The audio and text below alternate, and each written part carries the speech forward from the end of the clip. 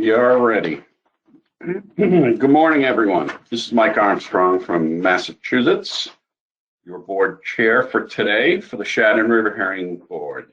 We have 3 hours today, which is a good amount of time, but we do have a lot of items that may go fast, but may generate a lot of discussion also. First task is we have an agenda. Anybody have amendments, additions? I don't see any hands for any changes or additions. No hands, then we will consider the agenda approved by consensus. You all have a copy of the proceedings from last meeting. Any edits? I do not see any hands for edits. All right, thank you. We will consider the minutes from August 2020 accepted by consensus. The next is public comment. And again, we solicit comment at the beginning of the meeting on items that will not be considered during the agenda. So are there any members of the public that would like to speak? And it needs to be brief, maybe a minute or so. And as a reminder for members of the public, in order to raise your hand, you click on the hand icon. When the red arrow is pointing down, your hand is up. And I see no members of the public with their hands raised, Mr. Chairman. All right, thank you, Tony. Moving to item 4, consider a management response to the 2020 Shad benchmark assessment and peer review. And first we'll have a review of the technical committee advice by Brian Nealon. Brian, take it away. Thank you, Mr. Chair, and good morning to the board. You'll be hearing a couple presentations from me today. First will be technical committee recommendations on improving shad stocks. Go to the next slide.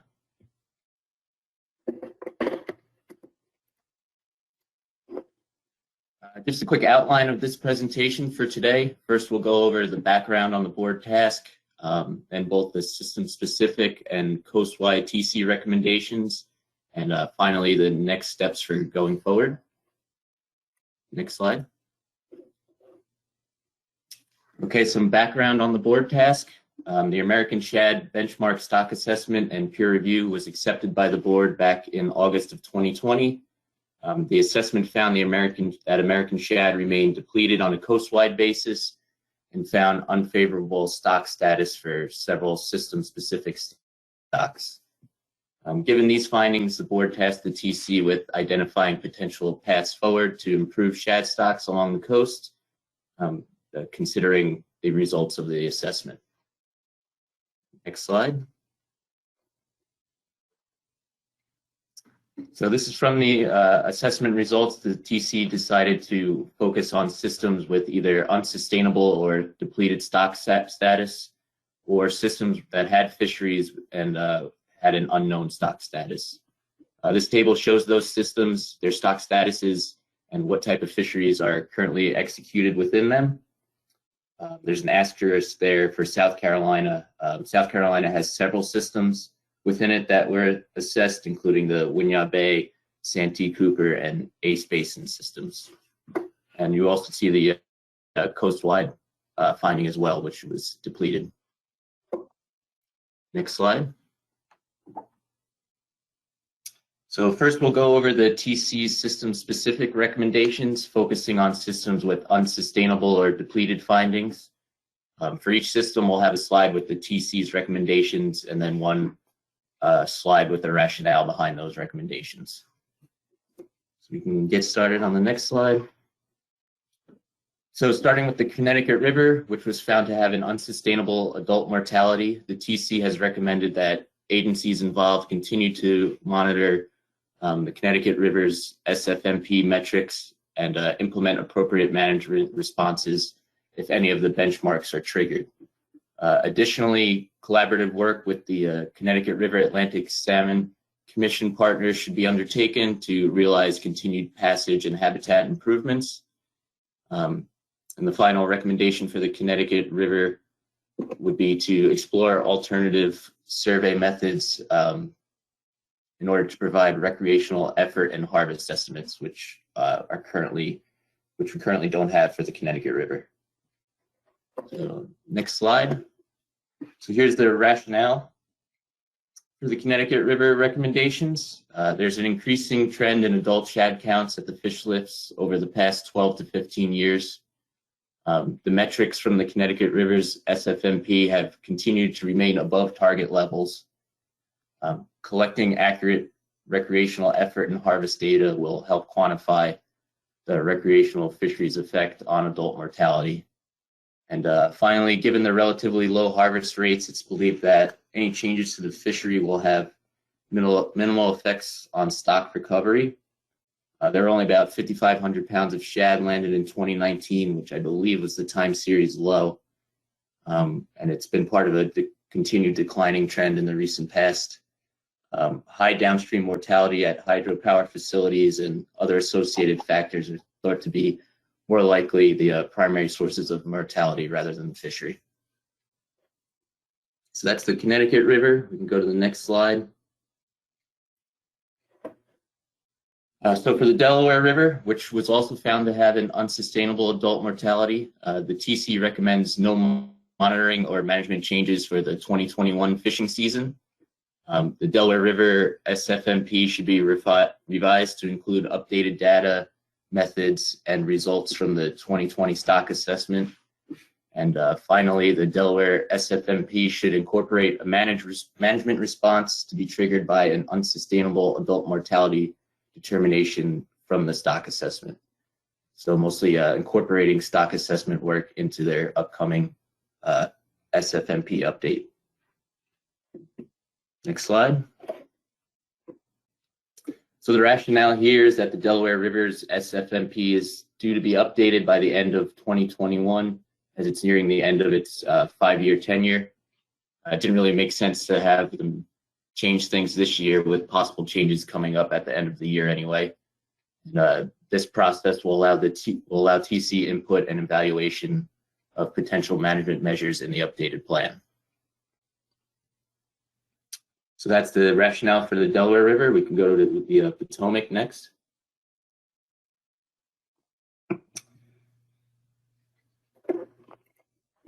So for the Potomac River, which had an unsustainable adult mortality finding, the TC recommends the continued prioritization of conservation of natural land cover throughout the lower Potomac watershed, as well as an expansion of commercial and recreational fisheries on non-native predators, such as blue catfish and flathead catfish. These species are thought to be a significant source of mortality for both shad and river herring. Additionally, it's recommended that steps be taken to identify the contribution of Potomac River origin shad in mixed stock fisheries, as well as in the ocean bycatch. This is in order to reduce or eliminate harvest from of Potomac River origin shad in these fisheries. Since this is kind of outside the Potomac's jurisdiction, it will require coordination between the states, ASMFC, and regional councils. You can go next slide. So for the rationale for the recommendations for the Potomac, it has been shown that there's an increasing trends in the Potomac Pound Net CPU index, their spawning stock survey, as well as their juvenile survey. So we have increasing trends there, which is nice to see. The ASMFC American Shad Restoration Target for the Potomac River was exceeded again in 2019, which is the 9th year in a row. Their restoration target has been, or restoration numbers have been above the target. Additionally, the TC is concerned with further restricting the limited bycatch fishery they have and any brood stock removals for hatcheries. That could result in reduced data availability for future assessment. That's where we get a lot of our biological, aging data, and this would likely not have a significant impact on the stock. So that's the rationale for the Potomac. We can move on to the Hudson. So here we have the recommendations for the Hudson River, which had a stock status finding of depleted. The first recommendations, similar to the Potomac, is to identify stock composition in ocean bycatch and mixed stock fisheries, and to seek to reduce or eliminate these sources of Hudson-specific mortality. Again, this will require coordination between the states, ASMFC, and the regional councils. Also, New York should implement habitat restoration actions identified in the Hudson River Estuary Habitat Restoration Plan. The idea here is that will restore high-quality spawning nursery and refuge habitats. And the final recommendation for the Hudson is to continue the fishery closure until the stock recovers to a level that could support sustainable harvest. Next slide. So the rationale for the Hudson recommendations is that there's currently no fishery, so continue that closure. If there's no fishery, there's obviously not a source of mortality there. And that's why we have the emphasis on addressing habitat issues and out-of-basin harvests and sources of mortality.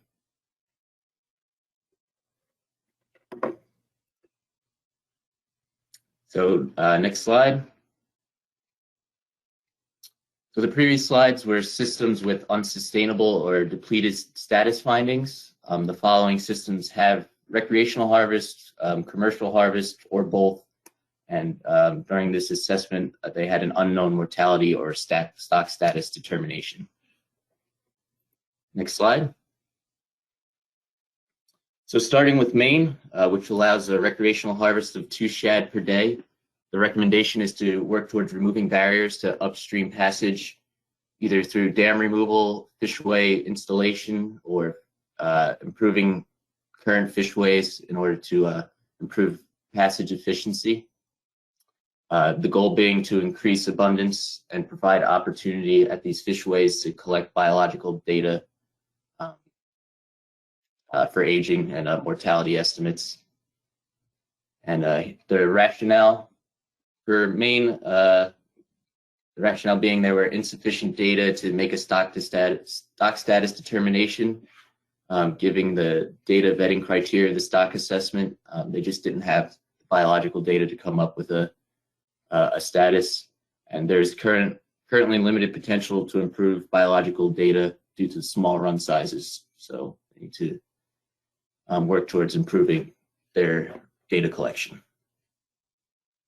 If we can go to the next slide. We have the Merrimack River.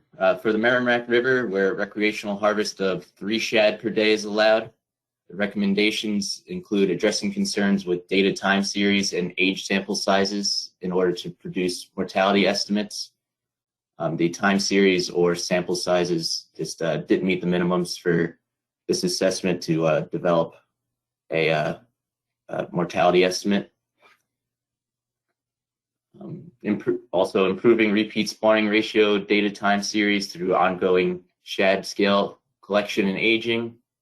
Continue annual reviews of hydropower dams to identify passage impacts and recommend improvements, possibly as part of FERC relicensing agreements and requirements.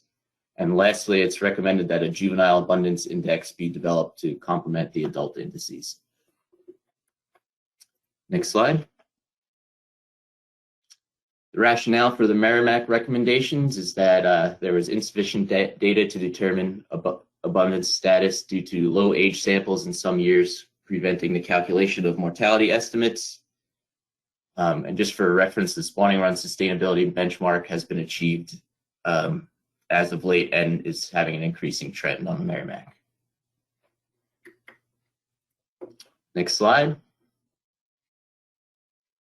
So in North Carolina, with the Tar, Pamlico, and Cape Fear rivers, there were no recommended actions at this time. In the Tar, Pamlico system, female relative F has remained well below the threshold since 2013. This is consistent with a decline in commercial landings. Female abundance index was below the threshold in the last 2 years. In the Cape Fear, there's an increasing trend in adult abundance, likely a sign of improved passage. And their SFMP metrics for female relative abundance and F had not exceeded thresholds since 2011 and 2012. Additionally, juvenile abundance sampling for striped bass was initiated in 2017, so that could possibly be a use for a juvenile shad abundance index in the future in upcoming SFMPs and assessments. So next slide. For the rivers in South Carolina, where recreational and commercial harvest is permitted, there are no recommended changes to the monitoring or management requirements at this time, beyond continuing programs and sampling efforts currently underway in these systems. This is to expand time series to a length consistent with stock assessment research recommendations. Additionally, it was recommended that paired otolith and scale samples should be collected. Next slide. The rationale here for these recommendations in South Carolina is that there's conflicting trends in the Winyah Base and Santee Cooper systems and no trend in the Ace Basin system in their adult abundance indices. All data time series for their young of year electrofishing surveys will meet assessment thresholds for the next assessment. They were just too short to be used for this one. We can go to the next slide. So for the Savannah River, which allows recreational and commercial harvest, the recommendations are the same as the other South Carolina systems, including continuing the time series of current surveys to meet minimum assessment requirements and collecting biological samples for aging. Next slide. Again, the same rationale for the Savannah River as the other South Carolina rivers, including conflicting trends in abundance indices, and that had shorter than required time series for the purposes of this assessment. Next slide.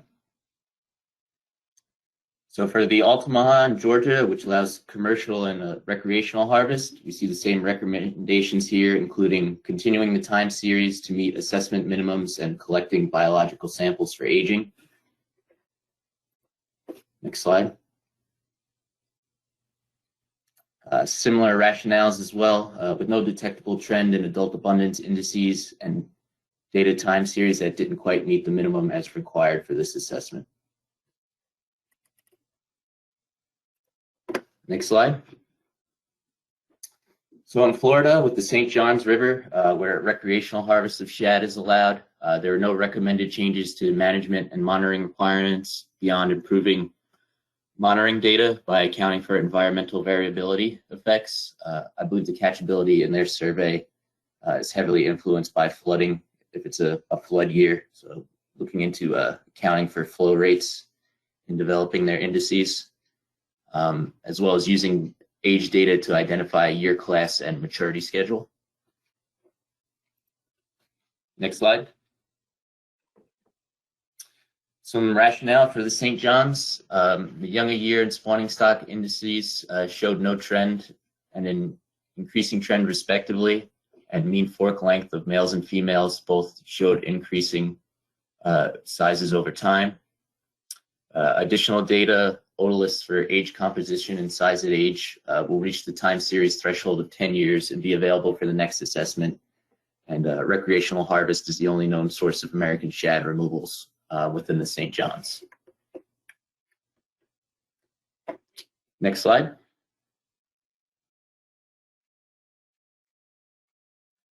So those were the system-specific recommendations. Now we're going to move on to the coast-wide recommendations. Next slide.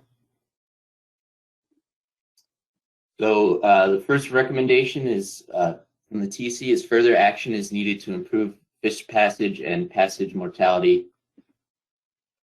Poses a substantial threat to shad stocks and limits recovery potential as evidenced through the stock assessment.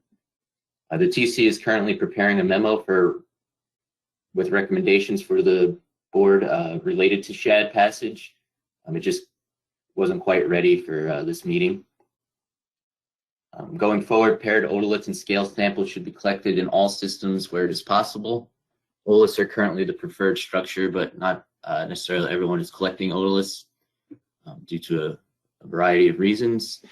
And states should aim to improve surveys to increase survey power to detect trends. Many data sets with sufficient time series were included from the final assessment due to a lack of power to detect a 50% change in trend up or down over a 10-year period, which was the minimum criteria for this assessment. Next slide.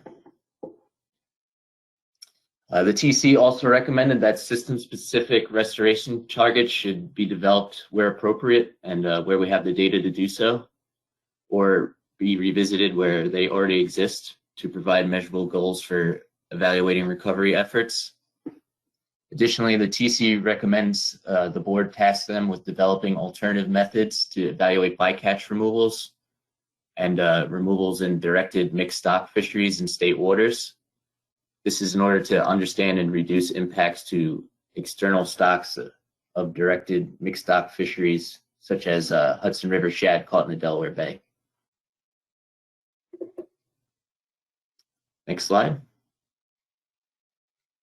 So the TC also identified 2 priority research recommendations, which they felt were related to this board task. First is conducting annual stock composition sampling through existing or new observer programs from all mixed stock and bycatch fisheries. And second, OLIS should be collected as the preferred age structure. If collection of OLIS presents a perceived impact to the conservation of the stock, since it's a source of mortality, that sort of sampling, or is just generally not feasible, an annual subsample of paired OLIS and scales should be collected. They're looking at 100+ samples to quantify error between structures. So those are the priority research recommendations. Next slide.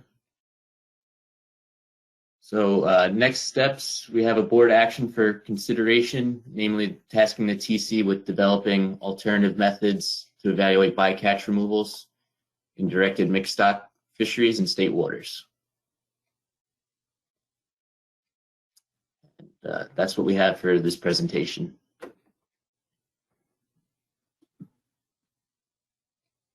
Thank you, Brian. I think what we're going to do, we'll move right into the advisory panel report, and we can address questions to both Pam and Brian at the same time. But I'd like to thank the technical committee. Their task is always huge because they have to go through so many systems separately, which is a whole different way of operating and a lot more work. So thank you to the technical committee. So we'll get the advisory report now from Pam Lyons-Grumman. Pam? Thank you, Mr. Chairman, and good morning, everyone. I will be providing the advisory panel comments in response to the technical committee recommendations. Next slide, please. So the AP actually had a chance to meet twice since the board last convened in August. We met in October and we reviewed an initial draft of the TC recommendations. And then we met again in January to look at a near final draft, and that draft included more coast-wide recommendations. The attendees that came to our AP meeting included representatives from New Hampshire, New York, New Jersey, Delaware, North Carolina, and our non-traditional stakeholders. And I'll just say that it was nice to have Dr. Ed Hale and Mr. Eric Roach, who are candidates for the AP, just jump right in and join us for these discussions. Next slide, please. So I'll start with the system-specific discussions and recommendations that we had. We talked about the Hudson River, which, as you know, the status is depleted, and there was general support for the TC recommendations, although the recommendation, the high priority recommendation of reducing and eliminating ocean bycatch may be challenging, and it is unclear how this will be done. Next slide. For the Delaware River Basin, and that status is unsustainable adult mortality, concerns were raised about the surveys that were used to estimate the Delaware Bay mortality in the assessment. And these were the Smithfield Beach Gillnet survey, the Lewis Halsing fishery survey and the Lehigh River electrofishing survey. And our representative from Delaware felt that none of these surveys really are adequately designed and executed for assessing mortality or stock status. And the recommendation was that the Delaware River Co-op explore other existing monitoring surveys for assessing stock status, such as the DNREC Trawl Survey, and to consider reprioritization, addition or deletion of the currently used indices to assess stock status in the Delaware Basin FMP. Next slide. For the tar Pamlico and Cape Fear, the status there again was unknown, but there are active fisheries. And so the TC recommendation for no changes to management was deemed acceptable by the AP as long as no additional fishing pressure is added. But concerns were expressed that additional information for the tar Pamlico and the Cape Fear systems could have been included in the assessment. Next slide.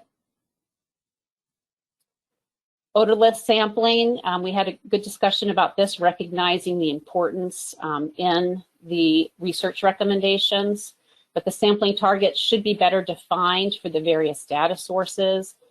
Is this going to be specific stocks, fishery independent versus dependent surveys? How are they going to be collected? In order to ensure that these otolith sampling can be completed to meet the assessment needs.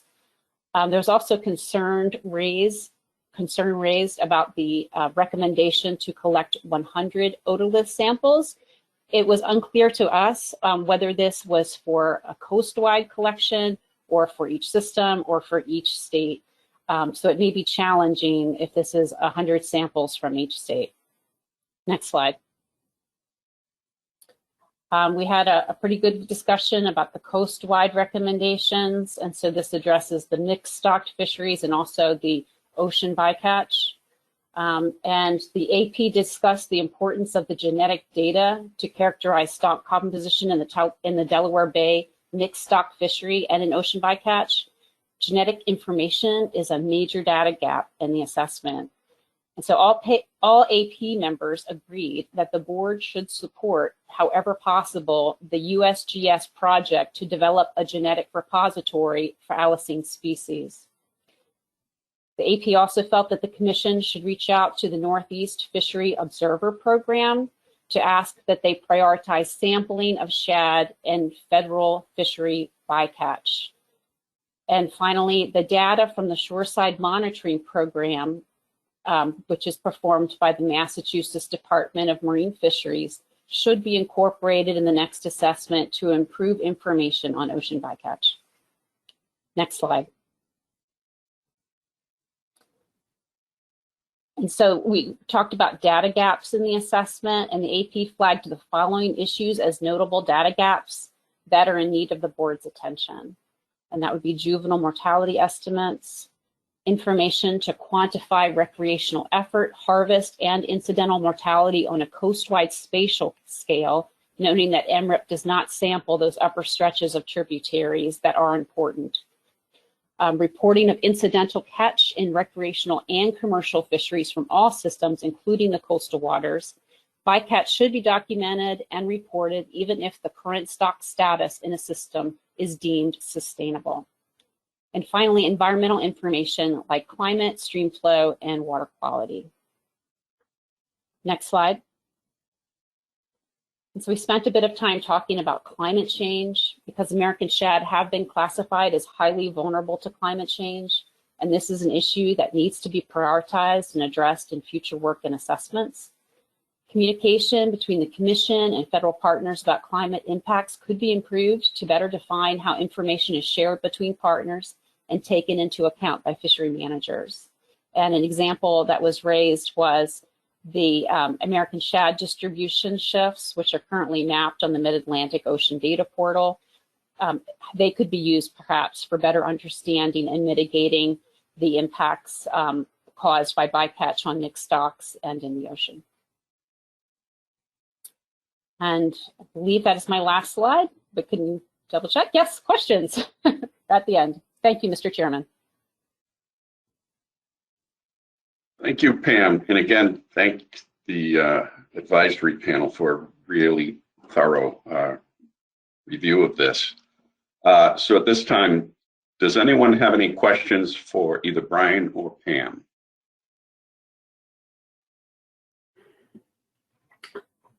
You have Lynn Fagley and Justin Davis, and then Joe Cimino. Okay. Lynn Fagley? Thank you, Mr. Chair. Good morning, everyone, and thank you, Pam. Thank you both for those excellent presentations. It really is a lot of work to get through this. I just had two quick questions, Pam, about your presentation. The first was this confusion about the 100 otolith samples, whether that's for each state or coast-wide. That seems like a pretty easy question for the TC to answer. So if we could get an answer to that, I think that would be helpful. And my second question was, with the advisory panel's suggestion to, within the Northeast Fishery Observer Program, to prioritize the sampling of shad bycatch, does that mean prioritize for genetic sampling, or does that mean just prioritize the quantification and size structure and such? Thanks. Thank you for those questions. Yes, so I believe that the discussion was about how when the observer program collects samples, that they really do have to prioritize. They can't really take samples of everything. So shad may not be a priority for them at the moment, but if it was communicated to them, then they could collect shad for a variety of purposes. I believe it could be for otoliths. It certainly could be looking at size and age structure, but certainly the genetics, the value of genetics and providing samples to the USGS for their catalog they're putting together, that was all a big part of our discussion. So I think the genetic material, as we try to understand how ocean fisheries are impacting individual stocks, is very important. Thank you.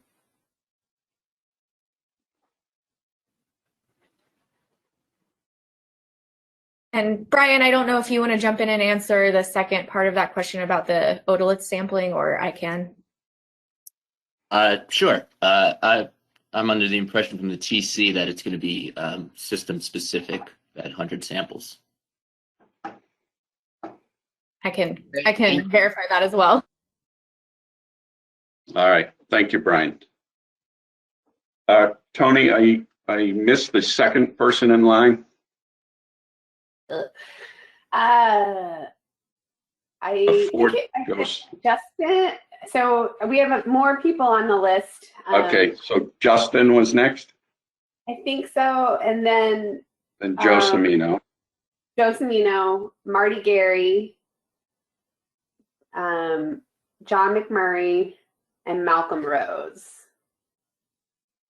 Okay, Justin, go ahead.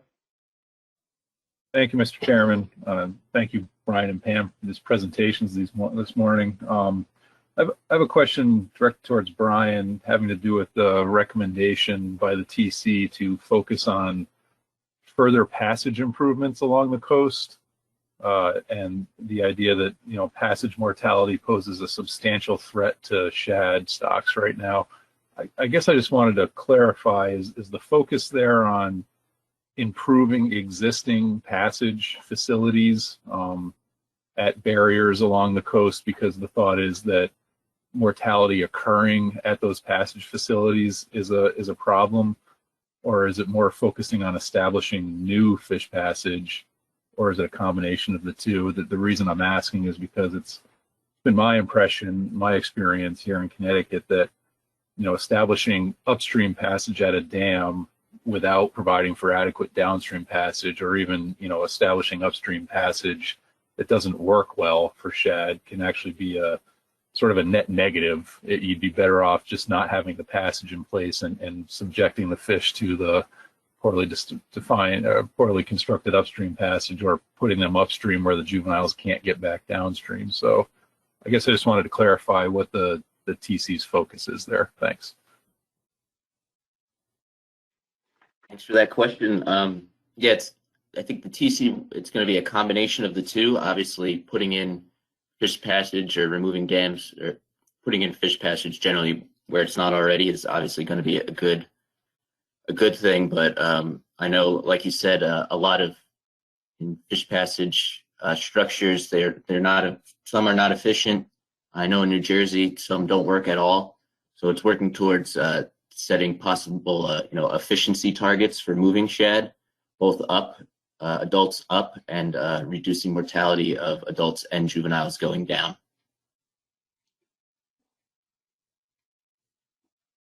Thank you, Brian. Joe Semino.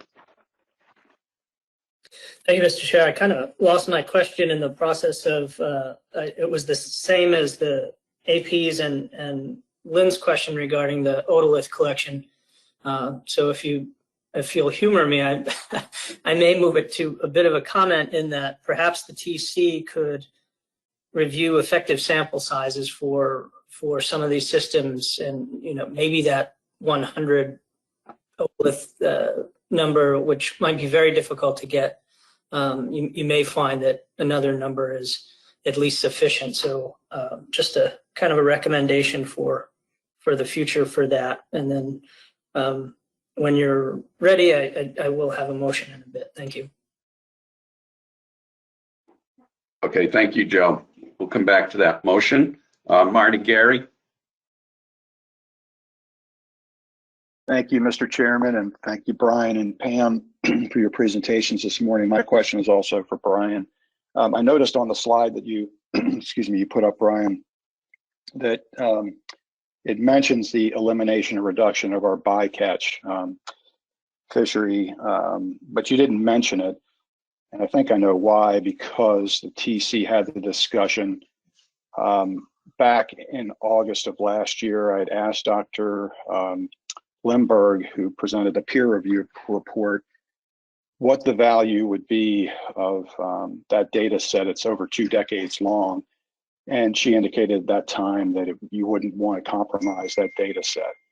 So those discussions, I was aware, were engaged at the TC level, and it was decided that we would continue the bycatch, but the bullet was listed in the presentation still, and I just wanted to be sure that was the case. We view the elimination or reduction of that as antithetical to increasing our knowledge base for the species in the Potomac. So I just want to be sure, Brian, that was the conversation that you all had at the TC. Thank you.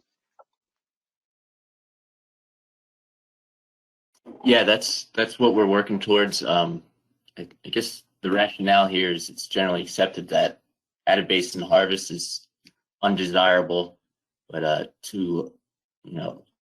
but we don't have a grasp on what degree mixed stock harvest is affecting out-of-basin fisheries, especially considering, from the assessment that there was no responsive shad to, or little to no responsive shad to the closing of the intercept fishery. So this is probably the number one topic right now in discussion among the TC, is just getting an understanding of these mixed stock fisheries and how to move forward with them in the future. I'm sure if I answered your question there. No, I think so, Brian. Thanks. And quick follow, Mr. Chairman. So just so everybody knows, Brian also mentioned that we have been plotting our CPUEs from that bycatch fishery against a target restoration rate. That target's based on catch per unit of effort from a Wahlberg and Sykes survey by the U.S. Fish and Wildlife Service, or may have been the predecessor of the U.S. Fish and Wildlife Service. This goes back into the 1940s. It was deemed to be a good time series, a good survey to match up against, and we've been exceeding that value for many years. So the discussion was pretty perplexing to us when the benchmark came out. But we understand all this uncertainty that's swirling around this species, especially in the adult phase, and what may or may not be going on the coast, what may or may not be happening in terms of predation in the early life stages. We have a prodigious blue catfish, invasive blue catfish problem in the Potomac, as is in a lot of parts of the Chesapeake Bay. So there's a number of factors that could be contributing, but we just saw the value of the continuity of the bycatch fishery, and my understanding is that TC was in agreement that that would continue. So thank you. Thank you, Marty. I have John McMurray. Thank you, Mr. Chair. So on the Hudson River system slide, the TC identified reducing or eliminating bycatch and mixed-use fisheries, as well as identifying stock composition of bycatch occurring in federal waters and quantifying that impact. And the AP seemed to focus on this also. My question is, how do you address bycatch and mixed stock fisheries? And how do you address ocean bycatch in federal waters, which seems to be a goal here? And as you know, the council attempted to do that, I think 6 or maybe 7 years ago with the bycatch cap. But are there other methods being discussed that I'm not aware of?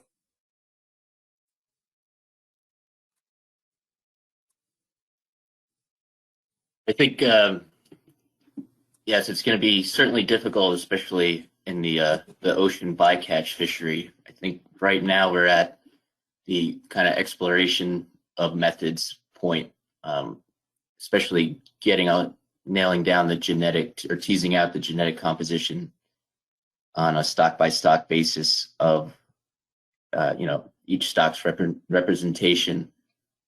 It's certainly easier to do within state waters. Like in Delaware Bay, there's currently a benchmark management trigger associated with the mixed stock fishery that's taking place down there in the lower bay.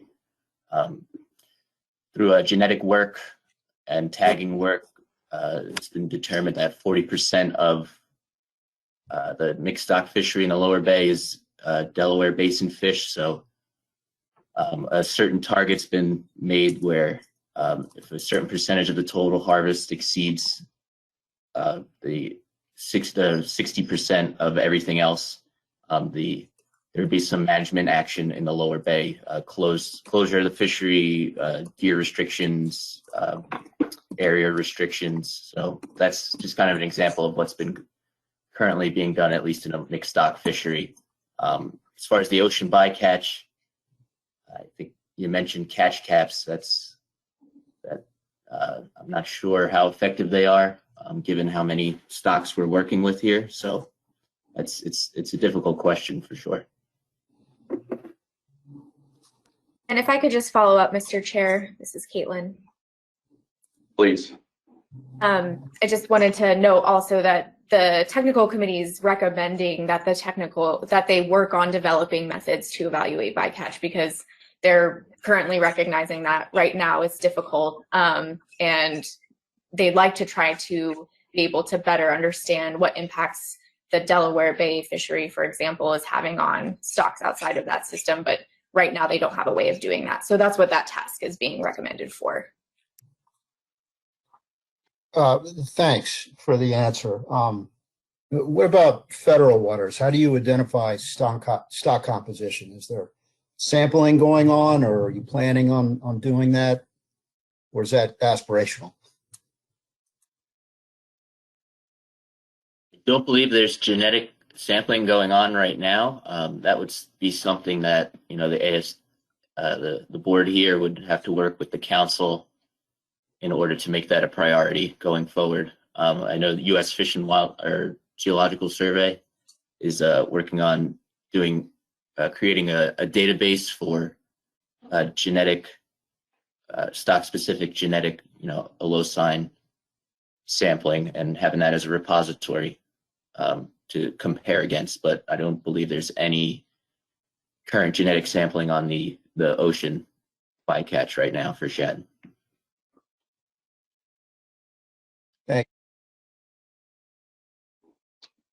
Thank you. Malcolm Rhodes, next. All right. Thank you, Mr. Chairman. Pam and Brian, thank you and your committees for the presentations. They were very insightful.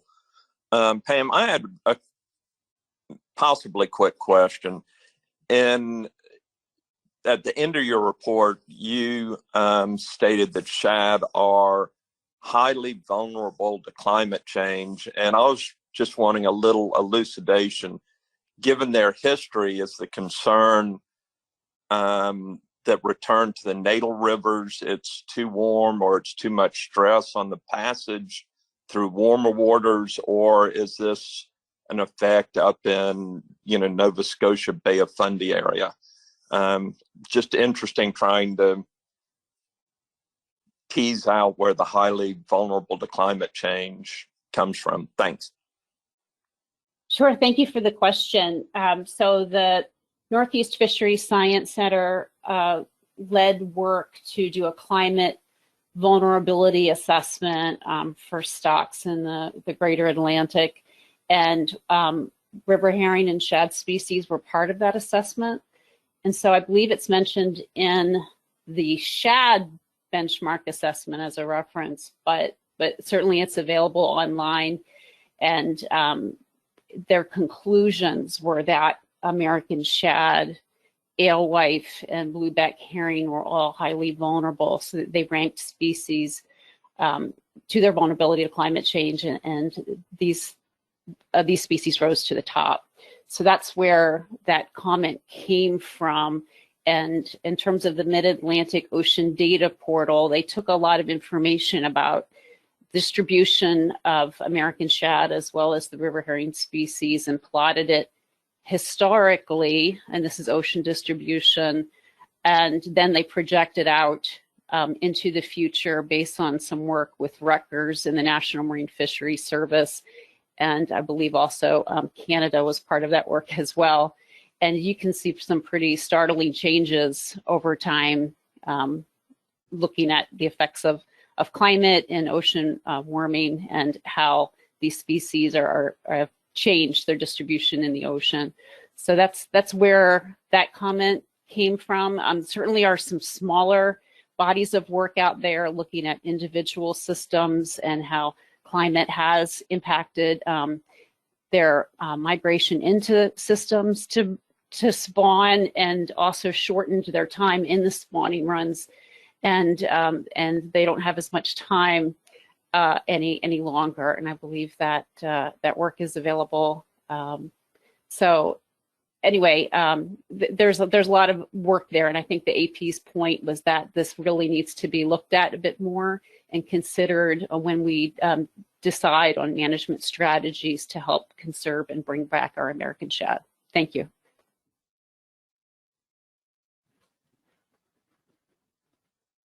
Thank you. Tony, are there any other board members with questions? Yes, we have Roy Miller, David Borden, Lynn Fagley, and Justin Davis. And then you do have a couple of members from the public that have had their hand up. Okay.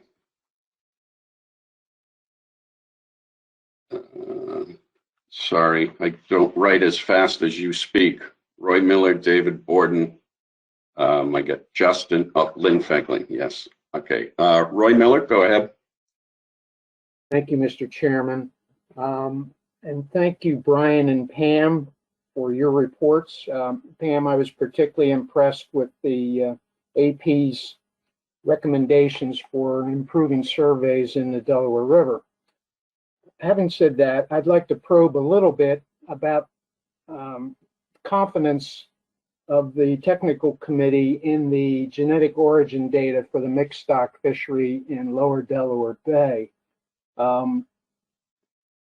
It's unclear to me whether we have enough data in hand to take any management action, or whether that's a call for additional samples and greater reliability on, or a need for greater reliability on that data than what we have at present.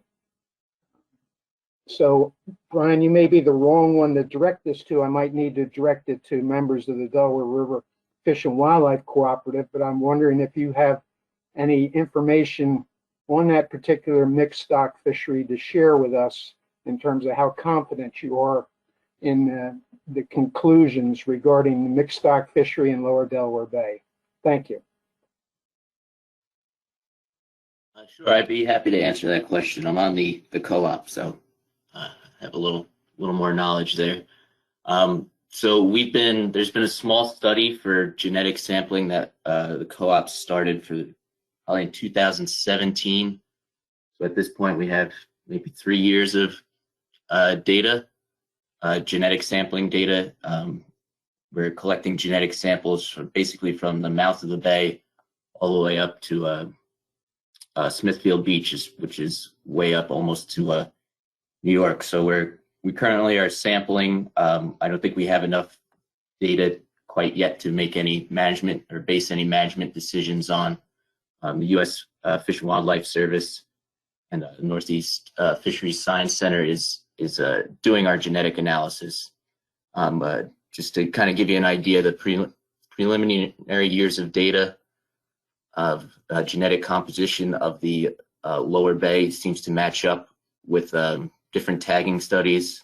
New Jersey conducts a tagging study of striped bass in the lower bay, and we tag shad incidentally, and I believe Waldman did a study as well. And at least preliminary wise, the genetic sampling seems to match up with the what's been found in the tagging surveys, but I don't think we have the time series or just the quantity and quality of data yet to decide management decisions off this. And that's certainly a major impetus behind the TC requesting the board task the TC with developing methods to evaluate genetic sampling and evaluating bycatch removals, not just in Delaware Bay, but in other mixed fisheries and the ocean fishery as well. Thank you, Brian.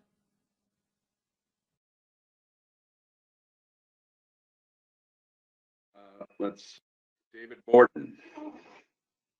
Thank you, Mr. Chairman. Good morning. There are a number of references to hydropower impacts on the shad population, for instance, in the Connecticut River. So I guess my question is, to what extent do the hydropower companies have to provide funding to state agencies to assist with the monitoring and remediation programs? And I recognize that there's a whole FERC process that gets superimposed over this, but it seems to me that the state agencies that are represented on this call are being asked to bear a disproportionate burden, and which in terms of monitoring and management. And maybe if that is the case, maybe we could consider at some point including suggestions or recommendations in a letter to appropriate parties to remedy that situation. We've got a new administration in Washington, and they might be receptive to that concept. Thank you. Brian, can you answer that? Sure, that's definitely been something that the TC has talked about, either at the state permitting level or at the FERC licensing level, requesting mitigation monies as part of the licensing requirements or permitting process. It's going to be on a state-by-state basis, but I think there's certainly support for requesting that during the licensing process. Any kind of mitigating monies to increase passage or increase sampling, whether it be biological or sampling surveys, having these hydroelectric companies contribute monies as a contingency of their permitting. I think that would be useful. Thank you. Okay, And if I could follow up, this is Caitlin. Yep, go ahead, Caitlin. I just wanted to know that the technical committee is actually working on developing a memo with some recommendations related to passage for the board to consider in the future, and will hopefully include some recommendations as to specific things that could be addressed in a letter, such as what you suggested. Okay. Let's see. Lynn Fegley. Thank you, Mr. Chair. While we're on the topic of letters, I wanted to just circle back around to John McMurray's point and where I started with the Northeast Fisheries Observer Program, and wondering if we as a body should be sending a letter to the council asking for prioritization of shad in these ocean fisheries. Okay, thank you. Justin Davis. Thank you, Mr. Chairman. Appreciate you giving me a second opportunity. My question's for Pam. I was interested to see in the AP recommendations a recommendation to focus on recreational harvest and incidental catch. I'm wondering, was that motivated by discussions amongst the AP that, you know, there's a thought that recreational harvest or incidental catch might be substantial enough in some systems that having a better handle on it would change our perception of what is or isn't contributing to declines of this species in various systems? Or was it more just that's another data gap, it's one to consider taking a look at, but there's not a thought that it's, you know, really a substantial contributing factor? Thank you. Yes, I think it was the latter. It was recognized more as a significant data gap. So in some systems, we wouldn't know if recreational catch was impacting the stock because there isn't great information. So I think it was also looking at more of a coast-wide, looking at coast-wide at trying to get a better handle on recreational catch because MRIP does a poor job of sampling for these species because of its reach. So it was really, yes, geared towards the data gaps. Thank you.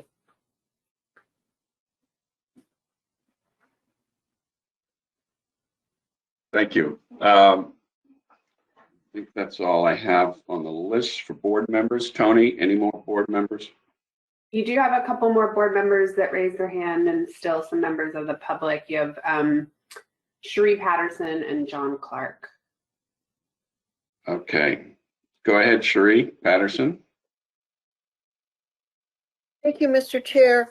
I also wanted to kind of follow on with Lynn's recommendation to get a hold of the council, but we should also put this in front of the bycatch and the ACCSP bycatch and bio committees to have them review that to move shad up the line for sampling as a more critical species for the bycatch.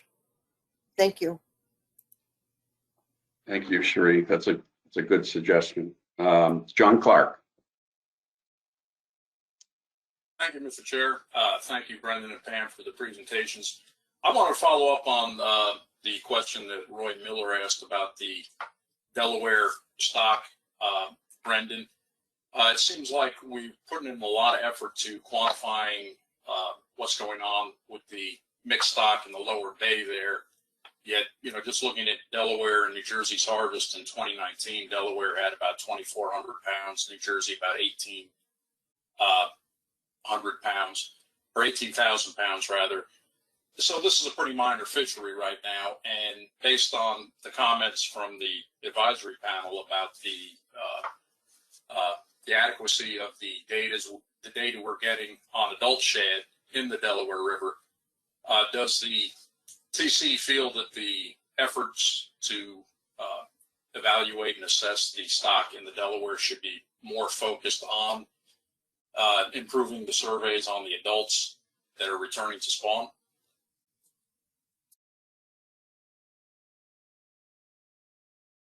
Thanks, John. I think the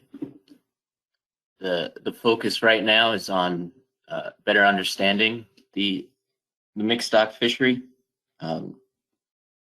As you said, 2019 New Jersey harvested, I think, 18,000 pounds. That was our total harvest. In the mixed stock fishery, it was probably about half that. So we think we need to move forward at looking to see if the juice is worth the squeeze. If getting the correct data to figure out if reducing the fishery will have any impact at all on improving outlooks for other fisheries. But certainly improving the power of our surveys is another priority. I think two of our main surveys just didn't quite meet it for the juveniles, and as a result, weren't included in the assessment. So at least within the Delaware Basin, those are the two priorities. Thank you, Brendan.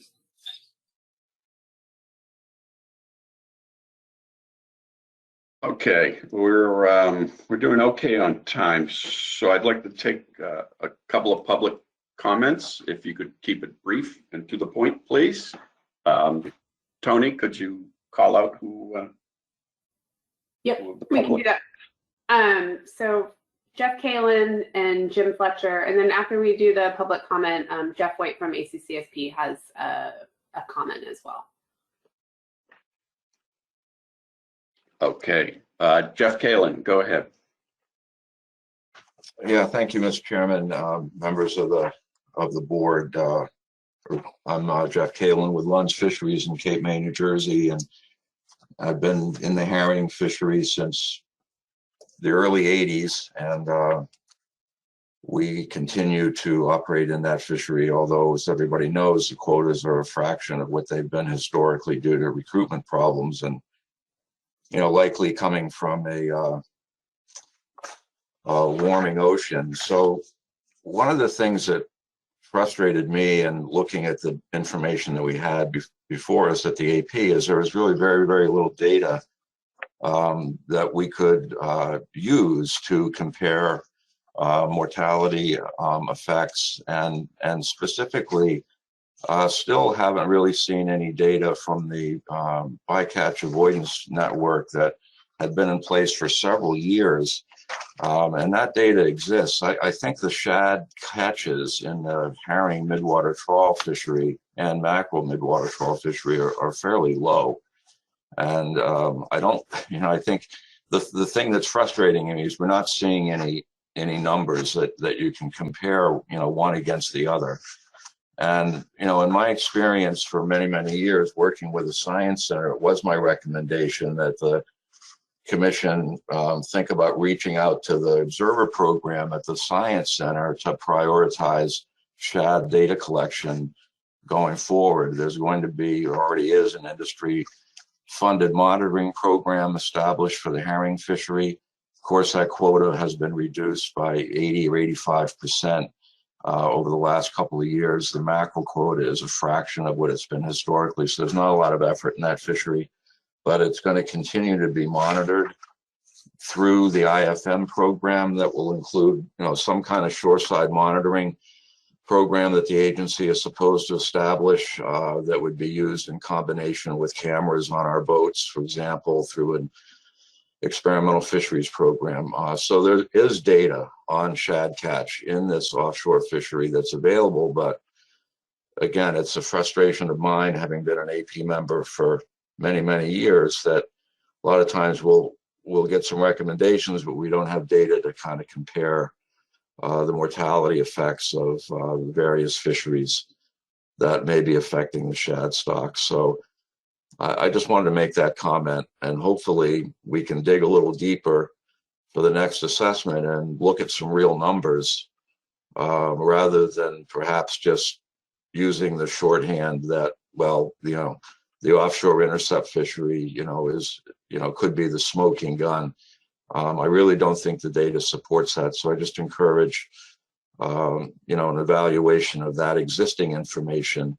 And we certainly would support any additional data collection that the Commission would want to see here.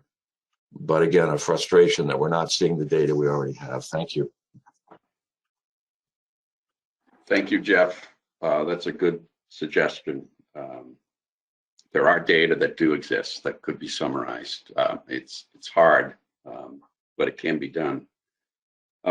Tony, help me out. I can't read my own writing to see who was the second member of the It was Jim Fletcher. Jim Fletcher. Okay, go ahead, Jim. My question is on the odorless to the two presenters.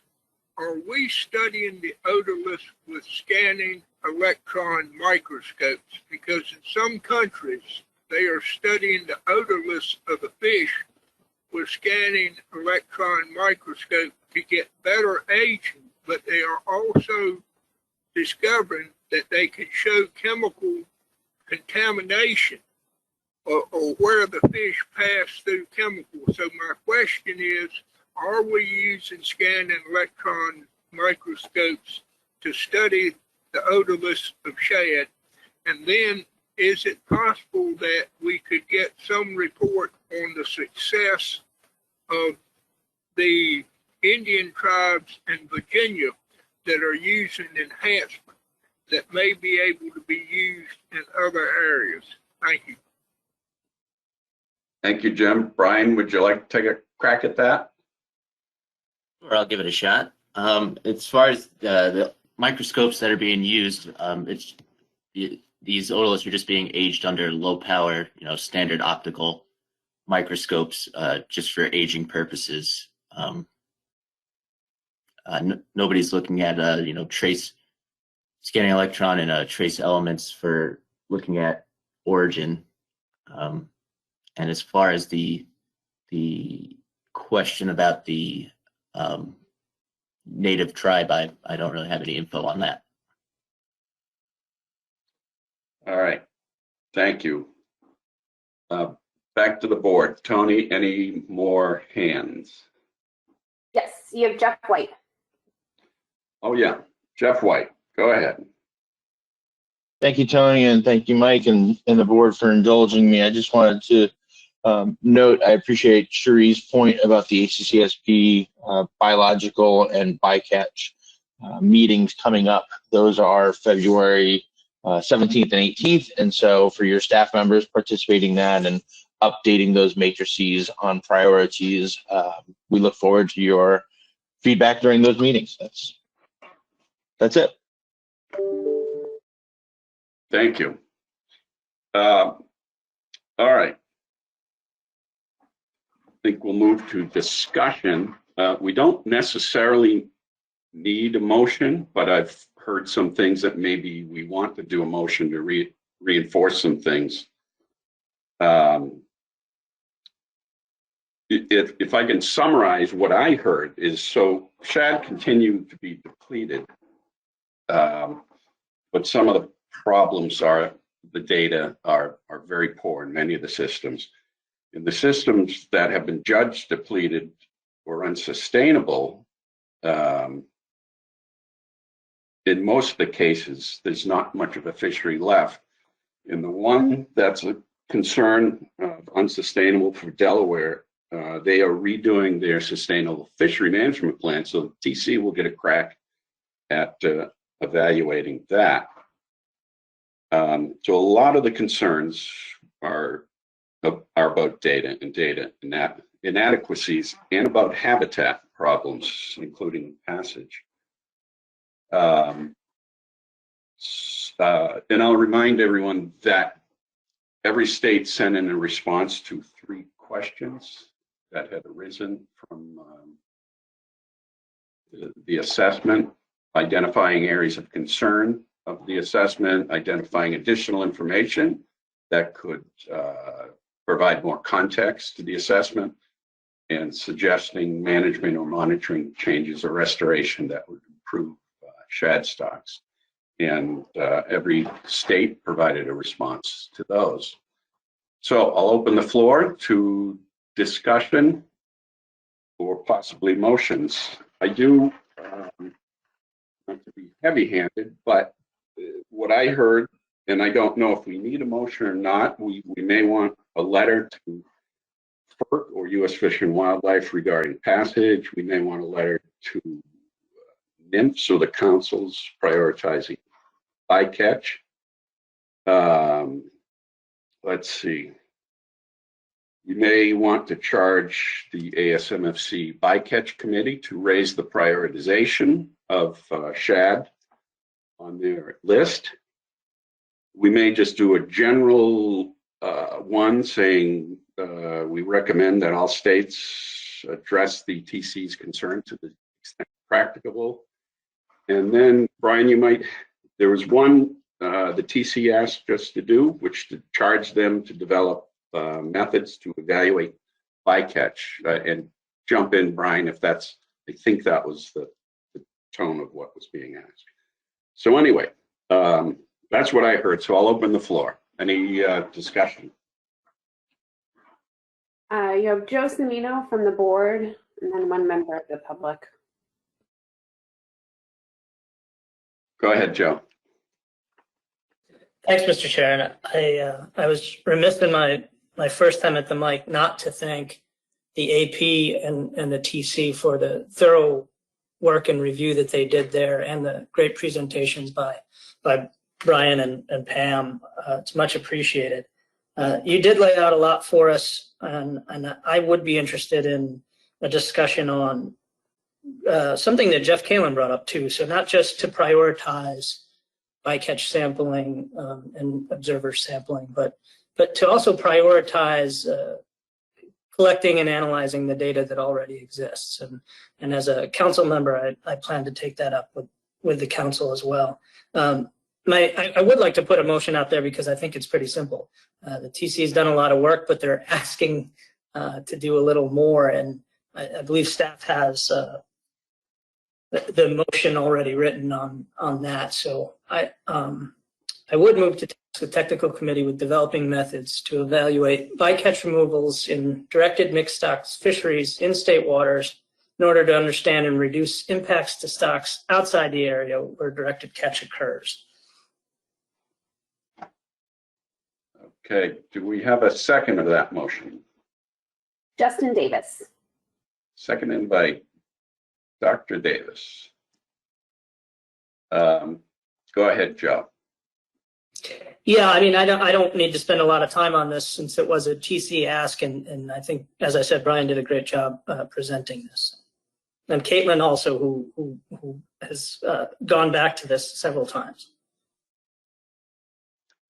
Okay, any discussion, board members? We don't have any board members with their hand up. You had one member of the public? Correct. I'll take that. Des Khan. Thank you, Mr. Chairman. Can you hear me? Yes. Good. I would like to point out, and I have not had a chance to fully read the assessment yet. I apologize for that, but that I worked on the 2011 sustainability evaluation for the shad stock in the Delaware River. And during the course of that, I had been aware from work on the Connecticut River that there was peer-reviewed, published research that clearly showed that the large buildup in striped bass since, say, the early 90s was associated with a steep decline in both the American shad and the blueback herring runs up the Connecticut River. And that research was supplemented by work conducted by actually Justin Davis on, I believe, his PhD research, where a large-scale diet study was conducted on striped bass in the Connecticut River. And in the spring, I think they looked at roughly, or they estimated roughly 100,000 bass in the Connecticut River in the spring, and they're not spawning. What they're doing is eating, or what they were doing at that time was eating shad and herring, as the diet study made clear. I decided to take a look at the Delaware and see if there was any evidence of something like that going on. So I plotted the index of abundance of striped bass in the waters of the state of Delaware with the index of abundance of the shad run well up in the Delaware River, and my jaw hit the floor. It was like a mirror image. There was a very significant negative correlation when bass were in very low abundance in the 80s. The shad run in the Delaware River was booming. When bass started to increase in the 90s, the shad run in the Delaware declined. When bass were at their peak in 2000, the shad run was at a very low level in the Delaware. And since then, when we've seen some small decline in the bass stock, the shad run has responded. So it's very clear to me that there's a predation impact. And when you've built up the stocks of a predator like striped bass, which is, as Dr. Victor Kreco pointed out years ago, striped bass is the only marine predator that can follow fish like river herring into fresh water. And so, and shad also. So I just would like to point out that, you know, looking at bycatch, which we've just heard from Mr. Kalin, the midwater trawl fisheries for Atlantic herring and mackerel have declined significantly. I think, you know, you're looking up the wrong tree there. If the commission would come to grips and do a serious study of the impact of striped bass on alosids, I think you'd be really looking at what's really seems to be controlling their abundance. Thank you very much. Thank you, Des. Interesting topic to ponder. We look forward to your publication on it. All right, back to the board. Any further discussion? Any hands, Tony? I don't have any other hands raised. All right. I'll call the question. I will go on a limb and say I think we can do this without a roll call. Are there any objections to this motion? I see no hands raised in objection.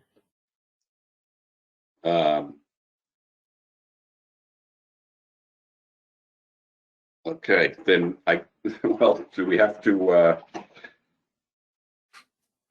I think I just need you to say motion carries without. Yeah, okay. The motion carries unanimously.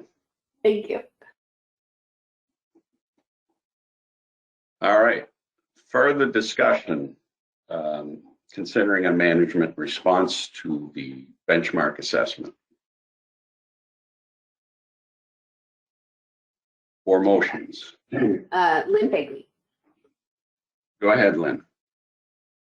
Thank you, Mr. Chair. And with all respect to Des's comment, which is pretty interesting, I'll just put it out there. If we do need a motion to communicate with the council about prioritization of bycatch and also to let the ACCSP move the shad up in its priority matrices. If we need a motion, I would make one, but if we can just do that by consent, so be it.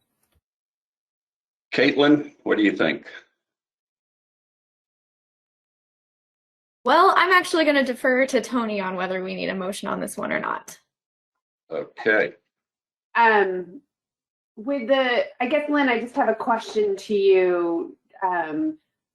The NEFAPA is clear to me letter to Northeast Fisheries Science Center in Garfo, but for the ACCSP, are you looking for a letter, or are you all just agreeing as a board that you will ask your staff that are attending that meeting to increase the prioritization level for shad at the meeting?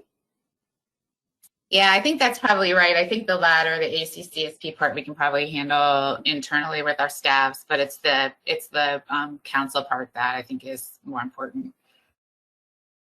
And just so I'm clear, you're looking for a letter to go. Who do you want the letter to go to outside of Garfo and the Science Center? Anyone? Do you want it to go to the councils as well? Yeah, well, I guess I'm not entirely sure. I would imagine it would be to the Mid-Atlantic and the New England Council. Okay. Somebody better than I on that.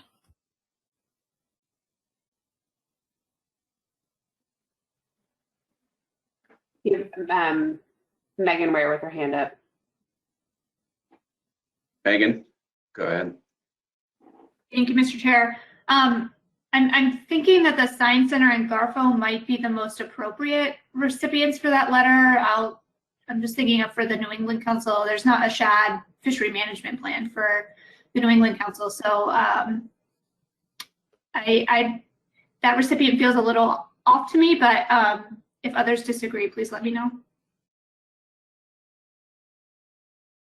And then you have a couple hands that have gone up since then, Mr. Chairman. I will read them slowly.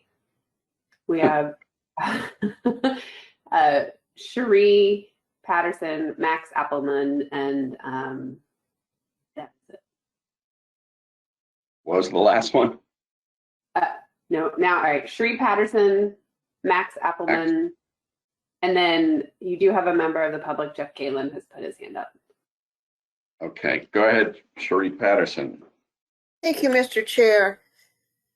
I agree with Megan. I'm not quite sure the benefit of including the New England Fishery Management Council in the letter, but definitely NOAA Fisheries. I would make sure that they understand that we're concerned about mixed stocks fisheries and appropriate sampling for shad. As for ACCSP, I would recommend everybody on this board to know who their bycatch and bio personnel are that go to ACCSP, those two ACCSP meetings, or it might be one now, I'm not sure, and just recommend that they have this conversation in regards to shad sampling, because this would also elicit some new proposals for funding through the ACCSP program to help with this concern. Thanks. Thank you. Max Appleman. Hi, Mr. Chair. Thank you. Yeah, so not opposed to sending a letter, but given and I recognize that there's no formal motion on the table right now, but recognizing the conversation here and the content of what that letter would be and who would be written to, I would just want to make it clear that I would be abstaining if there was a motion to this effect. But again, not opposed to the letter. We certainly welcome any input and would look forward to working with the commission on these issues. Thank you. Thanks, Max. I'm going to hold off on public comment right now. We're dropping a little behind schedule. So what I hear is we don't need a motion to charge ACCSP with prioritization, but we probably do to do a letter. And Tony, is that right? To do a letter to NIMS, you think it would be cleaner to have a motion?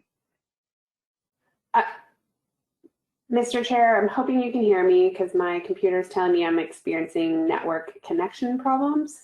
I do hear you. Okay, perfect. All right. I just wanted to know who Lynn wanted to send the letter to. If there's unanimous consent amongst the board noting that NOAA Fisheries is abstaining, we can bring that recommendation to the policy board. You don't have to write the, we don't have to have a specific motion. We'll get something for you to bring to the policy board this afternoon. But Justin Davis does have his hand up, and I note that now we would send that letter to the Science Center and Garfo. Okay, thank you. Justin Davis. Thank you, Mr. Chairman. I just wanted to make a general comment, if that's okay. It's not related to the letter, if that's all right at this point. I wanted to acknowledge the comments that Des Khan made. I think he's making some really good points. My impression is that the issue of predation and then what role it might be playing in, shad and river herring, both the declines we experienced over the last 20 years and then continued low production. It's a difficult thing, I think, for this board to address because it really gets to that ecosystem management problem. And I think there might be a sense of sort of, well, what can the shad or the river herring board do to try to address an issue where other animals out there in the ecosystem are potentially, exerting this predatory pressure on these species. And what I think it just points to is that when we have deliberations on the striped bass board, for instance, coming up over the next couple of years on Amendment 7, we had some discussion at the striped bass board this week about whether or not it was appropriate to, sort of indicate to the public that the reference points that are currently in place might be unattainable, that they might be unreasonable. I think we also need to, sort of make it clear to the public that there's inherent trade-offs there, that if we want to have a really abundant striped bass stock, that the trade-off there is we may not then also be able to have abundant shad and river herring runs in some areas because those fish are going to exert a lot of predatory pressure. So I think it just means we need to keep that in mind when we're talking about striped bass management and management of some of these other predatory fish, that there is a trade-off there that can negatively impact these fish. So just wanted to acknowledge Dez's comments. I think they're good, and there's something that we need to keep in mind. Thank you, Justin. So I guess I'll just ask, and we'll try to do this by consensus, is there any objections to asking staff to ask ACCSP to increase the priority of shad and to write a letter to NIMS, the appropriate people at NIMS, to ask for more bycatch sampling? Are there any objections to that?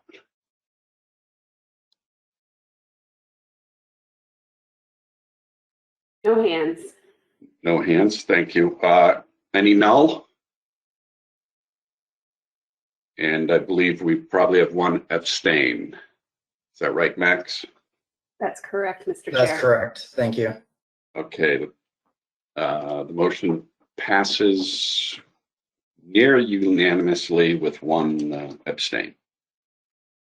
However you want to say that.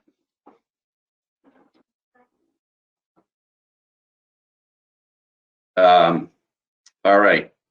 Are there is there more discussion or more motions to be made? And I do believe there's one. Brian, if you could, I believe the TC asked us to charge them with developing some bycatch methods. Yeah, I think Joe's motion pretty much captures that. Yes, you're right. It's staring me right in the face. Thank you. Any further discussion on item 4? No additional hands are raised. All right. Then I think we'll move on to item 5, which is the review the technical committee recommendations on improvements to amendments 2 and 3. And Brian, you have a presentation on this? Yep, should be coming up soon. All right, thank you, Mr. Chair, and thanks again to the board. Again, my name is Brian Nealon from New Jersey. I'm the TC chair on the TC. This presentation here will be technical committee recommendations on a recent board task, specifically improvements to amendments 2 and 3. We go next slide. So here's a quick run through of what this presentation will be touching on. First, a little background on what the board task was. Then the TC's recommendations based on this task. And finally, the actions that the board will need to consider. Next slide. So a little background, this task goes back to 2017 when the TC identified some inconsistencies between state management programs and the shad and river herring FMP. Just for reference, Amendment 2 is river herring management and Amendment 3 is shad.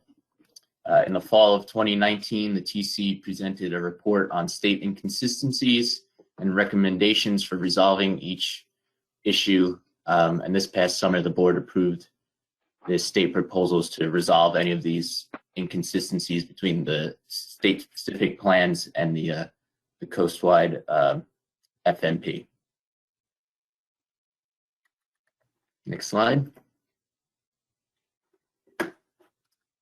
So this is the current TC task we'll be working through today. After the states resolve the inconsistencies in their plans, the board tasked the TC with developing improvements to amendments 2 and 3 with regards to the following items. First, management and monitoring of rivers with low abundance and harvest of shad and river herring. Standardization of sustainable fishery management plan requirements in regards to contents of their plans, metrics used for benchmarks, and management responses to if a benchmark is triggered. Incorporation of stock assessment information into SFMPs and a discussion on the timeline for renewing these plans. Some clarification on de minimis requirements as they pertain to SFMPs, and a review of the number of years of data that are required before developing a metric for an SFMP. So that's the task. Next slide. So looking at number 1, management and monitoring of rivers with low abundance and harvest of shad and river herring. The TC does not recommend any changes to the FMP to address commercial fisheries. This will still require, commercial fisheries will still require a standard SFMP with commercial reporting, biological sampling, etc. The TC does not recommend that the FMP should clarify the TC does recommend that the FMP should clarify the management of recreational fisheries, that they should be dependent on the availability of harvest and monitoring information. Next slide. So under amendments 2 and 3 to the FMP, states may implement with board approval alternative management plans. I'll be referring to them as AMPs for river herring and shad that differ from those required under the FMP. They must demonstrate that the proposed management program will not contribute to overfishing of the resource or inhibit restoration of the resource. The TC recommends that the above chart be used to determine when each type of management plan is appropriate, whether it be a standard SFMP, an alternative management plan, or if the state should be required to implement catch and release only regulations. This chart would be applied on a state-by-state or system-by-system basis. And just to reiterate, this would be applied to recreational fisheries only. So looking at this chart that Caitlin developed, on the left, there are the categories of recreational harvest, including known or suspected harvest, unknown recreational harvest but confirmed species presence, and no recreational harvest, and it's generally accepted that the species is absent from the system, or the system's outside the species generally accepted range. And then on top there, we have the categories of data to support a management plan, whether it be sufficient fishery dependent or independent data, or insufficient data. So just to run through this chart here, if you have known or suspected recreational harvest of shad or river herring, using this chart, you would be required to develop an approved SFMP with appropriate sustainability metrics, monitoring and management responses. Otherwise, you would implement catch and release only recommendations if you didn't come up with an SFMP. And for these purposes, known harvest is that which is recorded in official surveys or reports, whereas suspected harvest is identified through anecdotal information from fishermen or historical information in systems that don't have an official monitoring of recreational harvest. And the TC would be responsible for determining whether monitoring data are sufficient or insufficient for proposed uses.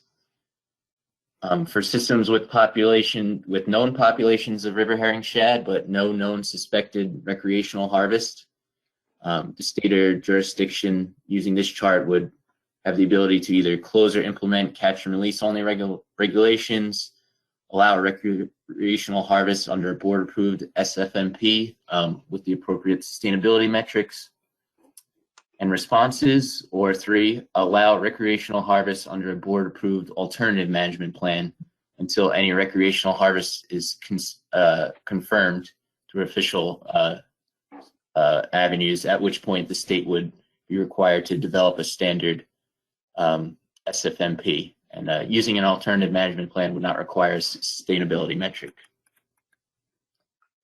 For systems with known small populations of river herring shad and no suspected harvest, but without system-specific monitoring, the state would either close or implement catch and release only regulations, allow harvest under a board-approved SFMP with appropriate sustainability metrics, or again, allow recreational harvest under a AMP until recreational harvest is confirmed. And finally, for systems with no known populations of river herring and consequently no suspected harvest and no fishery independent data, the state or jurisdiction would either close or implement catch and release only regulations or allow recreational harvest under a board approved AMP. And if river herring or shad were to become present, the state must resubmit a proposal to the TC for an SFMP. If you have insufficient data and unknown harvest or known harvest, and the species is known to be present, you would have to default to catch and release only under the use of this chart. So that's how this chart would be applied for considering SFMPs, alternative management plan, or catch and release only regulations. So we can go to the next slide. Standardization of SFMP requirements in regards to metrics and management responses to triggers. The TC did not recommend additional requirements for the type of sustainability metrics that can be used in the SFMPs. If you go to the next slide. The TC does recommend additional language be added to the FMP to strengthen or clarify whether system-specific or state-specific plans in the following areas. First, the level of detail required in the plans or management response to the stock falling below defined sustainability target or threshold. When a state may relax restrictions implemented in response to falling below the sustainability target or threshold, and management of interjurisdictional water bodies. Next slide.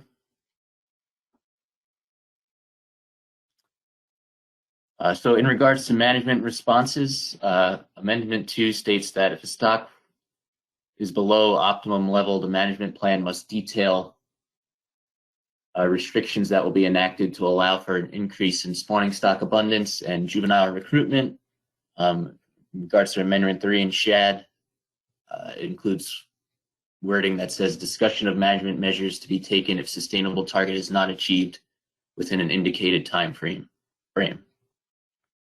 The TC recommends adding the following language to the FMP to clarify the detail language that details the type of restrictions that can be considered, allowing a plan to provide multiple options for restrictions. Basically, one option is a tiered approach to severity of response based on how far below a threshold is triggered. And the TC also recommends adding language requiring that a state must notify the board in the next annual compliance report if a stock falls below an SFMP threshold and pursue implementation of a management response for the following calendar year. Next slide. In regards to relaxing management restrictions, Amendments 2 and 3 say proposals to reopen closed fisheries may be submitted in the annual compliance report and will be reviewed by the PDT, the TC, as well as the management board. For this one, the TC recommends adding specific language to clarify when a relaxing of restrictions may be considered for approval. Specifically, if a state has implemented a management restriction in response to the stock falling below the sustainability targets, the management restriction must stay in place until the sustainability targets have been met for at least 5 consecutive years. Next slide. So for 2C, in regards to interjurisdictional management guidance, Amendment 2 encourages cooperative development of SFMP targets. Amendment 3 seems to say both agencies should have plans unless there is a cooperative involved. The TC recommends the following: cooperative development of one shared SFMP for the entire system. This would include consistent targets and metrics, and when possible, consistent management measures for fisheries permitted by jurisdictions in shared water bodies, similar to regional management approaches that are done in other ASMFC managed fisheries. Next slide. So for item number 3 for this board task, incorporation of stock assessment information into SFMPs and discussion of the timeline for reviewing plans. There was concern among TC members that for many systems there is inconsistency between the information used to assess stock status through the stock assessment and those used to develop sustainability metrics for the SFMPs. For example, some data sources are being used for benchmark development in SFMPs, but didn't meet the time series or power requirements used in the stock assessment, or the benchmarks used in SFMPs are saying one thing about stock health, and then the assessment had a conflicting finding. Next slide.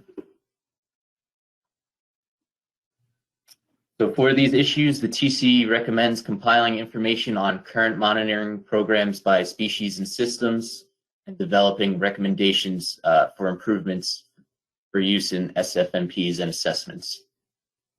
Additionally, the TC recommends no change to the five-year timeline for renewing SFMPs and AMPs. Next slide.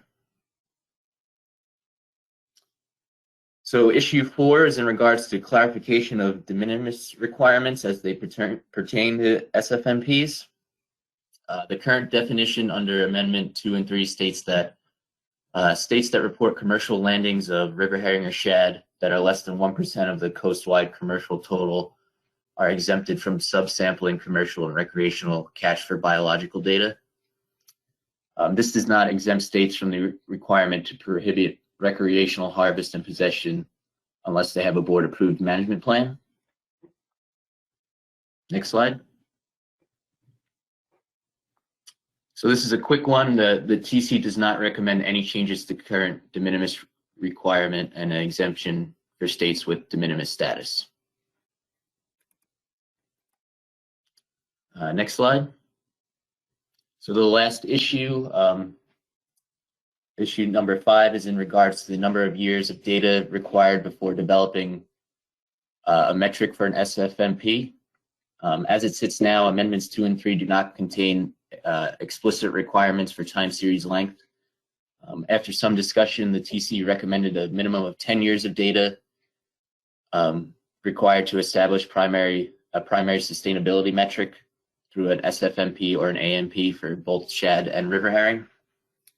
With one caveat for river herring shorter time series in the 7 to 9 year range would be considered by the TC on a case-by-case basis if the state can provide additional information to justify the shorter time series. Any sort of examples, exploitation rate, stock size, whatever they think can justify the use of a shorter time series. One example of a shorter time series being used is in Maine. I think last year they only had 7 years of run counts of river herring, but the runs were strong, continually increasing, and they had very low proposed exploitation rate and high stock size targets. So the TC felt, given that information, that they could go ahead with the shorter time series. So that is the TC's recommendation for the original board task. If we go to the next slide. So in hashing out the recommendations for this board task, the TC developed some additional recommendations beyond what was originally tasked by the board. The TC felt that there's quite a bit of gray area in regards to the use of AMPs and recommends the following requirements if states intend to develop an alternative management plan.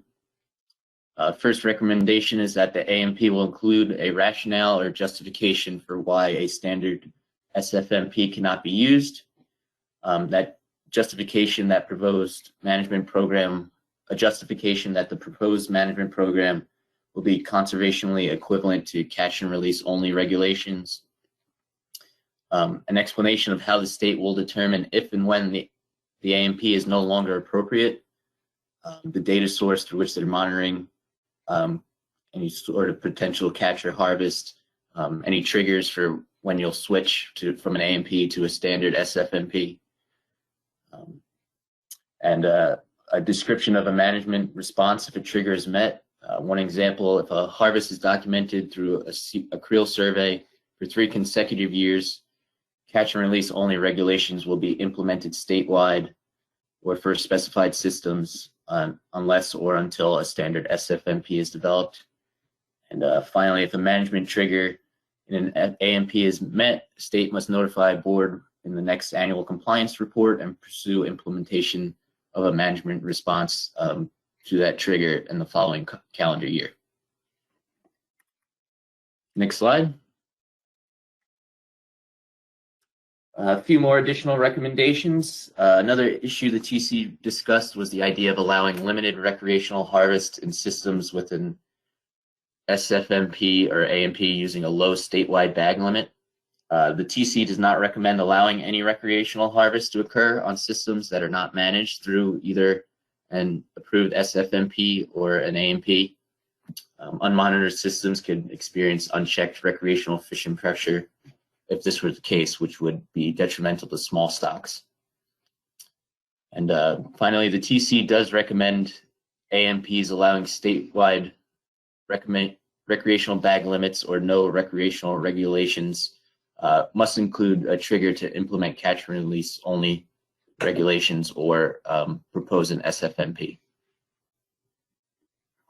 If we go to the next slide, so that was everything the TC's recommended on the board task for the board to consider.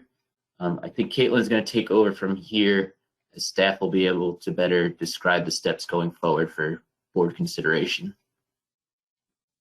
Thank you, Brian. So these are a couple of different routes that the board could consider in response to these technical committee recommendations that Brian has gone over. The first is to consider initiating a management action, which I think would be an addendum to modify the FMP according to the recommendations that the technical committee has made, where they've recommended adding language or clarifying certain portions of the FMP. And then just as a note, I kind of put some trade-offs of these two different options. So the second option that I see as a path forward is to task the technical committee with developing a technical guidance document that includes all of these recommendations, and that would guide their development and evaluation of sustainable fishery management plans or alternative management plans going forward.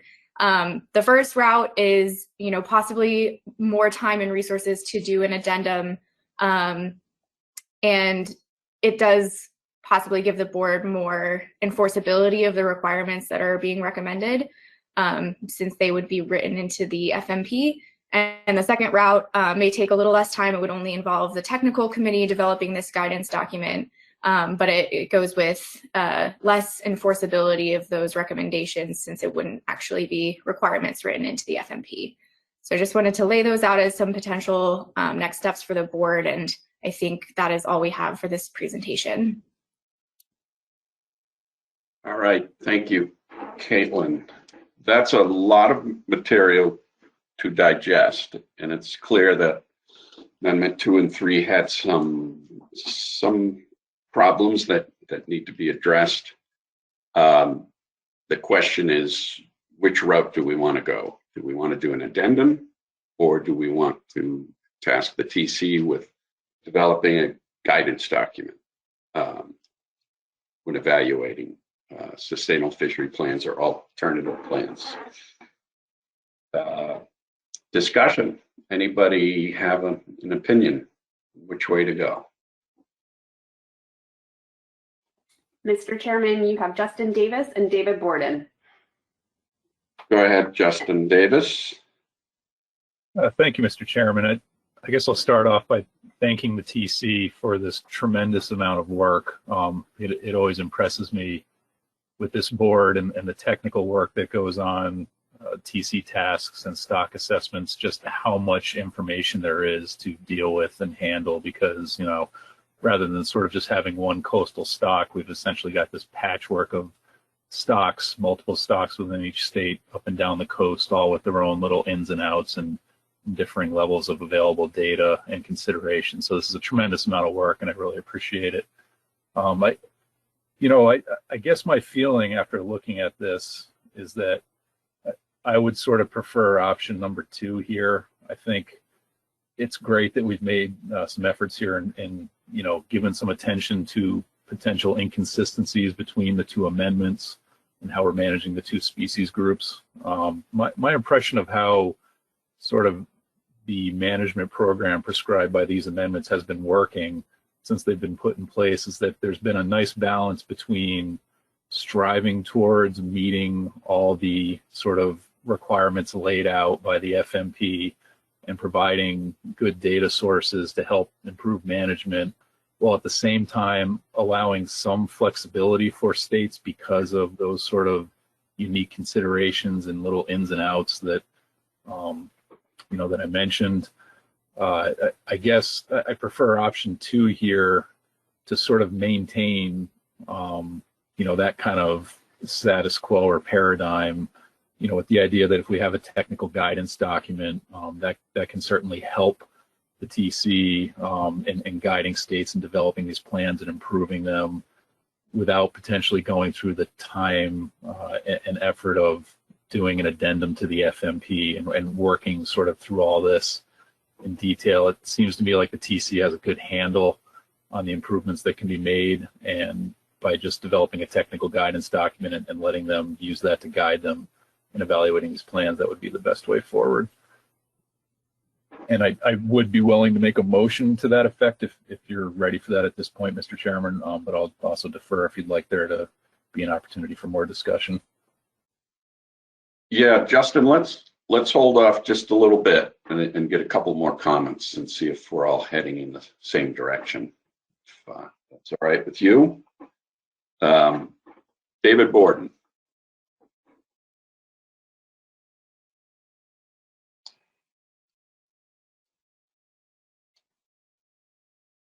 We can't hear you, David.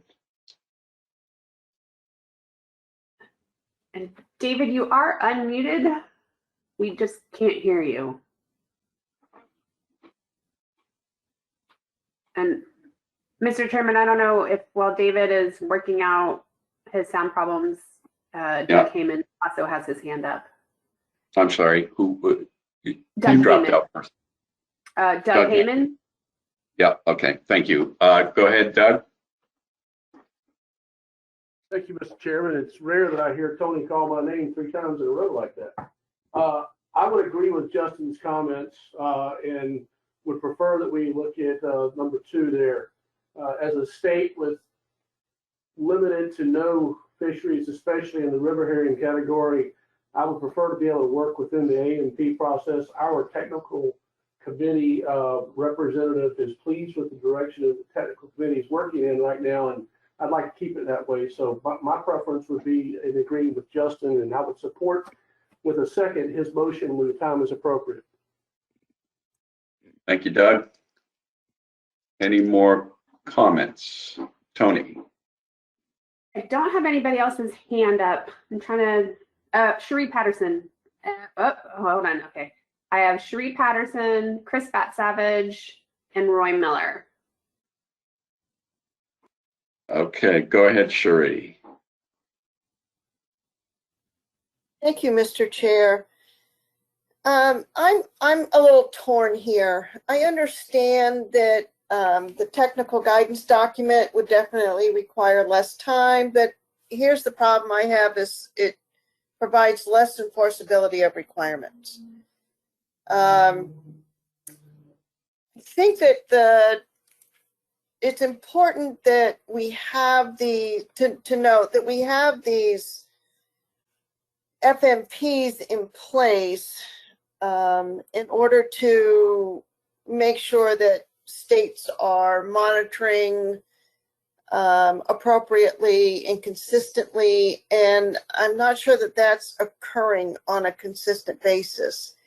And just doing a technical guidance may not help with that sort of concern. So I'm torn. I have a tendency to lean towards moving forward with an addendum in order to correct anything in the current FMPs as recommended by the TC, so that there is no question within the TC when they do these marvelous reviews as to what is required for them to review and management actions. Thank you. Thank you, Cherie. Chris Bat-Savage. Thank you, Mr. Chair. I share many of the thoughts and comments that Cherie just made about which way to go. I'm also torn. I'm leaning more towards the addendum route. A question I have is the recommendations given by the technical committee for clarifying these issues in addendum or amendments 2 and 3. Would those invalidate any of the AMPs that are currently in place? And based on that, I may have a follow-up. I think I can answer that, Mr. Chair. So, Chris, I don't believe that any of the current AMPs would go against the recommendations of the technical committee, and I think the technical committee had those in mind as they were developing these, as those alternative plans were being developed this past year, figuring out the best way to put those together. So I think those are part of what the recommendations include. So I don't think it would invalidate them. Thank you for that, Caitlin. All right, now that's helpful as far as help me decide which side of the fence to lean on. I'm leaning more towards the addendum side at this point. Thanks. Thanks, Chris. Roy Miller. Thank you, Mr. Chairman. I think I'm leaning more with Chris and Cherie on this. If I could make a suggestion, if we decide to task the TC with developing technical guidance, a technical guidance document, then I would urge that this document be reviewed at regular intervals. Certainly at every stock assessment update, but if that's 5 years, then maybe we should review the performance in meeting the recommendations of the technical guidance document at 3-year intervals or something like that. I'm concerned about producing a report and then just having it sit on the shelf and gather dust. Thank you, Mr. Chair. Thank you, Roy. We have Allison Colvin. Thank you, Mr. Chair. Not to simply pile on here, but I'm sort of on the same line of thinking as the last few speakers with regard to the greater enforceability of an addendum over the technical guidance document. The thing that struck me from today's presentation was, the timeline of this discussion. These issues were inconsistencies were first identified in 2017.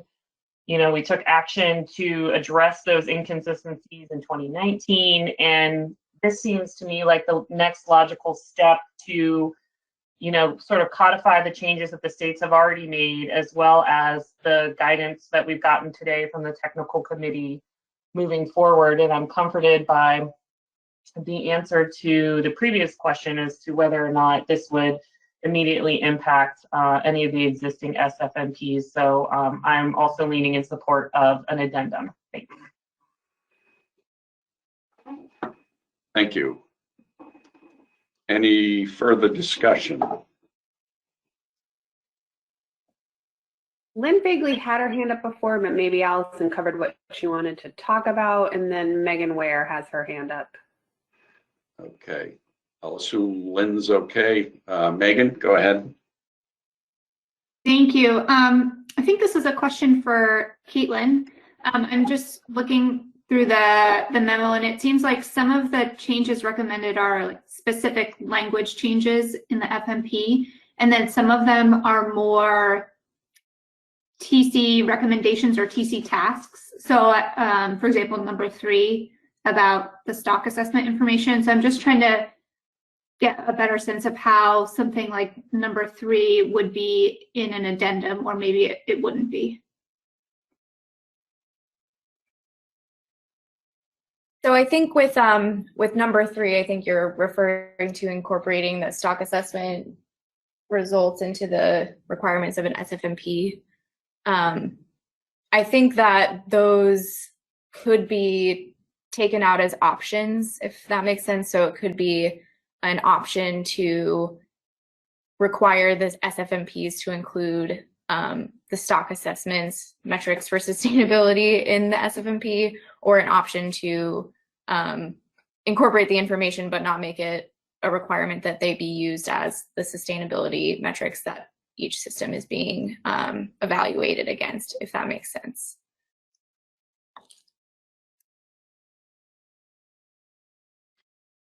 Thank you. Any further hands, Tony? No further board members, one member of the public. Okay, I'm not going to take public comment until we have a motion to vote on. So I'll go back to Justin. After hearing what you've heard, would you like to make a motion? Thank you, Mr. Chairman. Sure, I'll make a motion just to get something up on the board to help focus discussion. I believe staff has that motion.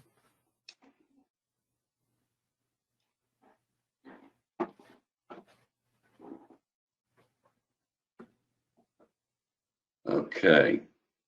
Oh, there you go. So I moved the task. Oh, sorry. No, go ahead, Justin. I moved to task the technical committee with developing a technical guidance document to guide SFMP AMP development and evaluation based on the recommendations presented today.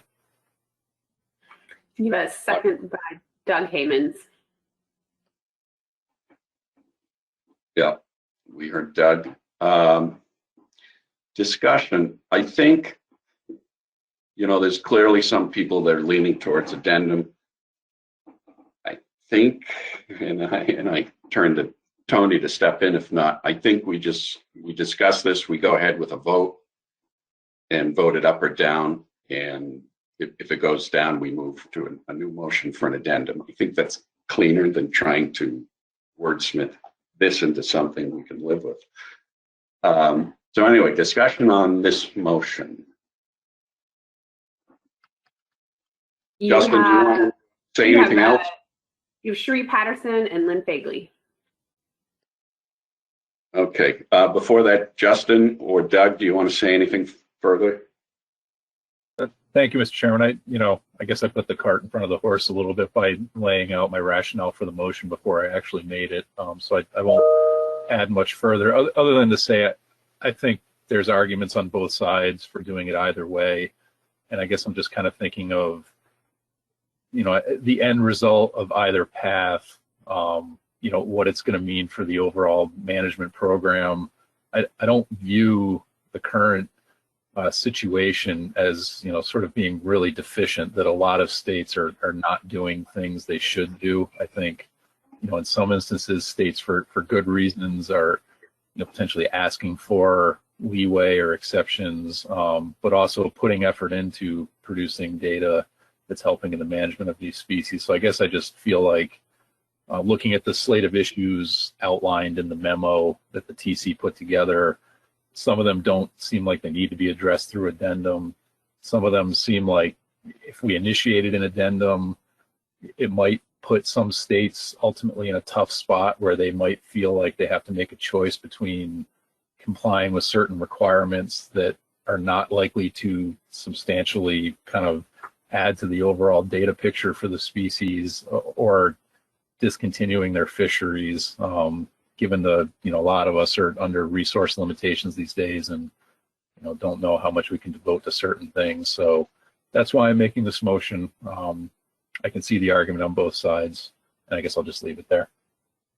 All right, thank you. Doug, anything further from you? No, sir, thank you. I absolutely agree with Justin's rationale there. I mean, we are one of those states that would be put in a hard spot if we have a mandated change for fishery in some of our smaller rivers that is virtually non-existent. But I agree with Justin's rationale, and I continue my support. Thank you. Thank you. Cherie Patterson. Thank you, Mr. Chair. Yeah, I will be opposing this motion. I think the TC's recommendation is to go with an addendum. They're the ones that spend an inordinate amount of time to evaluate the FMP and all of the conditions that they have to assess. I think it's only fair to go through the addendum process and give them the guidance as to how to perform their work. Thank you. Thank you. Lynn Fegley. Yeah, I pass, Mr. Chair. Thank you. All right. Thank you. Further comment? Erica Burgess. I'm sorry, you were broken up again. Erica Burgess. Erica Burgess, please. Thank you, Mr. Chair. I just wanted to speak on behalf of the state of Florida in support of the comments made by Davis and Doug. Thank you. Thank you. I'm going to do something a little unusual, but because I have such respect for science, I'm going to ask Brian if he thinks the TC has an overwhelming opinion on how we should go with this. Brian, not to put you on the spot, but I'll put you on the spot. No worries, Mr. Chair. I don't believe the TC has a general consensus for one or the other here. I think if you asked 10 TC members, you'd get 10 different opinions. I think Caitlin did a good job of laying out the pros and cons. Initiating a management action to modify the FMP with an addendum, that'll certainly make our job more easier when we're reviewing plans. If the requirements are more explicit, and it's just a matter of did they check off their boxes or not. The second option here with tasking the TC with developing the guidance document is more in line with how Shad and river herring have been managed in the past, especially with AMPs. The recommendations from the TC here would kind of help shore up the AMP requirements a little better, make it a little more explicit. So unfortunately, I don't have one or the other for you. I don't know if Caitlin has anything else to add, but that's generally how I perceive the TC's opinion at this point. Thank you, Brian. I think the board is of the same mind. Further discussion.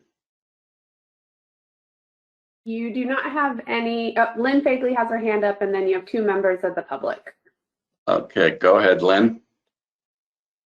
Yeah, thank you, Mr. Chairman. I'm really pretty conflicted on this one, as you can probably tell by the fact that I keep putting my hand up and taking it down.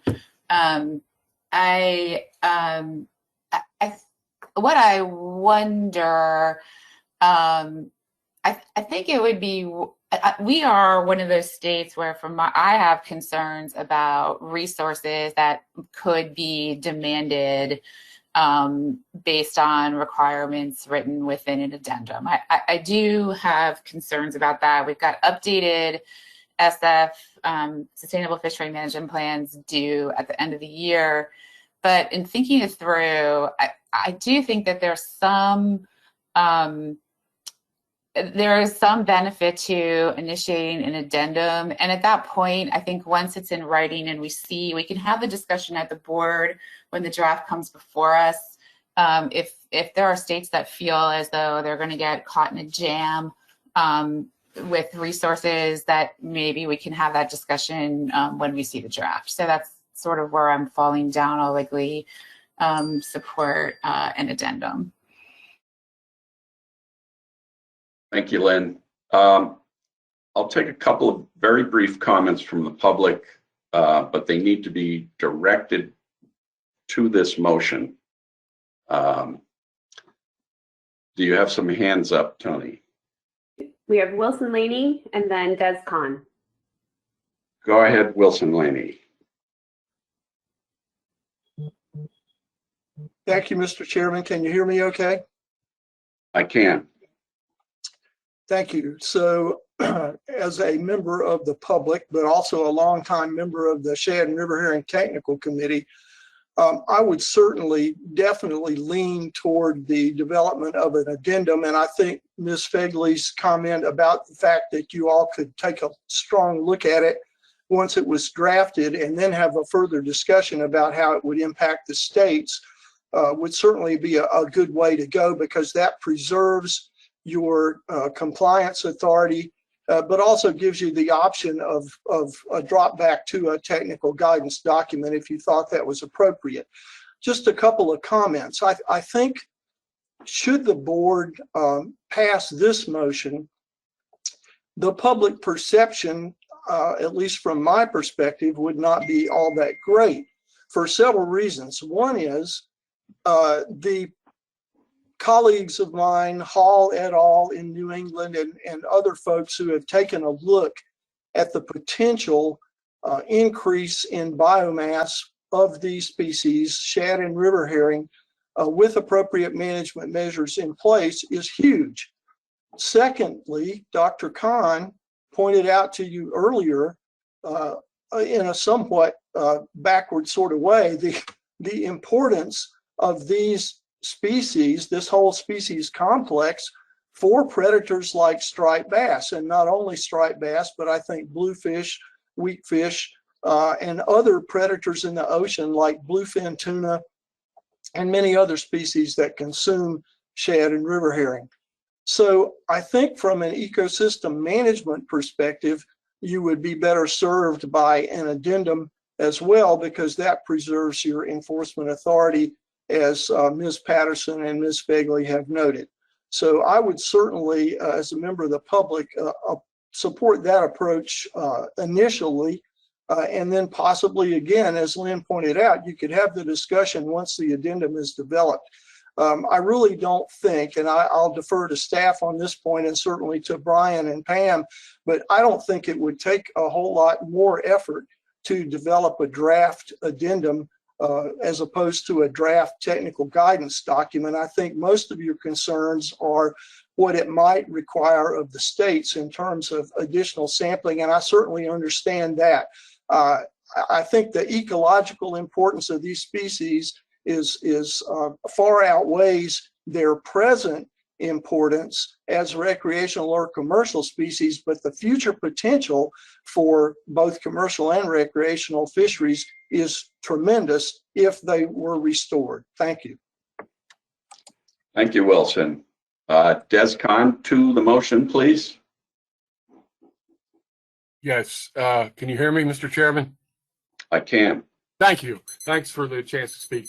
Briefly, what I would like to suggest is that the measures that we have been presented with, the recommended measures, to a great extent involve things like restricting recreational landings and so forth. And I don't think that's going to get at the problem. The problem is not caused by fishing, as I understand, and I don't think the assessment came to that conclusion. The problem, as I see it, is increased striped bass predation, as I mentioned. But the other thing I would recommend the commission, instead of restricting a problem that doesn't really have any effect, which is recreational landings, for example, the commission would be better served by working on reducing dams and obstacles to spawning runs, which would really be able to build up these stocks if they had restored the spawning areas that they had originally, before white people got here. And that would be a far more productive use, in my opinion, of the commission's resources. Thank you. Thank you, Des. Back to the board. Any final discussion before we vote? I see no additional hands. All right. I think I know Massachusetts needs to caucus, so we'll take a minute or two to caucus, please. Roy Miller raised his hand. Sorry, he got it up right as I was saying no hands. And I don't know if he was looking for caucus or not. Exactly. I was looking for a caucus. Okay, let's do that. Take 2 minutes.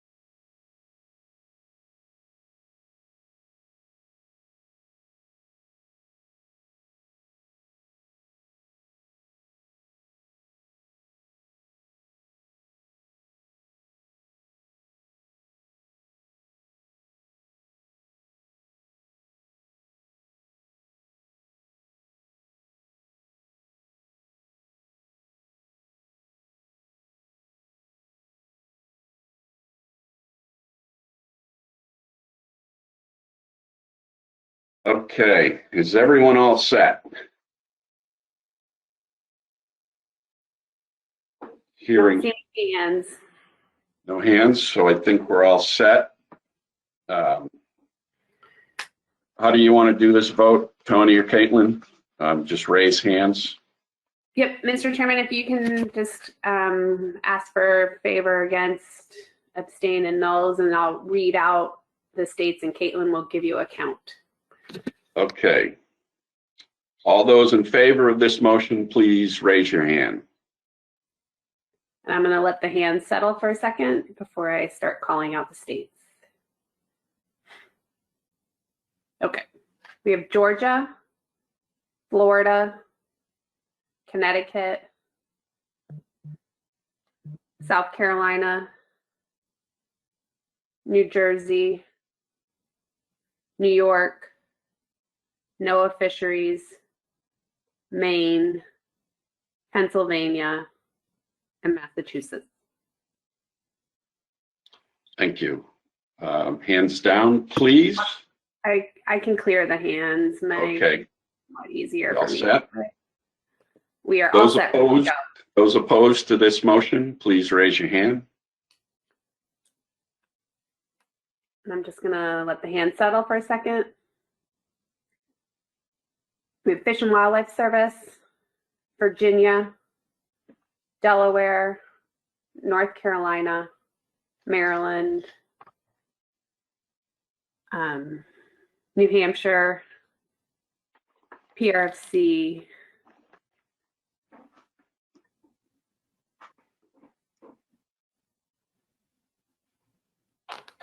and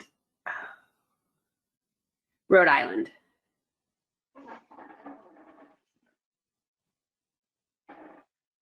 All right, Okay. I'm clear those hands.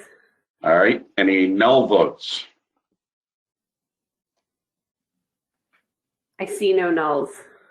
Okay, any abstentions? I see no abstentions. All right, and what is the count? I believe I have 9 in favor and 8 opposed. No null, no abstentions, but DC is absent.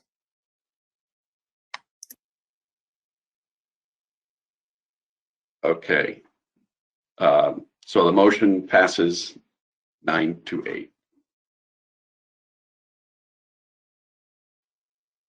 All right, is there any further discussion of item 5, the technical committee review of amendment 2 and 3?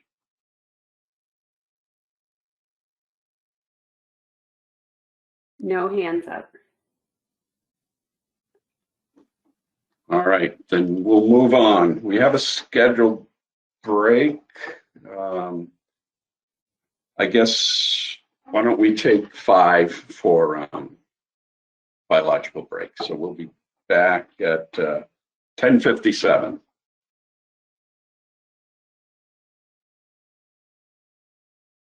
Tony, I can hear you now, David. thank you. No problem.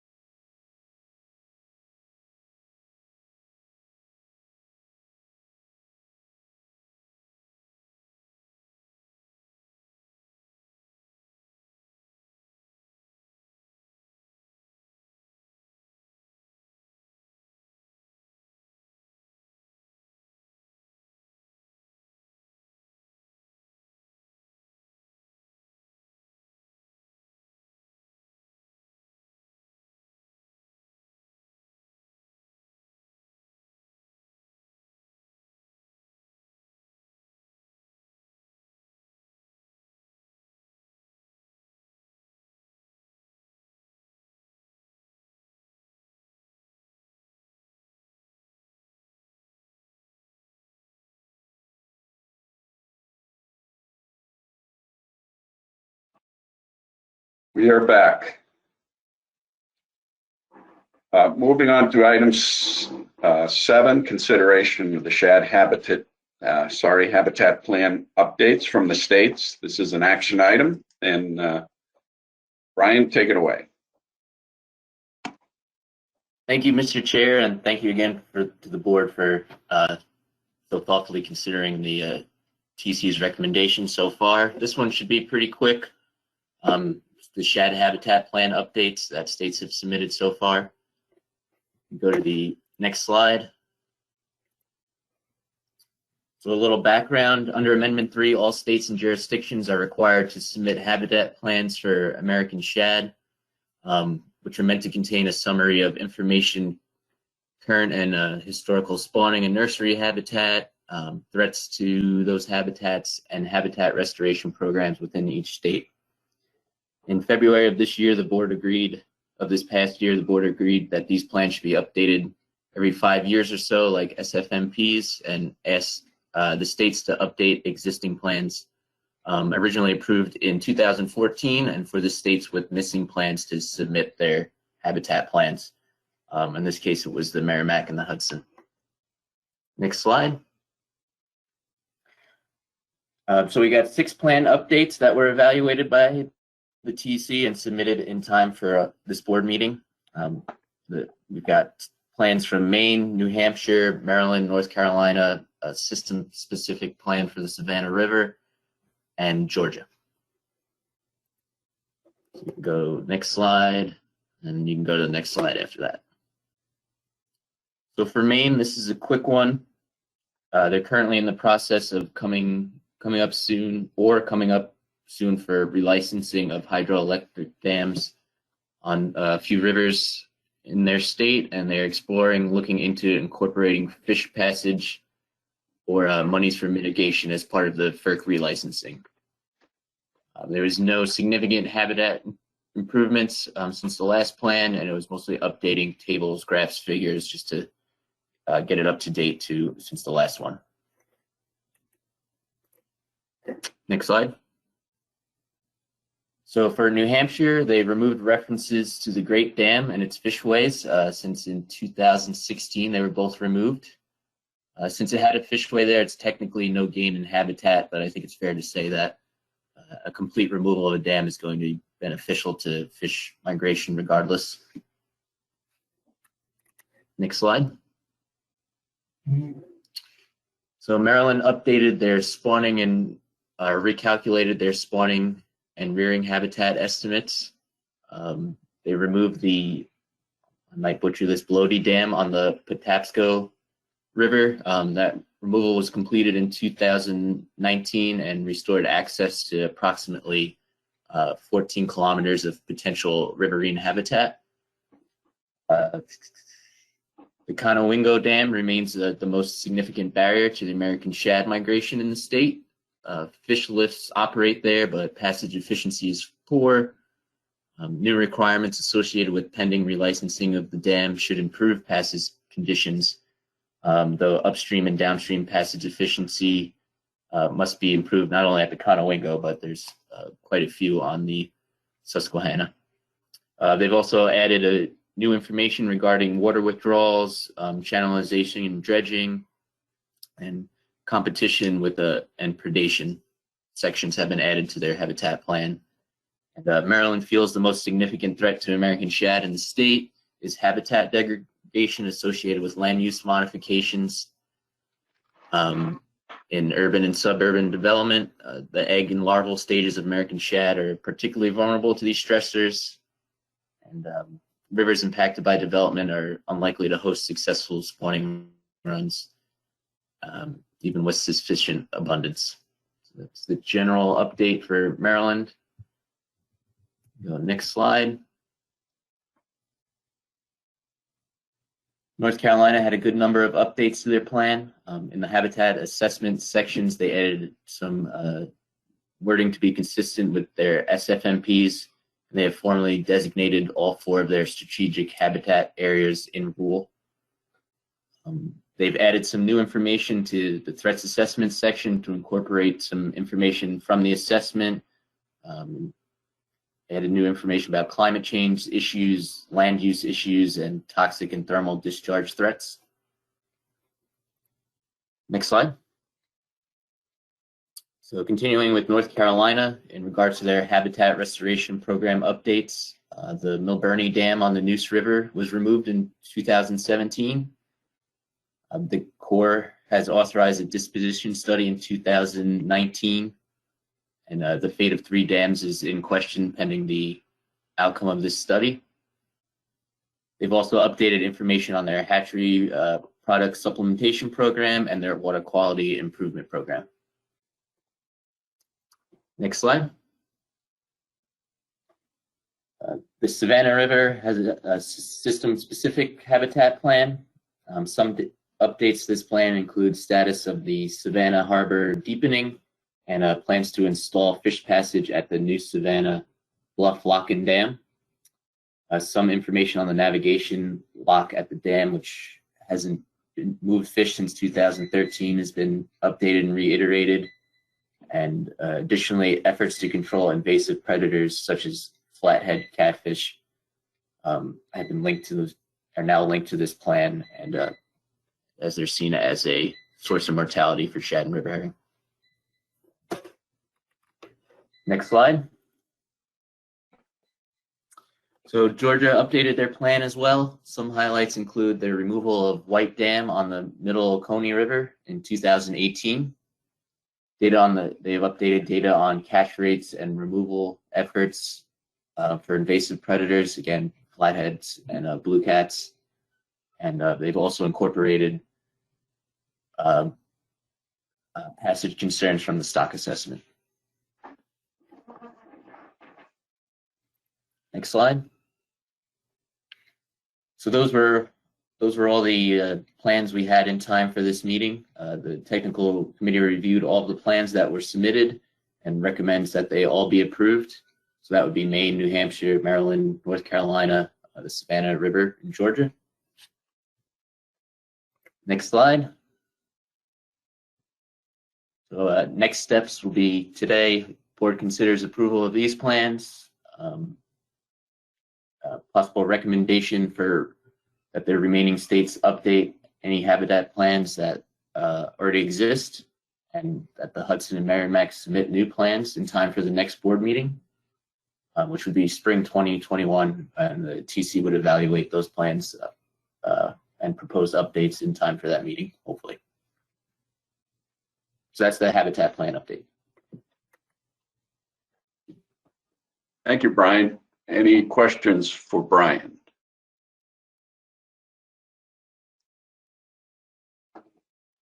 I don't have any hands raised. All right, seeing none, could I have a motion to approve the habitat plans that have been submitted so far? You have Cherie Patterson. Cherie. Yes, thank you, Mr. Chair. Is there a motion already crafted?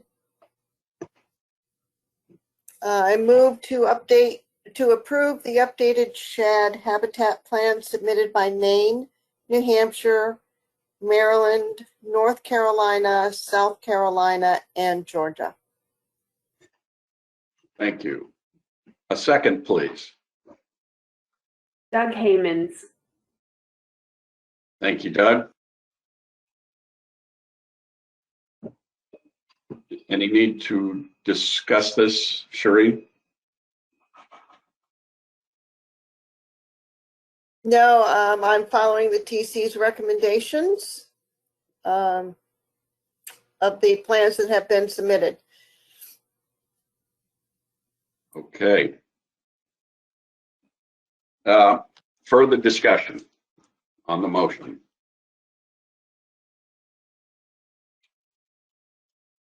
No additional hands. All right, thank you. Then we'll move to the vote. I think we'll try to do this by consensus. Are there any objections to this motion? I see no hands. Any nulls? No hands. Abstentions? No hands. Motion passes unanimously. All right. Any further discussion on this item?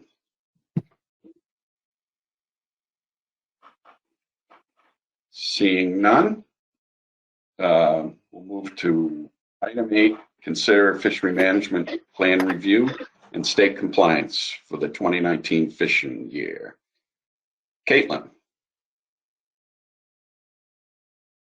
Thank you, Mr. Chair. Let me just pull that PowerPoint up.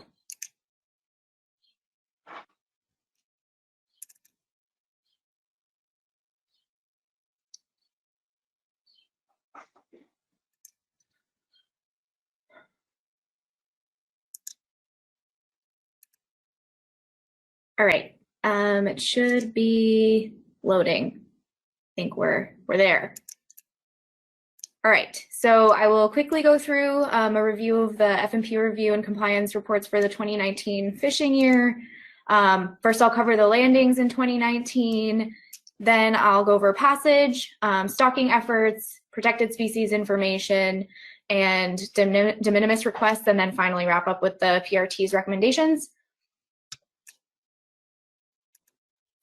So this table shows the state landings and coastwide totals for commercial shad and river herring, and this is directed landings and bycatch landings in 2019. All confidential data is excluded. And for river herring, the coastwide total was 3.22 million pounds, which is a 31% increase from 2018.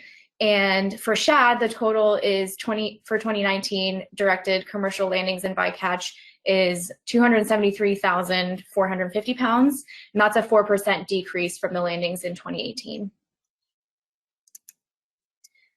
And as part of the requirements and amendments 2 and 3 for river herring and shad, passage counts are required on a few rivers in Maine, New Hampshire, Massachusetts, Rhode Island, Connecticut, Pennsylvania, Maryland, and South Carolina.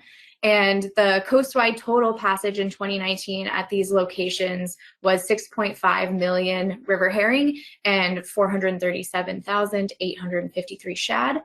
And these represent a 31% decrease from 2018 for river herring and a 32% decrease from 2018 for shad. And during 2019, hatchery-reared American shad fry were stocked in the states and rivers that are listed on the slide here. And the total was just under 12 million American shad stocked, compared to the shad stocked in 2018, which was 22.7 million. That represents a decrease of 47%. And there were a few state stocking efforts that did not occur in 2019 as opposed to previous years. And those included in Rhode Island, Virginia, North Carolina, and Georgia. For Virginia, the James River stocking efforts for shad ceased in 2018. However, in 2019, they did stock 1.2 almost million river herring larvae in Harrison Lake, which is part of the James River system. For sturgeon interactions in 2019, there were 139 interactions reported with 0 mortalities occurring in Connecticut, the Potomac River, Virginia, North Carolina, South Carolina, and Georgia fisheries. And additionally, gill netters in New Jersey coastal waters reported 3,893 pounds of sturgeon discarded in 2019, but information on the total number of fish and mortality is unknown. And then for Rhode Island, their data for sturgeon interactions lags 1 year behind. So we don't have numbers for 2019 at this point, but we do have 2018 numbers. And in 2018, they had 87 interactions reported. De minimis requests were submitted by Maine, New Hampshire, and Massachusetts and Florida for their shad fisheries. And New Hampshire and Florida also requested de minimis for river herring. And based on their commercial landings, they all meet the requirements and they qualify for de minimis status. So now I'll go over the PRT's report. So after reviewing the annual compliance reports, the PRT highlighted a few items for the board to consider. The first is just to remind the board that in 2019, there were a few states that had allowed recreational fisheries, but hadn't implemented a sustainable fishery management plan as required by Amendments 2 and 3. However, these issues were resolved in August 2020 when the board approved new plans for Maine, South Carolina, Georgia, and Florida. And then other issues the PRT noted were that several states didn't report on all monitoring requirements that are listed under Amendments 2 and 3. The FMP review does provide a table of all of these issues by state, but it's noted that a couple of states have been consistently missing some information for a few years. And the most common omissions are the characterization of other losses, characterization of recreational harvest, length and age frequency, and degree of repeat spawning. And the PRT recommends that these states take a look at that table and take note of those required monitoring programs that were not reported on, and make sure to include those in their future compliance reports. And additionally, most states did not submit their monitoring data in a separate Excel file along with their compliance report, but rather a lot of states included data in tables within the report. Amendment 3 does require state data to be submitted in an Excel file in a format that's based on the stock assessment needs. And this is relevant to the next item, so I'll just move on to that. So the last several years, the PRT and the technical committee have continued to express some concerns with the difficulty of preparing and reviewing the compliance reports for these species because they contain such a large quantity of information. And in an effort to streamline the reports while making sure that all required information is still reported on an annual basis, the PRT is recommending using this basic outline for the reports and having the body of the compliance report focus solely on answering the question of whether the state meets all of the requirements of the FMP for that fishing year or not. So there's more detail in the FMP review on the recommended changes that the PRT is asking for, but the main takeaway is that they are recommending moving the bulk of details from the body of the compliance reports and instead moving things like monitoring results into the Excel spreadsheet as recommended or required in Amendment 3, and that would accompany the compliance report, and then moving copies of regulations and detailed descriptions of the fishery and monitoring programs into appendices. So following this recommendation, the PRT is planning to develop a new template for the compliance reports, which will be sent to the board with the compliance report reminder this year, and staff will work with the states to make sure that this new template is being followed. So with that information, the action for the board to consider today is approval of the Shad and River Herring FMP review for the 2019 fishing year, state compliance reports, and de minimis status requests for Maine, New Hampshire, Massachusetts, and Florida as recommended by the PRT. And that's the end of my presentation. Thank you, Caitlin. Any questions for Caitlin?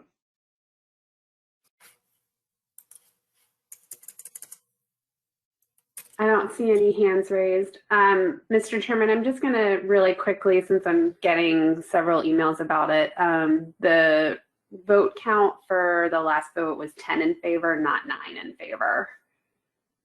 Just so it's corrected on the record. Thank you. And I'll say it again for the record. The corrected vote count for the last motion we voted on was 10-8, not 9-8. So anyway, let's see where we're at. Would someone have a motion to approve the review of the FMP, the state compliance reports, and the de minimis requests? We have John Clark. Motion by John Clark, a second. Cherie Patterson. Cherie Patterson, thank you. Any Can you discussion? run into the record, Mr. Chair? Yes, please. Okay, move to approve the fishery management plan review for the 2019 fishing year, state compliance reports, and de minimis requests from Maine, New Hampshire, Massachusetts, and Florida. Thank you. Any discussion? Nope. John, you have your hand up. I'm not sure if that's for discussion or from before. His hand is down. No discussion. All right. Are there any objections to approving this motion? See no objections. Motion is approved by consensus.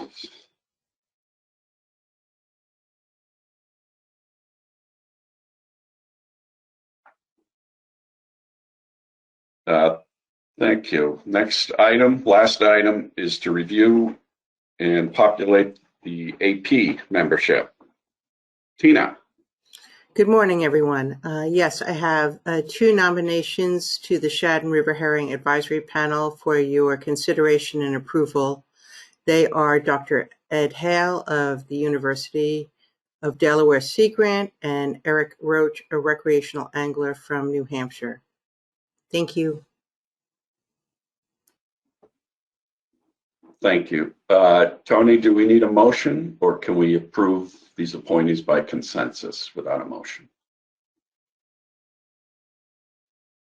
It's good to have that motion, but you can approve that motion by just a verbal consensus.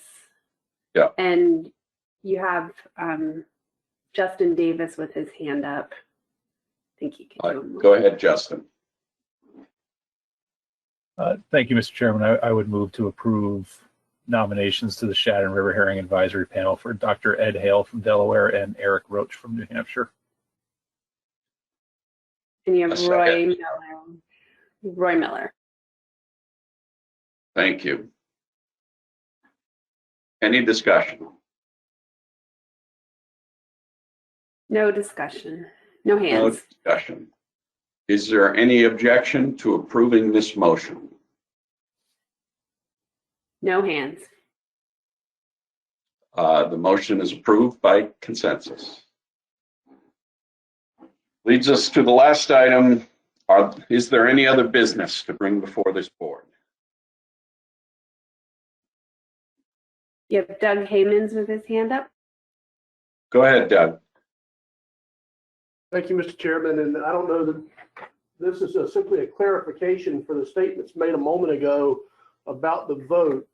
It's just to clarify the record. You suggested that the 10-8 vote was for the motion previous, when in fact we had a motion and a vote over the habitat plan in between that and the technical committee recommendation. And I just wanted to make sure that it was clear that the 10-8 vote was regarding the technical committee and not the habitat vote.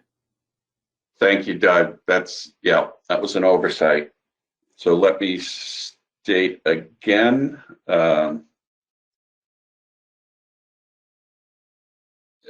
Let's see, the motion was on item 5, right? That wound up being 10-8. Is that right, Caitlin? Yes, Mr. Chair, on the motion to task the technical committee with developing a guidance document. Yes. Okay. So is that enough discussion for the record? Great. All right. Any other business before the board?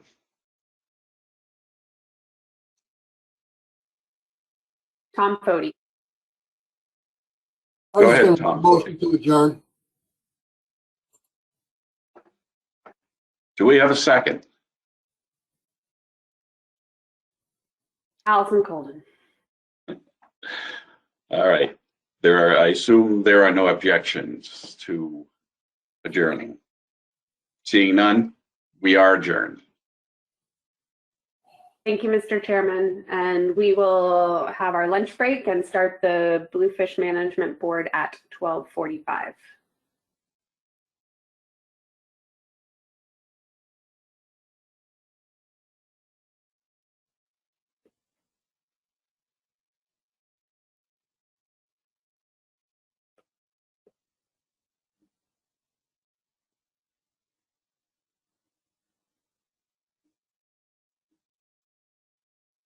Tony? Yes. Okay, one fish, two fish, red fish, blue fish. Have fun. Many fish. Thanks, Malcolm. Ellen Bolin, I've sent you your audio pin. And if there's anybody else that needs to check their audio, please raise your hand. The list is quite long now, so sometimes it's hard for me to find people without your hand raised, even if you have numbers in front of your hand, your name. For commissioners, if there's any members of the public that anticipate wanting to do public comment, we can check your sound as well.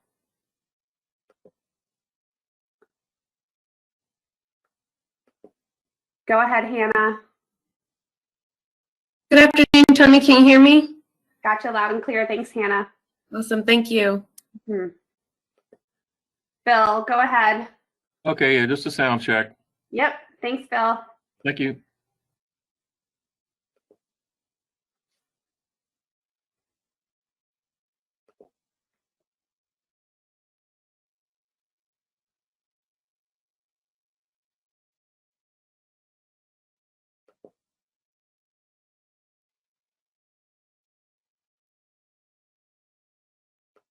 Ellen, I've unmuted your line. It goes live.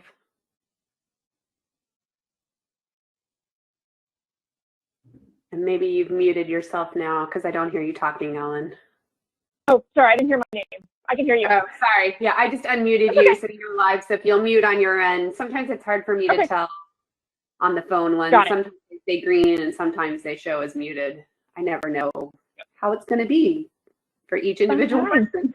Okay, thanks. The mystery of the webinar.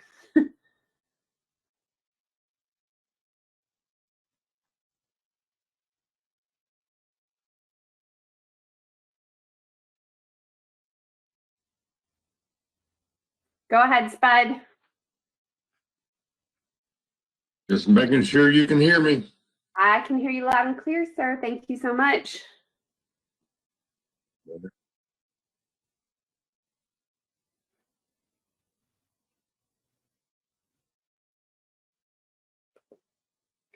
John, you can unmute yourself and do a sound check.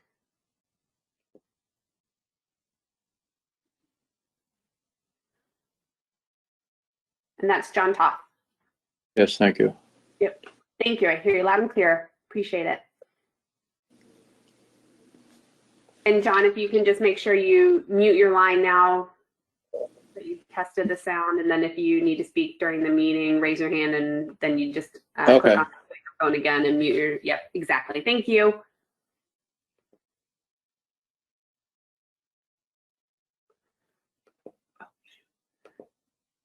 Chris Bat-Savage, go ahead. Thanks, Tony. Just want to make 100% sure my audio is still working. You are still working. And Chris, do you, I can make you an organizer so that you can see the hands yourself, or we can tell you who has their hands up, whatever you prefer. I think if you don't mind just telling me who has their hands up, that seems to work pretty good. So Okay, we'll sounds go with great. that. Thanks. We'll do it.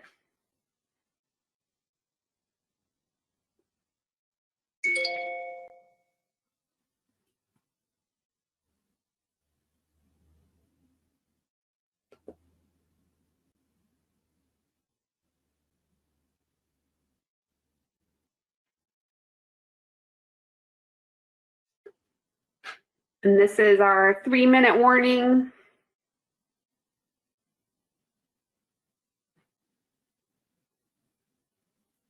And please go ahead and raise your hand if you have any sound checks that you need to do.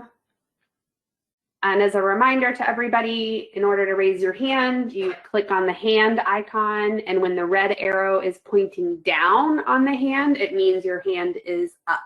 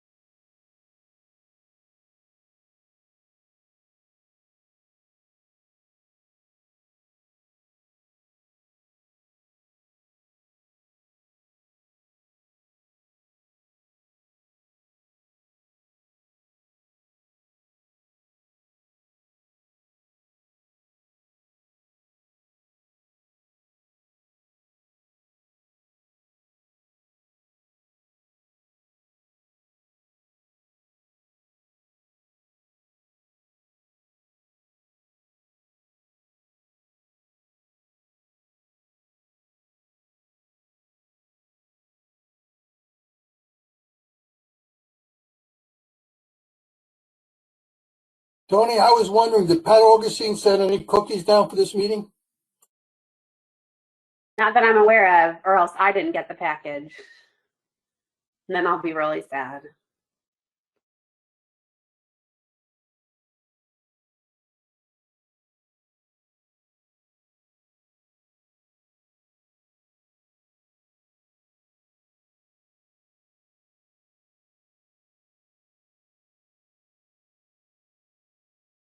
Adam Nowalski, I've opened up your line. Good afternoon. Thank you very much. Thanks, Adam. Okay, we are at 12:45. I'll give a last quick check to see if anybody needs their line opened up. If you do, please raise your hand. And I don't see any hands raised, Mr. Chairman, so I will pass it off to you and Dustin. Okay, thank you. Good afternoon. I'd like to call to order the meeting of the Bluefish Management Board. My name is Chris Bat-Savage. I'm the administrative proxy from North Carolina, and I'll be serving as chair for the meeting. Start off by approval of the agenda. Is there any additions or modifications to the agenda that any board members would like to make? I don't have any hands raised. Okay, we will then consider the agenda approved. Next is approval of the proceedings from our August 2020 meeting. Are there any edits, corrections, deletions to the proceedings? I don't have any hands raised. Okay, thanks. Then we will also consider those proceedings approved. Next up is public comment. This is an opportunity for the public to provide comment on any Bluefish related items that are not on today's agenda. I think there was one or two people who indicated they might like to provide comments. As you see, we don't have a very long time slot available for this meeting. So any members of the public who would like to speak, please keep your comments to 1 minute or less, so we can stay on schedule, but still allow for people to comment. So, Tony, is there any hands up from the public who would like to speak at this time? We have John Tooth and Phil Zalzek and Tom Lilly. Okay, I'll take them in the order that you mentioned. So, John, you can go ahead and start off the public comment. Thanks. Yes, thank you, Chairman and council members. My name is John Toth. I'm president of the JCAA, president of Saltwater Anglers of Bergen County, and trustee of New Jersey Outdoor Alliance. I want to make quick comments on the 3-bag limit for bluefish. I think it should be raised and possibly to its original bag limit of 10 fish. Why? My club members and other anglers told me they won't go on charter boats or party boats to catch only 3 bluefish. This hurts the recreational fishing industry, including tackle shops. The pandemic has also hurt this industry. It needs all the help we can give it by raising the 3 fish bag limit. My club members and others have told me there are plenty of bluefish offshore, but as we all know, they're not abundant in our inshore waters as they used to be, and thereby giving the impression that bluefish stocks are in trouble. Why are they not coming inshore? This is a mystery, but I will offer a few reasons why. Sandy has had a devastating effect on the fishing habitat, making it less desirable for bluefish and other fish from coming into inshore waters for bait and spawning. Sand mining for beach replenishment. The Army Corps goes to the locations where there are big piles of sand to lessen their time and cost to sand mine. They destroyed the Harvey Cedars lump that held all types of bait fish for many years and marine life. The Army Corps has had their eyes on the big Manasquan Ridge, another prime fishing location. To stop them from doing this, I arranged a meeting in Trenton with former DEP Commissioner Bob Martin in 2019, along with Jim Lovgren, a commercial fisherman, and Jim Donofrio from the RFA. Bob Martin agreed that the Manasquan Ridge should be protected. During this meeting, one of Bob Martin's staff in charge of directing the Army Corps where to sand mine admitted that he did not get angler input on where the Army Corps should not sand mine. Consequently, John, can you please wrap up your comments? okay. The point I'm trying to make is the bluefish stocks may appear low in the inshore waters by justifying a 3 fish bag limit. There are other factors that may be providing a false impression on the true status of bluefish stocks, and according to bag limit should be considered to be raised. Thank you. Okay, thank you for those comments. Next up is Phil Zalzak. Yes, can you hear me? Yes. Can you hear me? Yes, we can. Okay, yeah. Okay, out of respect for the chairman who wants me to keep this to a minute, I already sent the entire board my email at 11:30 today. So here's the points I want to make. Bluefish were identified as one of 3 important predators of Atlantic menhaden, which are dependent on Atlantic menhaden for their survival. The other 2 are striped bass and weakfish. All right, so what are the key points here? The key points is that with regard to Atlantic menhaden and where they're taken from, 26.5% of the total allowable catch are taken out of the Virginia portion of the Chesapeake Bay. So that's an important data point for people who live in the Chesapeake Bay or around it. So what's the impact? I mean, really, who cares, you know? So the commercial harvest, for one thing, has gone down. For bluefish, striped bass, and weakfish, they've gone down 76%, 34%, and 98% respectively for commercial harvest. Also, there's been a significant decline in commercial fishermen. There's been a 32% decline for Maryland and a 40% decline for Virginia, for a total of 668 commercial fishermen. So here's the bottom line. Any addendum or amendment to the Bluefish Fishery Management Plan must include ecological reference points as a central consideration going forward. To leave this out would be to ignore the latest vetted science by the Commission. I thank you for your time and consideration. As I said before, supporting data is in my email. Y'all have a great day. Yeah, thank you, Phil. Next up is Tom Lilly. Okay, can you hear me? Yes, we can. Hello? Yeah, okay, Yes, good. yeah, we can hear you. Okay. I hope you all have turned to our website, menhadenproject.org. And if you have, take a look at pages 13 and 14. Have you done that? Not hearing any answer. I have, just speaking for myself. Okay, great.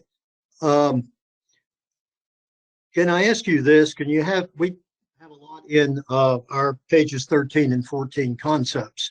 And can you please refer those to the work group or TC for them to review and to comment on? Real quickly, if you look at the line drawn eastward out of Cape Charles, Virginia, at the top of the Chesapeake Bay, what benefits would there be to the Chesapeake Bay and the Atlantic coast to restrict purse seining to the U.S. ocean zone north of Cape Charles? In other words, you're then fishing in a well-defined, abundant Atlantic stock. You're fishing from schools that have already passed the bay. Number 2, what would the benefits be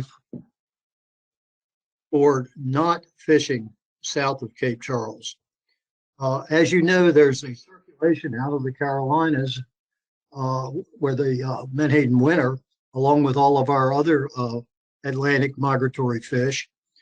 And that circulation right now is not only important coming into the bay, but it's very important returning to the Carolinas in the fall. If that circulation is being depleted, which it is, those fish are not getting older. They're not being the spawners we need out there. There are just so many benefits of keeping that area protected. Now, how about real quickly, if I can, the time closures. All these things are mentioned, as you well know, in Bob Beal's letter, page 3 at the top by the consultant. Just think what would happen if we if we didn't open the season until July 15th. That would be try to 8 wrap weeks. up your comments, Tom. Okay, 8 weeks of 27 weeks. That would just about guarantee 30,000 tons of menhaden would get into Chesapeake Bay that are being taken out of the food chain right now. It's the right thing to do. That is the thing. Please refer that to the working committees or whoever else could judge the merits of that proposal. If politically necessary, as I mentioned, you could still let Omega fish. We really need to wrap this up, please. Okay, I just hope you'll all look at the website and refer to the issues you think important to the working groups. Thank you. Thank you again for your comments, Tom. Tony, is there any other members of the public that would like to provide comment? Excuse me, I don't have any other hands up. And Tom, Lily, if you could mute your microphone, that would be great. Thank you. Okay, thanks, Tony. Oh. And yeah, thank you for the comments. And yeah, my apologies for not being able to provide any longer comment period. As I said, we have a short agenda today, but however, as with there's other bluefish management actions going on right now with the rebuilding and allocation amendment, and the public will have opportunities to provide comments on that amendment later on this year. That will be taken up today. That'll be taken up next week, but just to make sure the public is aware that that is also going on. Okay, moving on to the next agenda item is consider revisions to the Addendum 1 Biological Monitoring Program. And I think Dustin Colson-Leaning has a presentation to provide us. So Dustin, whenever you're ready.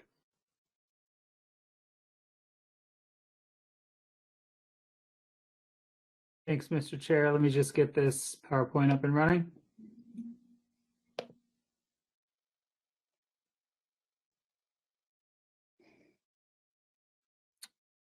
Should be seeing it on your screen. Is that the title slide? Is that coming through? Yep. Yes, it is. Perfect. Yes, so thank you, Chris. Comments like those and comments on rebuilding, comments on allocation, all of that is really helpful for us as we move through the final stages of the Bluefish draft amendment.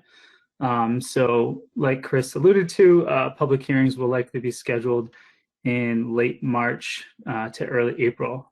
So we really want to get people out and make those sort of comments, and there'll be more time and more forums for those comments to be made. But today, we're going to be discussing the recommended revisions to the Addendum 1 Biological Monitoring Program. And so I'll first provide just a little bit of background information to refresh everyone's memory. And I'll go over recent board activity, the technical committee activity that was recently taken on this issue, and I'll cover the TC recommended revisions to Addendum 1. Lastly, the board will have the opportunity to consider action on revisions to Addendum 1, and we'll wrap up with TC recommendations on the collection of length frequency data as well. So as you may recall, in August 2020, the Bluefish Management Board tasked the TC with reviewing the effectiveness of the Addendum 1 sampling design and reevaluating the optimal geographic range and sample size of bluefish age data. The TC met in September to analyze the requirements and provide recommendations to update the sampling protocols. And so as a reminder, under Addendum 1, states that account for more than 5% of total coastwide bluefish harvest from the 1998 to 2008 period, in addition to the state of Virginia, are required to collect a minimum of 100 bluefish age samples. That would be 50 from January through June, the spring period, and 50 from July through December, which is the fall period. So the TC suggested that the base years used to determine participation in the sampling program should be updated to a more recent time series and incorporate the revised MRIP estimates. The TC also thought that total removals should be used instead of landings because total removals serve as a better proxy for bluefish abundance. So here we have a table of the state-by-state contribution to coastwide bluefish removals. And bluefish removals here are defined as commercial and recreational landings and dead discards by weight. And this is for the base years 2010 to 2019. As you can see on the table, green indicates the TC recommended 4% threshold has been met by the state. And the TC chose the 4% threshold because it would maintain all the states that previously met the Addendum 1 threshold percentage, while also accounting for the inclusion of Florida as a result of the MRIP calibration. So in December, at the joint meeting of the Board and Council, staff presented the TC recommendations to the board in a little bit more detail, as well as the board discussed and actually initiated Addendum 2 to consider revisions to the biological monitoring program. However, after further review of Addendum 1, staff determined that it is possible to make revisions to the biological monitoring program through board action via motion, which would certainly expedite the process and be much quicker than a full addendum process. So with this in mind, I'll go over the technical committee's proposed revisions to the program.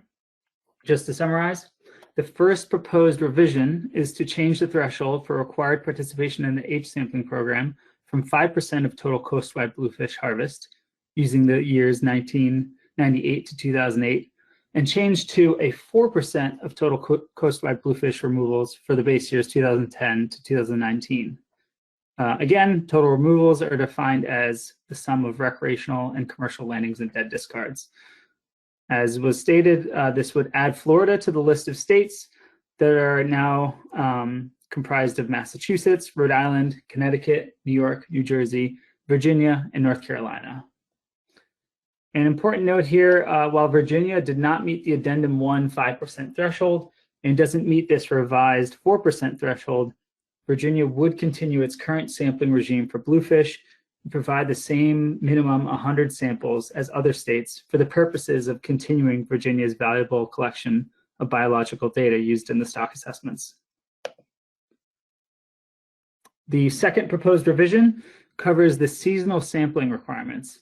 Currently, the collection of 50 samples in the spring and 50 samples in the fall is a requirement, and this would be changed to a target in recognition that the availability of bluefish is not equal across both seasons for all states. It is also important to note here that states would still be required to collect 100 samples annually. Several TC members also emphasized the importance of still making every effort to collect H samples during times of the year with lower bluefish abundance to ensure comprehensive data collection for use in the stock assessments. States who fail to meet the seasoning sampling targets should demonstrate in their state compliance report that low bluefish availability was the primary cause for falling short of the 50 fish target, and that adequate sampling efforts were made to achieve the targets. So in addition to the recommended revisions to the Addendum 1 biological monitoring program, the TC also came up with recommendations in response to the board tasking of reviewing the increased importance of recreational discards and stock assessments. The TC recognizes that accurately characterizing the recreational release lengths is integral to the stock assessments, and any improvement to the methodology used to collect these data was recommended by the TC as well as the stock assessment scientist. The states of Rhode Island, Connecticut, and New Jersey already have volunteer angler survey programs that provide release length data, but there are still some significant gaps remaining in characterizing the length frequency distribution of recreational releases from the coastwide perspective. I'll present this figure again that was presented in December. So this graph demonstrates the gaps in data collected, the data collection by displaying the spatial distribution of MRIP bluefish live releases estimates, and that's in blue, compared to the spatial distribution of release length data collected, displayed in red here in the figure. The bars represent the percent of each data set associated with each state, and the x-axis is in percent form to show each state's relative contributions to those two metrics. Release length data from the Rhode Island, Connecticut, and New Jersey volunteer English surveys are supplemented by the data from the American Littoral Society and MRIP Type 9s. As you recall, that's collected from for-hire headboats. So as you can see, recreational anglers are releasing a sizable amount of fish, shown in blue, in some states in the South Atlantic where we aren't collecting very much release length data, as shown in red. So this gap in understanding introduces potential bias in the characterization of discards in the stock assessments. This has also led to some mismatches between, number one, the data that Northeast Fisheries Science Center uses in their stock assessments, and number two, the data that the board, council, and the Greater Atlantic Regional Fisheries Office utilizes for catch accounting, accountability measures, and informing alternatives within the bluefish allocation and rebuilding amendment. So instead of relying on the release length data to provide estimates of discards and weight, the board and council and GARFO have decided to turn to alternative methods, such as using the average weights of landed fish as a proxy for the average weight of discarded fish. Now, I just kind of highlight this mismatch in this issue to kind of emphasize why collecting reliable length frequency data is important. So this graph displays how the two methods can differ quite significantly. I've shown this before in the Bluefish Amendment presentations. The Science Center and the Technical Committee agree that the Science Center's method utilizes better data with actually collecting recreational releases, but it needs to be better equipped with more data representative of the entire coast. And the TC is recommending that more states take up this task of acquiring recreational release lengths from anglers. So in recognition of the financial and administrative burden that would be accompanied and required of a state to initiate a release length sampling program, the TC did not recommend requiring states to do so. Instead, the TC determined that educating the board on the research need, providing resources, and encouraging states to initiate programs of their own, this might be the right approach. With that said, here are the TC's recommendations.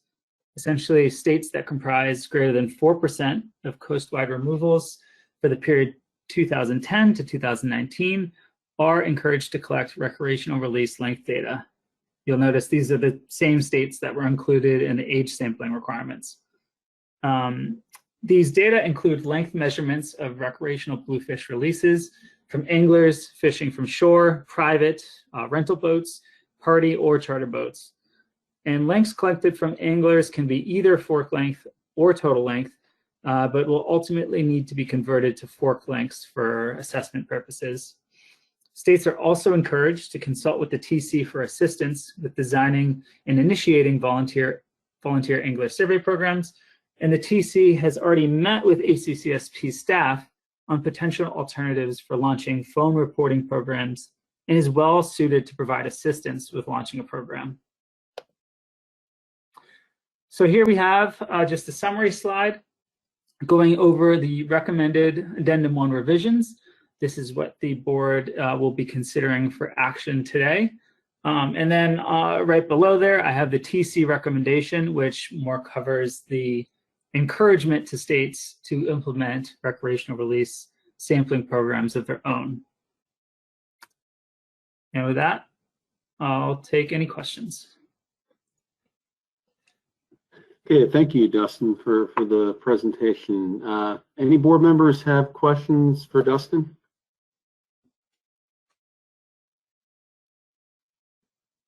I don't have any hands up. Okay, always a sign of a good presentation. So if there aren't any questions for Dustin, the TC made some recommendations for revising the Addendum 1 sampling biological monitoring program.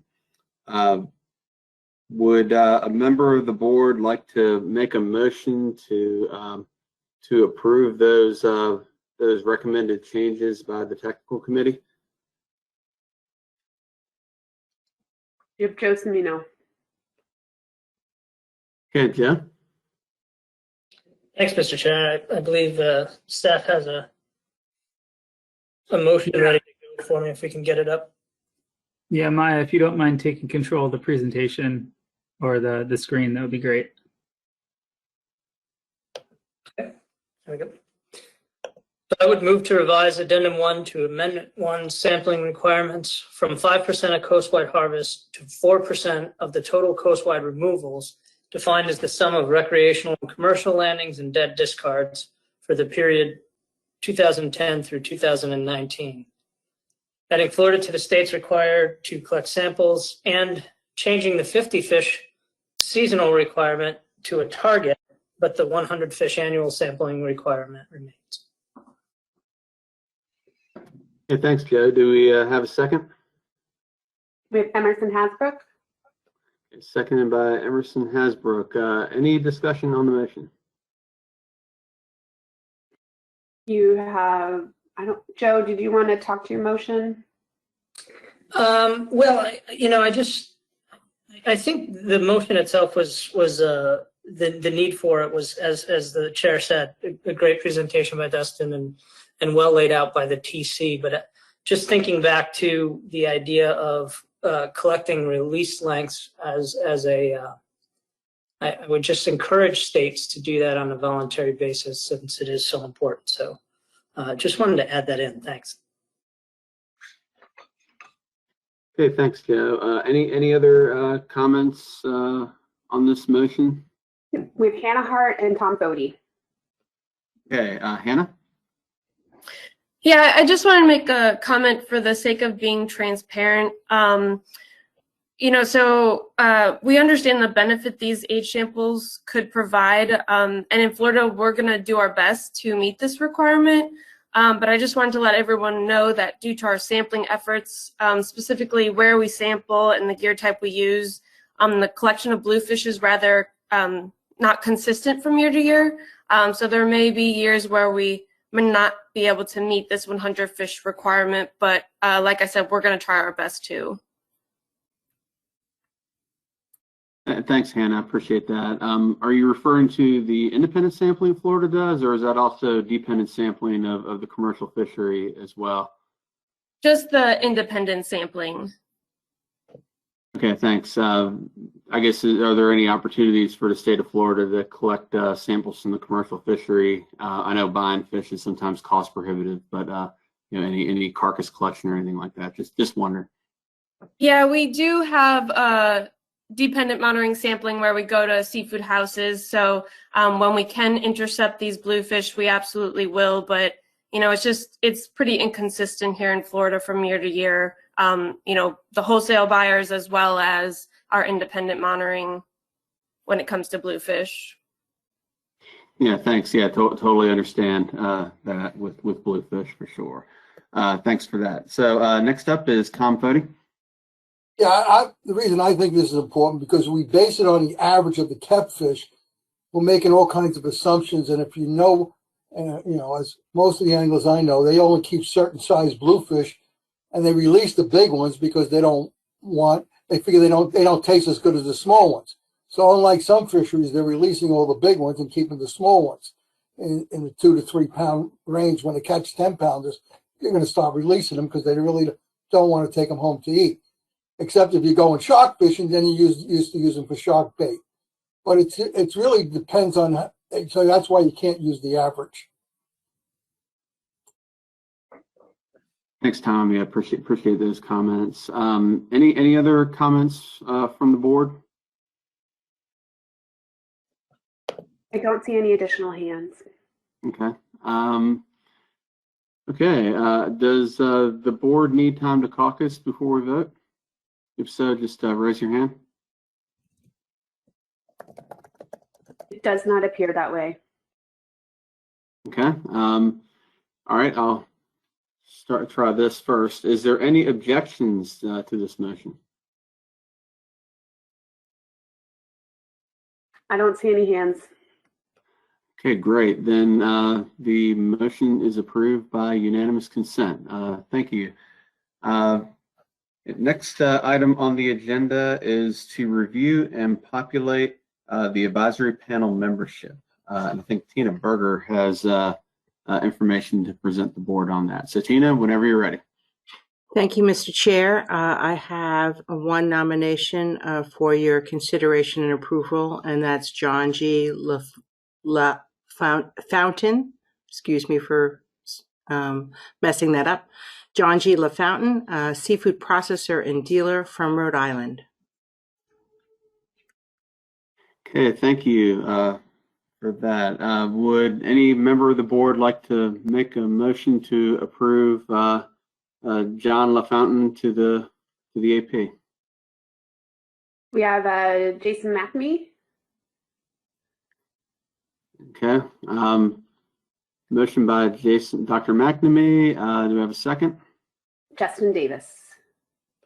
A second by Justin Davis. So it's moved to approve the nomination to the Bluefish Advisory Panel for John LaFountain of Rhode Island. Any discussion on the motion?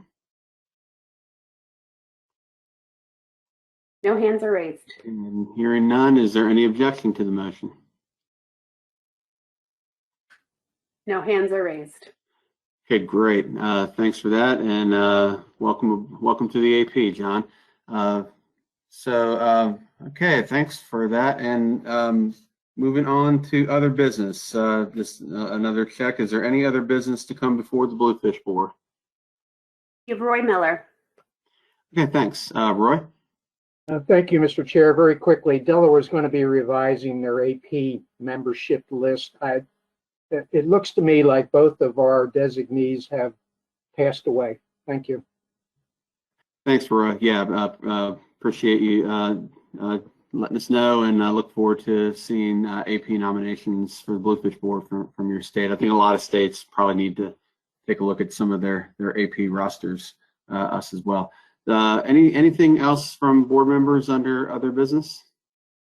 Mr. Chair, this is Dustin. I just am unable to raise my hand, so I have to interrupt so rudely. I do have no one worries. in response. Oh, yeah, go ahead. Thanks. So just in response to,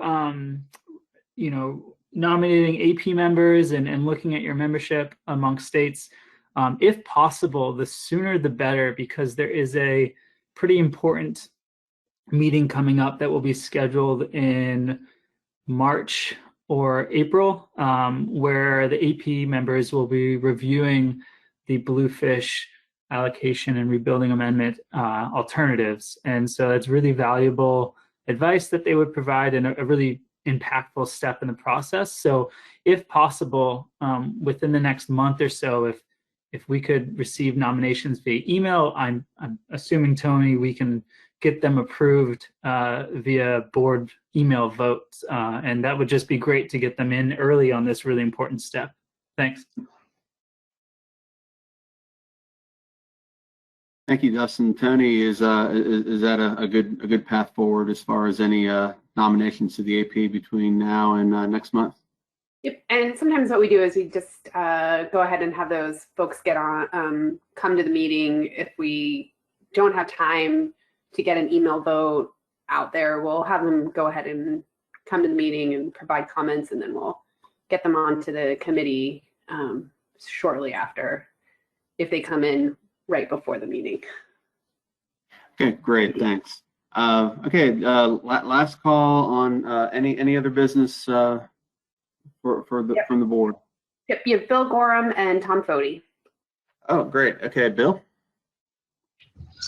Thank you, Mr. Chair. Chris, as you know, I just want to get this on the record, as we've heard a lot of rationales and theories, but I want to get on the map, at least in North Carolina, and from my understanding too, in Virginia, is I don't want to say explosion, but the great increase in ribbon fish that have moved inshore, even to where we've seen big effort shift in our charter fleet, as that's become a targeted fishery, and that they've all agreed in their feedback, and I've seen myself how it seems like when those big schools come in, the bluefish move out as well. And I would just like to get that on the record and see if it can be looked at, or if that's captured in intercepts where they're seeing more ribbon fish and less bluefish, and maybe draw a correlation instead of just pointing the finger at less bluefish. Thank you. Thanks, Bill. That's interesting comments and observations. Appreciate you sharing that with us. Yeah, look, and that's the kind of information that the AP will often provide, but also folks on the board that are out on the water, like you. So thanks again for that. Okay, next up is Tom Fody. Yeah, I was going to mention this at the policy board coming up, but since you were talking about advisory panel, I was wondering if Tina was going to send around to people that how our advisor members have been showing up to the meetings, because it's every couple of years we do this to see who's not participating and basically decide whether we have to change advisors. But I'll make that that talk again at the policy committee meeting if we could get out a list of our advisors and how much they're participating. Yeah, thanks, Tom. Okay, anyone else from the board with any comments before we adjourn? That's all. Okay, great. Thanks, everyone. Appreciate all the comments and approving the new biological monitoring program targets for this plan. As both Dustin and myself alluded to, there's plenty of work ahead for both the Bluefish Management Board and the Mid-Atlantic Council with the Bluefish Rebuilding and Allocation Amendment later this year. So stay tuned.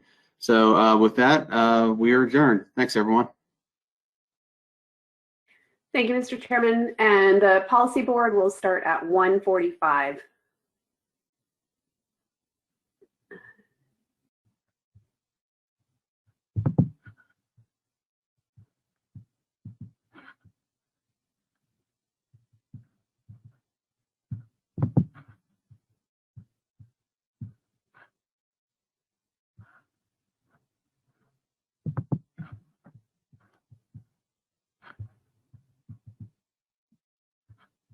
Hey, Tony, do you have your motions prepared or do you need help with that? Nope, they're all set. Maya has them all. Awesome.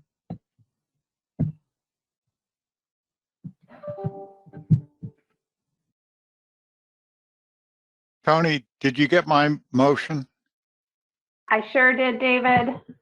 Thank you. Thought I replied to you. I'm sorry if I didn't. And I've passed it on to Maya.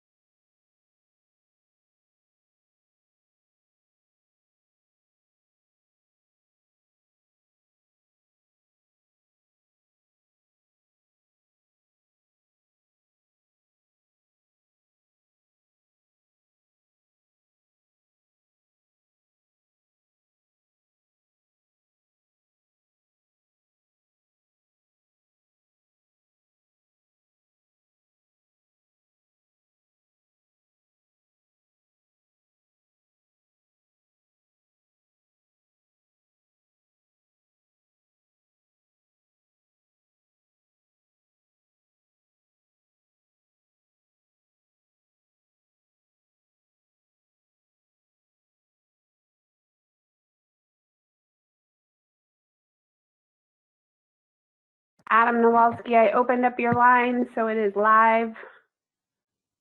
Thank you very much. Thanks, Adam.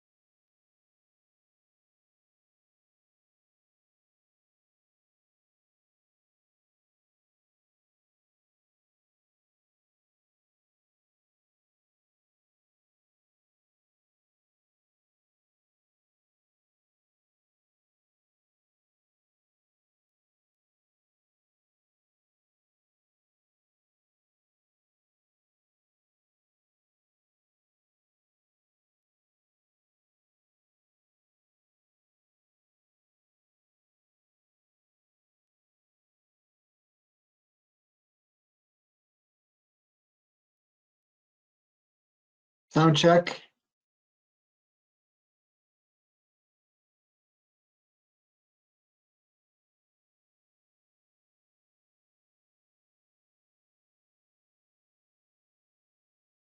I don't know who that was, but I heard you. This is Dan. Dan.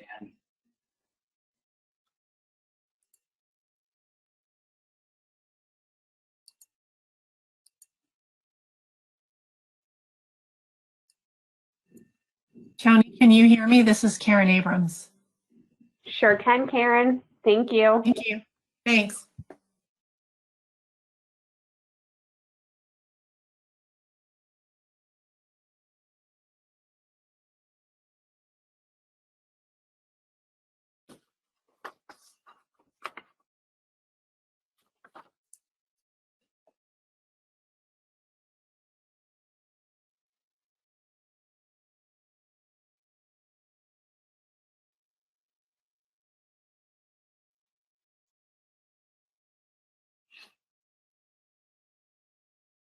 I'll just give a 1-minute warning before we're about to start. If anybody needs to do a sound check, please go ahead and raise your hand. And again, and this can be for members of the policy board or members of the public. And as a quick reminder, in order to raise your hand, click on the hand button, and your hand is up when the red arrow is pointing down.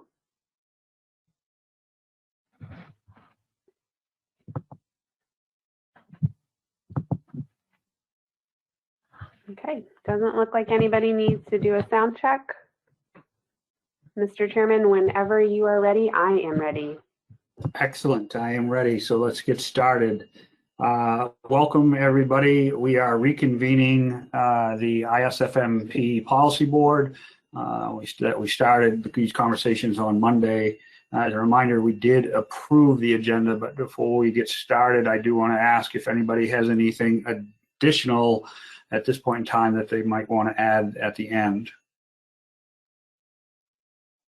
Not seeing any hands. Great. Mr. Chairman, as a note, we do have letters, additional letters from two boards, the Lobster Board and the Shad and River Herring Board. Great. I've got those, Tony. Yep, I've got those in my notes. Thank you. And Cherie has her hand up. And I do have a hand up. Cherie. Yes, thank you, Mr. Chair. I just wanted to, under other business, bring up a question and a recommendation in regards to including TC or PRT's recommendations when we do our canned motions. Thanks. Great. I will call on you under other business. Thanks, Cherie. Anybody else? Not seeing any other hands. Great. As is customary when we start any of our meetings, even though this is kind of round 2 for the policy board, I would like to ask if there's any member of the public that has anything that they'd like to bring to the policy board that is not on the agenda. Desmond Kane.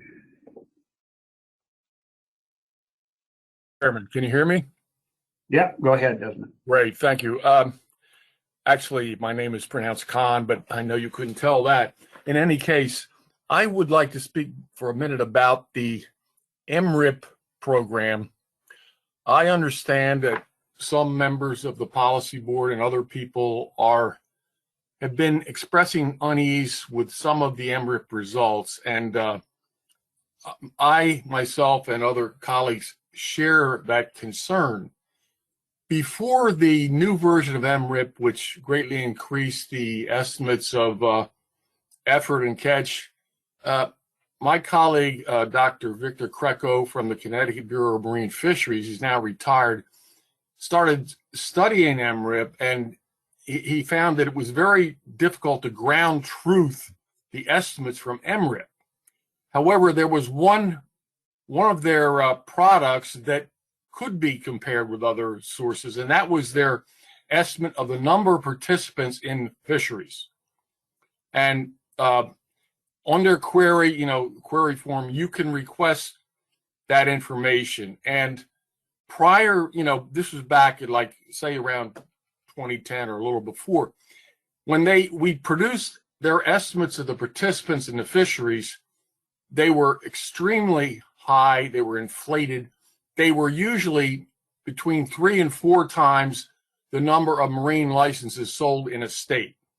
For example, I'm from Delaware. I was working for Delaware at the time. We were selling about 110, something like 110,000 licenses. According to MRIP, there were over 300,000 participants in our fishery most years. So one thing that implies is that the majority of people in our fishery, and this is also true for Connecticut, did not have licenses because they couldn't. And so both Dr. Krekel and myself checked with our respected enforcement agencies to find out, what percentage of people that they check are unlicensed. In both cases, it was about 15 to 20%. So that evidence seemed to falsify the MRIP estimates. Now, since they were very greatly overestimating the number of participants, we thought that could indicate they were overestimating the number of fishing trips and consequently the catch. And we talked to them about this, but they said that, well, that estimate of participants is not really the same thing as what we use to estimate trips and effort and so forth. So we were kind of stonewall for a minute there, but then they did this upgrade. They were telling Dr. Krekel on some of the ASMFC boards, they're trying to fix this, Vic, and they did a big effort, as you know, and they came up with, all of a sudden now they've got far more trips. So I recently went back and queried them for the number of participants in the fishery just to see if that had changed. Well, turns out they output the number of participants up to, I think it's 2016, and after that they do not provide any more estimates. Now that is since they've changed their, increased the estimates of trips. I don't know why they stopped producing these estimates, but I would like to suggest that the commission consider investigating this and find out how they calculate these estimates of participants, why they're not producing them currently, at least the last time I checked last year, and see if that gives some kind of clues as to what has been going on with the MRIP estimates. And I can provide the board with reports, a report that Dr. Krekel wrote, and also some data I collected. I made a presentation to the striped bass board at the Desmond, I do have to cut you short. You're over 3 minutes into this. I appreciate you bringing that forward.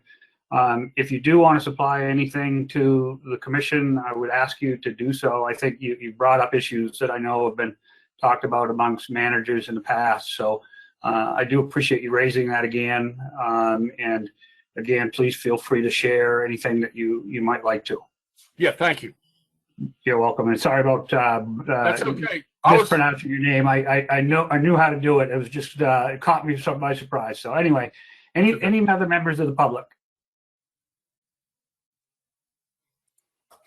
Not seeing any other hands go up. I'm going to move right into the executive committee report, and I'll ask Director Beal to jump in and back me up on a couple of these issues.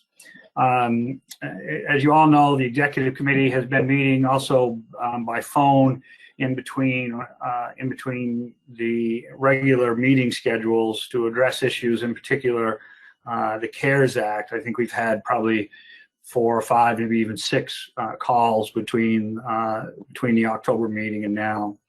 The February 3rd executive committee, as part of this winter meeting, was fairly extensive. We discussed a few bigger topics. We discussed several times, in particular, we've had as many calls, in particular around the CARES Act, and the 3rd was no exception.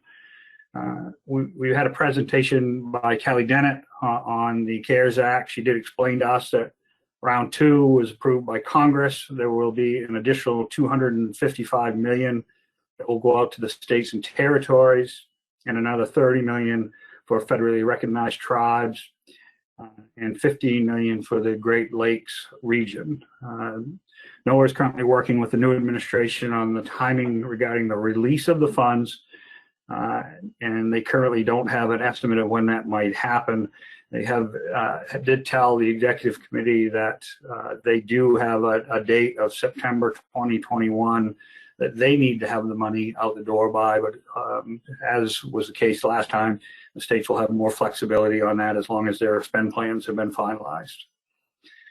There'll be some additional information coming regarding the remaining funds from round one as well, and the fact that they're not going to be able to be commingled with funds that will be available in round two. More details, as I say, will be coming on that. And I know Laura Leach will be engaged in those conversations around that financial management of the funds. The executive committee did have many questions for Kelly. I'm not going to go through them all here today. She's tried to work with us on a lot of these questions and answers all the time, and I've been very appreciative of the support that she's given to all of the states.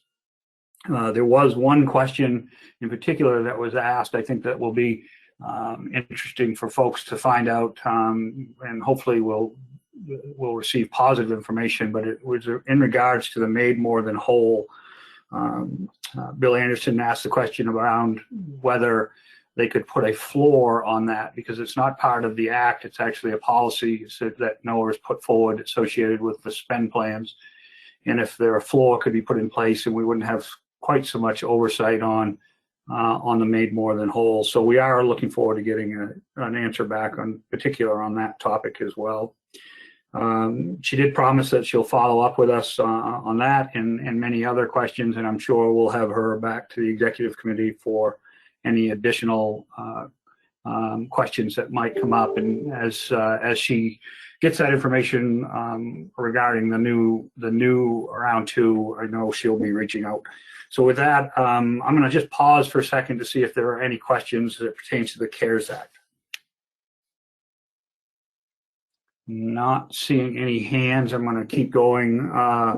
Bob Eel did give us an overview of some legislative and appropriations issues.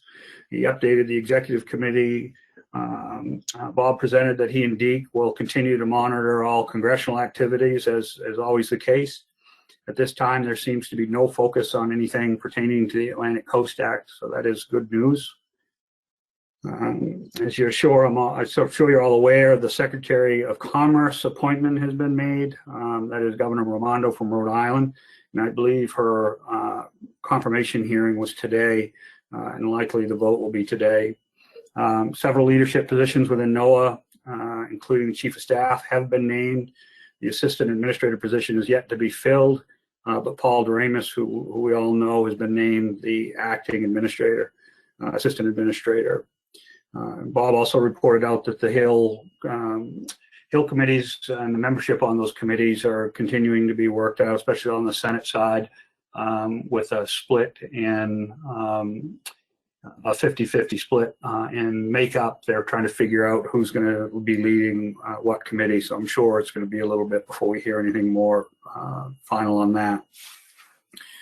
The executive committee also has approved a letter that was advanced by the legislative committee. This letter has been drafted and reviewed by the executive committee to be sent to the Office of Management and Budget. It spells out the priorities of the commission. This particular letter did draw some conversation at the executive committee around the Chesapeake Bay and needed money for doing some assessments within the bay pertaining to Menhaden. The executive committee did support including a line around that need for additional dollar works and for additional dollars, and that change the letter will be made and shared with the executive committee before it is sent out. If you did see my chair's memo in regards to the committee makeups and appointments, one of the committees that we did leave unnamed at this time was the legislative committee. The legislative committee was renewed with new focus and energy last year, and it has been very active, looking at issues that are important to the commission. The reason I left it blank this year was to review its progress, not only review its progress, but determine whether we needed to strengthen the membership with people with stronger Hill experience.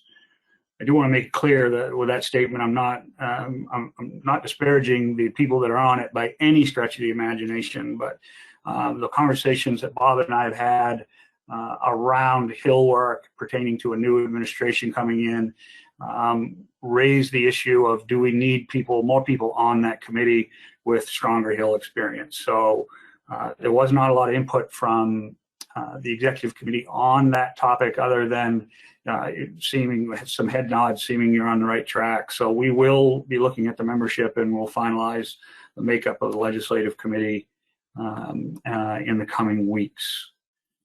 Any questions about legislative issues or budgets for Bob or I? Not seeing any hands. I will continue on. Switching gears, Laura Leach did update us on the 2021 annual meeting. Obviously, we're hoping by October travel restrictions for all the states will be lifted, and we'll be seeing some positive changes dealing with the pandemic. We're going to hold true to the plan from last year. So Joe Cimino and the New Jersey delegation will be hosting us in 2021.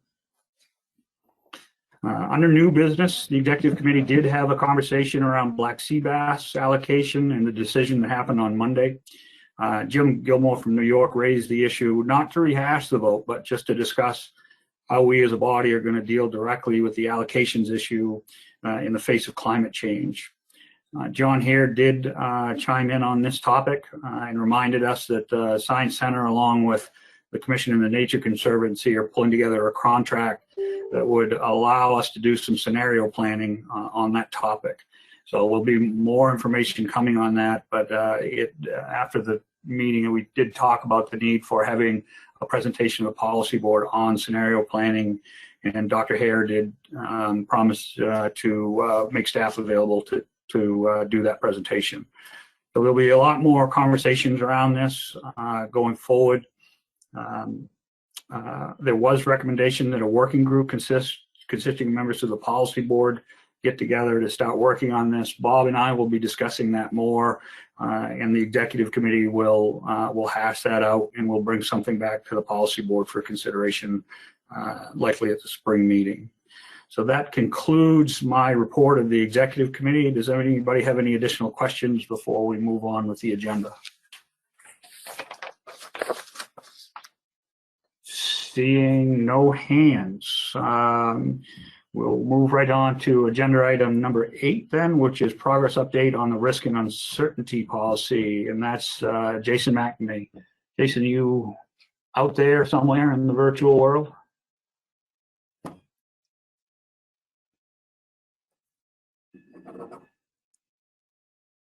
Go ahead, Jason. Thank you, Mr. Chair. Thanks, everybody. We wanted to give you an update. There's been some work done on the risk and uncertainty policy, and we've got a presentation that I'll jump through here. So I think that's Maya out there. So Maya, next slide, please. So just a reminder, the goal of the policy is to provide a consistent yet flexible mechanism to account for risk and uncertainty in the decision making that we do as a commission. And the reason for this is to protect all of the commission managed stocks from the risk of overfishing as one example, and to also minimize adverse social, economic, or ecosystem effects, or at least take account of them within our risk management and when we're making these decisions. Next slide.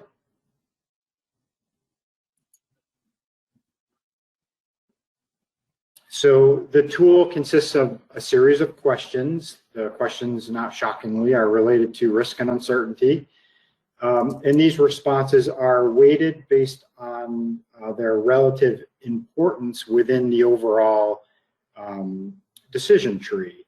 And so these weighted responses are combined, and what they spit out at the end is a recommended probability of achieving whatever management objective it was that we were trying to achieve. And so as an example, it could be the probability that we want F to be less than that F threshold. And that's just a graphical representation where you can see the weightings go along with the responses to each of the questions. They kind of make their way through the decision tool and then provide a recommended probability. Next slide. So the tool questions are split basically into 4 components. The first is stock status, so that's one we talk about routinely. The second category is additional uncertainty, so that's model uncertainty, management uncertainty, environmental uncertainty. The third category is sort of an additional risk category, and one of the things that we've been thinking about for that category right now is ecosystem importance. So, the importance of whatever species it is that we're talking about within the ecosystem. And then there's a fourth category where we will consider socio and economic issues. And so the way the tool works is the first 3 components, they add to the probability, meaning they make it more conservative depending on how much you add in or where you are with regard to stock status and things like that. And this is the unique part for the tool that we're trying to develop. The socioeconomic component can add or subtract from that probability. So if you are going to, for instance, impact dramatically a highly dependent fishing community, that would actually pull that buffer back, to make it less conservative to consider those types of factors. Next slide. So talking a little bit more in detail about the criteria, the Risk and Uncertainty Working Group was tasked with refining the criteria for the decision tool inputs, basically the responses that would go into the tool. And a group of Risk and Uncertainty Working Group members and Assessment and Science Committee members provided input on those first 3 categories: the model, management, and environmental uncertainty. I'm sorry, the third category, which was the model, management, and environmental uncertainty, and not the third category, but the second category, sorry. And so from that group, we got a recommendation, and that was for the criteria for those components for them to be broad. And the reason for that would allow the technical committees to adapt their scoring to factors that are most relevant for their species. So it's basically to allow customization for the species being analyzed. And so the individual technical committees may develop specific scoring rubrics for their species. So it'll be spelled out specifically for that species, but everything will be working basically under the same framework. So there's consistency there, but allowing for some customization, because each of the species that we manage have their own foibles and they are unique. Next slide. So the refined criteria, they include a list of factors that the technical committee may consider when scoring each decision tool question. And again, which factors are important for each individual species is up to the technical committee. They're going to provide that guidance. And so this is just a subsample of the different types of things that could fit under these different categories, just to give you a sense of what we're talking about here. And there's a little bit more in the meeting materials, a little more detail that you can look at. But this gives you, a sense of what we're talking about here. So model uncertainty would be things like retrospective patterns, sensitivity runs, and the uncertainty associated with those. The model fits. Management uncertainty would be the performance of management that we've implemented in the past, initiation of relevant management actions, like how long does it take us to get those going, and then things like illegal or underreported fishing activities. Next slide. And then under the categories of environmental uncertainty, we could be talking about environmental drivers of recruitment, climate vulnerability, natural mortality or uncertainty in the natural mortality for that species. And then the ecosystem and trophic importance, that could be, does the species provide some specific ecosystem services? What is the importance of that species to other key species in the ecosystem? And so that gives you a sense of the types of things that the technical committee could consider and what they would build into their species-specific rubric for the decision tool. Next slide. Now getting into some of the socioeconomic criteria. The Committee for Economic and Social Science, they developed specific criteria for scoring these socioeconomic components. And it's pretty formulaic. You've got short-term and long-term effects of proposed management, and then those are subdivided into commercial and recreational. So you end up with roughly 4 questions each for each sector, commercial or recreational. You have a short-term and a long-term effect. Next slide. So this is just a graphical representation of what I just talked about on the last slide. So for the commercial fishery importance, you have the economic value of the fishery dependence for the communities that exist in the fishery. Then you've got your short-term management effects, your long-term management effects, and then you get your score from those. Same thing on the recreational side. You have your fishery desirability, like how popular, how many people participate in that fishery, and again, dependent communities on that fishery, and then short-term and long-term effects. Now, these all pivot off of the proposed management action or actions that are being considered by the board. And I'll talk a little bit more about the early stuff that I've been talking about, and then these socioeconomic criteria and how those work in the process in a moment. Next slide. So the following indicators, they would be used for scoring that socioeconomic criteria. So you've got commercial economic value, things like total vessel value along the coast. Then you've got your commercial community dependence. And so that could be defined as X vessel value as a % of the X vessel value for all species for the top 10 communities. And I won't read through the entire slide. You can read it, but the idea here is you look at a 3-year average for each of these, and then this is the data you would put together to create your socioeconomic score. Next slide. A little bit about the weightings. So I mentioned that early on. And what the weightings are, they are multipliers that impact how much each decision to a question impacts that final outcome.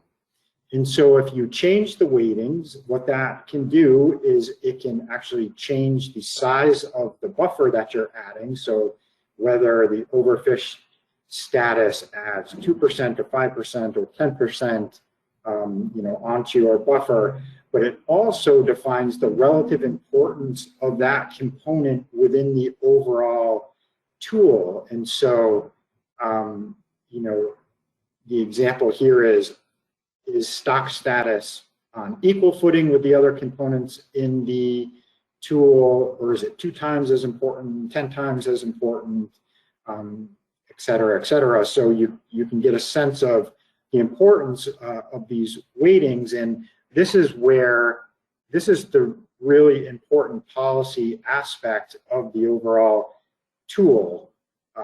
And so how do we get at these weightings? One of the ways we could do that is we could develop a survey, and we can use that survey to determine the board's preferences. And there's an example survey within the meeting materials. I think it's page 58 of the PDF under the first link for the policy board meeting materials.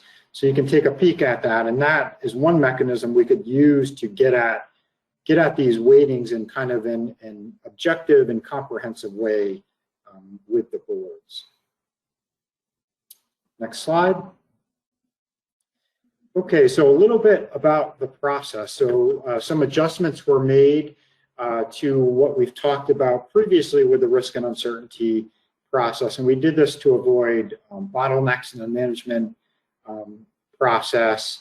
Kind of keeps you know, the creation and updating of the decision tool from the actual, you know, when you're in the throes of a management action, you want to have that tool developed already to some extent ahead of time. But it also allows the socioeconomic component to then assess the effect of the specified proposed management action, and this would be separated out. So you'd separate out the socioeconomic component because that would be kind of more of the immediate reaction to a proposed management action. And this is where the board can really, you know, dig into this tool and have their influence.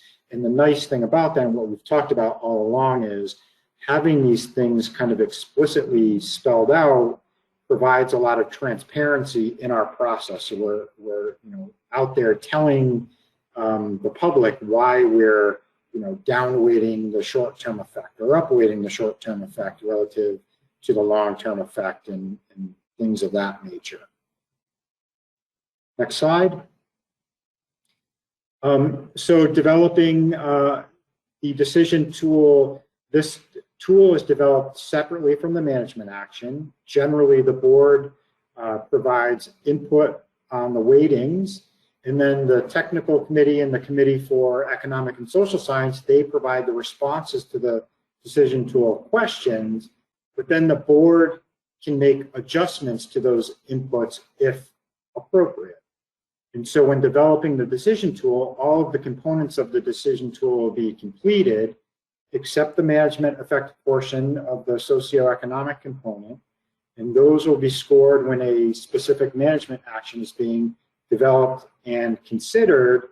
And then this can be iterative, so the board can provide feedback on those weightings in the decision tool answers, and that will kind of feed back in to the tool so it can evolve over time. You're not locked into some static decision, but you'll have to do those types of changes explicitly and really define why you want to make those changes. Next slide. Almost to the end here, Mr. Chair. So let's say we had an anticipated management action for a species. So we've had a stock assessment and there's a need for action. So that will trigger a review and possible update of the decision tool. Then the technical committee, they're going to take a look at that. They may leave it. Everything might still be relevant, so they might not have much work to do at all. Or they'll make any necessary updates that they need to make, you know, based on stock assessment outputs or whatever. And then they'll produce the preliminary probability and harvest level. This is without that socioeconomic component. And then that will be developed into a report. That report, including that preliminary probability, will be forwarded to the SES. The SES then evaluates the management effect portions of the socioeconomic component. They'll base that on the preliminary harvest level and other relevant information provided by the technical committee. And they may also update the other socioeconomic scores as needed. And then the final socioeconomic scores are added to the decision tool and a final recommended probability is produced. The report is then made to the board. It will include all of those decision tool inputs, justifications, and that preliminary probability and harvest level. And then the final recommended probability will be there for the board's consideration. And then the board can get involved. They can make any changes to the decision tool, and we just need to justify those changes and add those to the report. So now we've got a good document of our process. And then once that probability is approved, it will be used to develop those management options. Next slide. So here's a look at the striped bass example. Important note, this is just illustrative. It's, you know, there's a lot of things, we just made this up just to kind of show you what it would look like. So to orient you to the table, you can see here, you've got a column called weight. Those would be the weightings for each of those. And you can see in this case, the weightings are all equal. And then you can see the various scores associated with each of those line items in the decision tool. And then you get your outcome. In this mock example, this would have been a recommended probability of 62% probability of whatever the management objective was supposed to be. Next slide. Okay. Here's our proposed next step. So you asked us previously to walk through that striped bass example. We provided that a couple of times. I just did a quick run through. What we'd like to do now is use the actual developed tool on the upcoming update assessment for TATOG. And this will be a pilot case for the policy. And so unlike the striped bass example, which was just kind of mocked up, this will be a real implementation of the process. But we're doing that prior to making this the official policy of the commission. And so, you know, if the outcome, we're going to provide you the outcome, you could consider it in your management action that you take at the end of the TATOG assessment process, but you won't be bound by it. You can kind of see how it goes, and then we can, you know, update the decision tool by running through this real world example. And next slide. With that, Mr. Chair, I am happy to take any questions that anybody has. Great, Jason. I appreciate that. That was a great presentation. There will be a test at the end of the meeting. Anybody have any questions of Jason? Bill Hyatt. Yeah, Jay, I have a question, and I've read through the materials, but I just can't grasp why socioeconomic uncertainty is combined with the biological stock assessment uncertainty into a single outcome number. It just sort of intuitively makes more sense to me that those would be presented as separate uncertainty levels. I guess I don't get the I don't exactly how the justification for combining them, and I guess I don't understand why there's a benefit combining them as opposed to presenting them separately. Yeah, thanks, Bill. I mean, I think that the short answer to your question is, you know, I don't know how the board would manage within our existing process with two kind of competing separate probabilities, you know, of setting like a fishing mortality threshold tolerance or something to that effect. Now, if your concern is that you want to be able to kind of look at these things separately, you'll be able to do that, and in that you'll have all of the information separated out. Remember, in this latest process, we are actually doing the latter portion of the tool separately. That happens you know, once there's a management action proposed and on the table. So you can kind of see it, like what it's doing within the overall probability that is produced. But in the end, what the technical committee needs is or the stock assessment committee or whoever, what they need is a probability with which to then produce some options for the management board of different, potential management outcomes.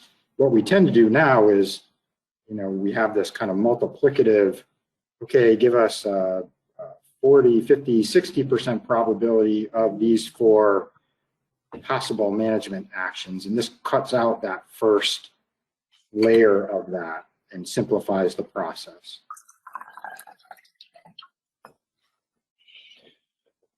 Bill, did that answer all your questions? Well, it certainly gave me more to think about. So I think it's going to take me a while to wrap my mind around this concept in total. But thank you, Jay. You're welcome. Great. I have David Borden, John Clark, and then Eric Reed. David? Yeah, thank you, Mr. Chairman. Jason, fine job as always. With your TATOG example, since we have multiple stocks, will the estimates be made? Will we have an estimate for each one of the stocks? Yeah, that's thank you for that, David. And I said that that same thing to Sarah, and Sarah's very funny response was, the good thing about using TATOG is that we get to test it 4 times because there's 4 separate stocks. And the bad thing about doing the TATOG example is that we have to do it 4 times. So yeah, that's the idea, is there would be kind of 4 unique outcomes here. So good observation, David. Thank you. Thanks, David. We've got John Clark, Eric Reed, and then Justin Davis. Thank you, Mr. Chair. Thank you for the presentation, Jason, and this is really amazing work.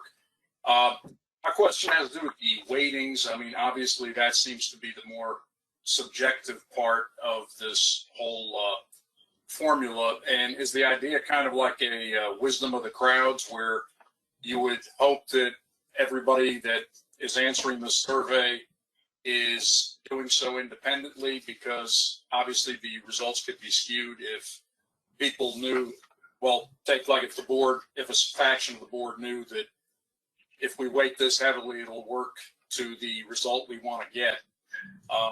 Just curious. Yeah, no, it's a really good point, John, and I think you're right. You could. So the first thing I'll say is that's kind of the idea. By doing this stuff independent of the management action, it allows more objectivity, within the overall process. Yes, this is absolutely, it's subjective. It's the part that the board really applies its policy desires on the tool, on the decision tool. So that's kind of, it's subjective, but is also reflective of the commission's policy or the board's policy, meaning we want to have really high weight on the technical information and less weight on the economic and social information, or we want equal weights on those things. And so someone could game it. I suppose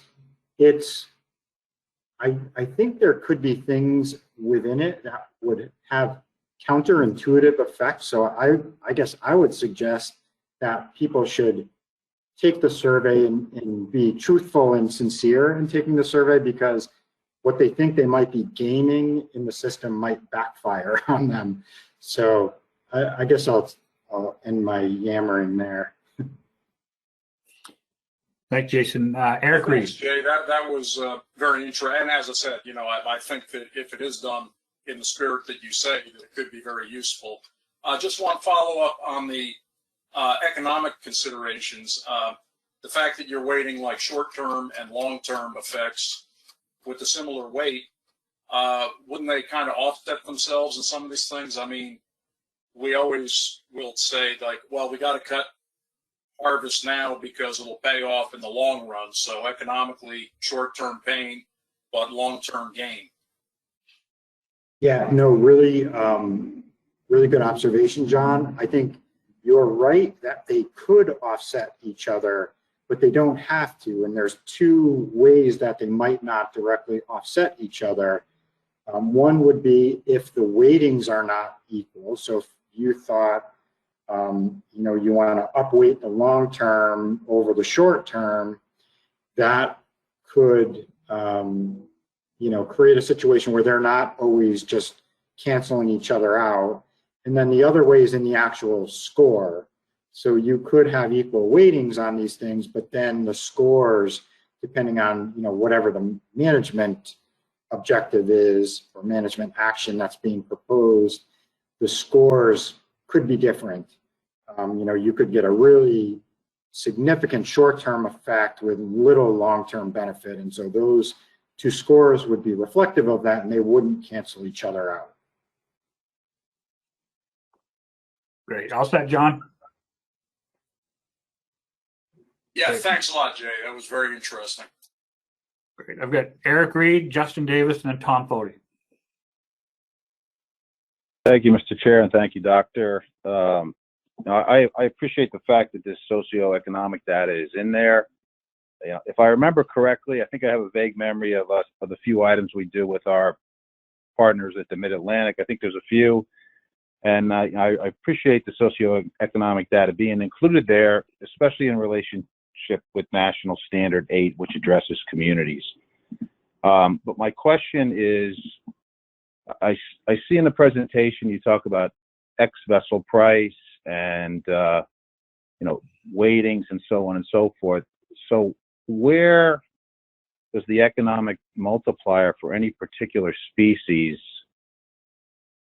fit into this program? And do you also consider willingness to pay in the commercial fishing industry?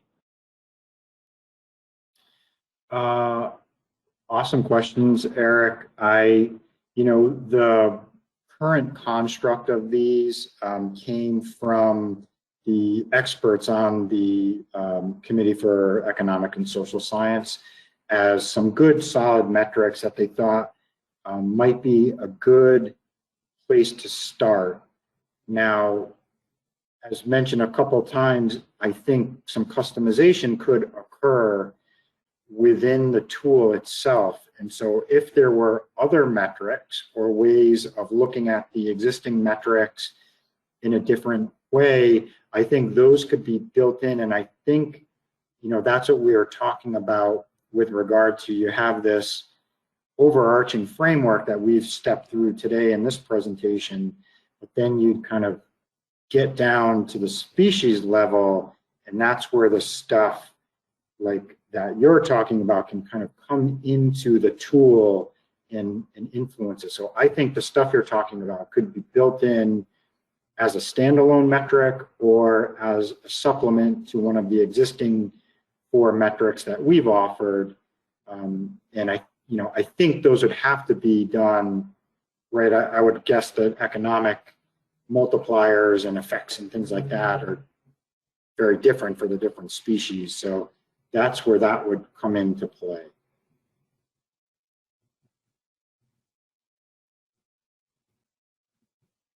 Thanks. I'm going to move right along to Justin Davis and Tom Fody.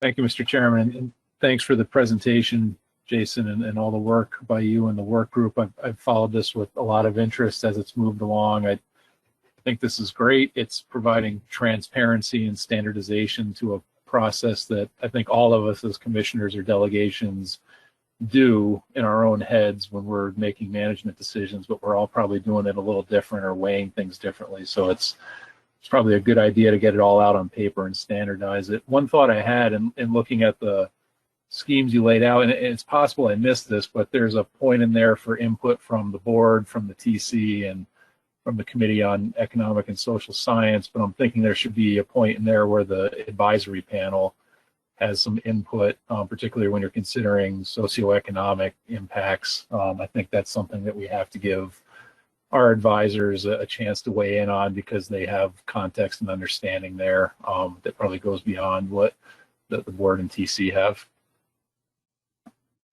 Yeah, Justin, thank you very much. I think That's a really excellent point. I vaguely recall thinking about where the AP would fit into this process, and I think you've kind of put that back on the radar. So that's an important consideration that we'll go back and figure out. I'm guessing it comes in parallel with some of the board, where the board kind of comes in. I think that would be the most logical place for that to come in. But we will address that and come back with a response to that. Great. Thank you. Moving along to Tom Foti. Yeah, I know there's a lot of work going into this tonight, but I'm always very concerned when I hear, the short-term gain, short-term pain. We're going to see the long-term gain. Now, we've been telling that to commercial and recreational fishermen for the last 30 years, and we keep cutting back on the quotas as we've done over the last 30 years. We put more and more restrictions, and the only thing a lot of them have seen is commercial fishermen going out of business, recreational party and charter boats going out of business, recreational tackle stores going out of business. So the short-term pain has turned into a long-term pain for a lot of members of the industry, both commercial and the recreational fishing industries. And, and we weight things, and the weighting seems never to basically really look at the pain it caused those fishing communities, both fishing communities. And I have real concerns because I made promises 30 years ago, and a lot of those promises that I thought would actually happen never did, and never saw, would you ask, as we would said, as we as politicians, are we better off than we were 30 years ago? Yeah, we might have more fish in the water according to the estimates and the MREP, but as the recreational and the fishing communities done any better, and when you start catching 25% of what fish we're catching 30 years ago, and we start in most species, and we just see more and more regulations, and we don't see the rebuilding of the stocks like we thought we would see, or because of the approaches we use precautionary, are basically not allowed for those even increases to be separate, circled through the community. So I'm always concerned when we get new models, because the models are only as good as I learned a long time when I was going to graduate school, and I was in computers and advertising, and that's what my background was. It's only the surveys and the modeling you do is only good as the data you put in. And I'm still very concerned of the data that we put into all these. And especially with the new MREPS numbers causing all this pain and considerations that I'm not sure that those numbers are any better than the numbers we had before. So that's just my comments on it. Yeah, Tom, I think that's totally fair. And what I would offer you, I appreciate the comments. I hear them myself here in Rhode Island. I think one of the attributes of this decision tool is you can express that, in here by upweighting the short-term effects and downweighting the long-term effects. And long-term effects, like you said, they're uncertain. I think there's a track record there as well, although, it may be different depending on the stock you're looking at. But you can actually express your views that you just offered within the mathematics of this tool by, adjusting the weights commensurate with that. And just one short follow-up.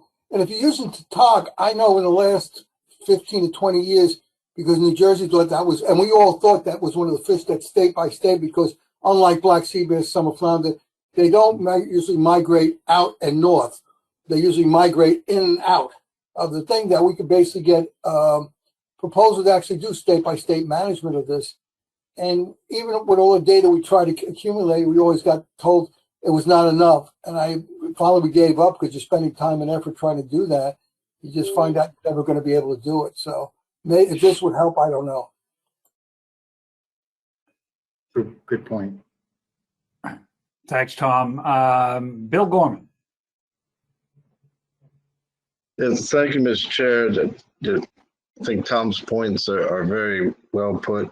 And it seems like it's very important to get a lot of the socioeconomics right. just looking at some of the more recent decisions on certain fisheries, within the recreational community, there's subsections. There's people that don't own boats. There's bucket fishermen, pier fishermen, and maybe it's just a policy or acknowledgement the board or commission needs to acknowledge is that when we get these reports in, if there's going to be an adverse effect on a certain subsection like pier fishermen, that we can reassess.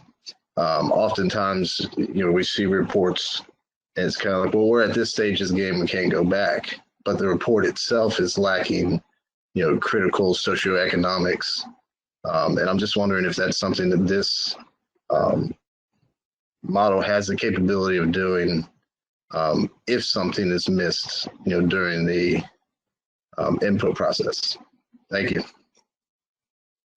Yeah, and you can kind of redirect me if I'm not actually answering the question you answered, but I think the answer is absolutely. So there's, this is meant to be kind of an evolutionary process. It's supposed to iterate. It's supposed to, in particular in the beginning, we're going to learn as we go. We learned a lot by running through kind of the mock striped bass example, and we think it's improved a lot, and we hope it continues to evolve. And so that's exactly how it's sort of built to progress is,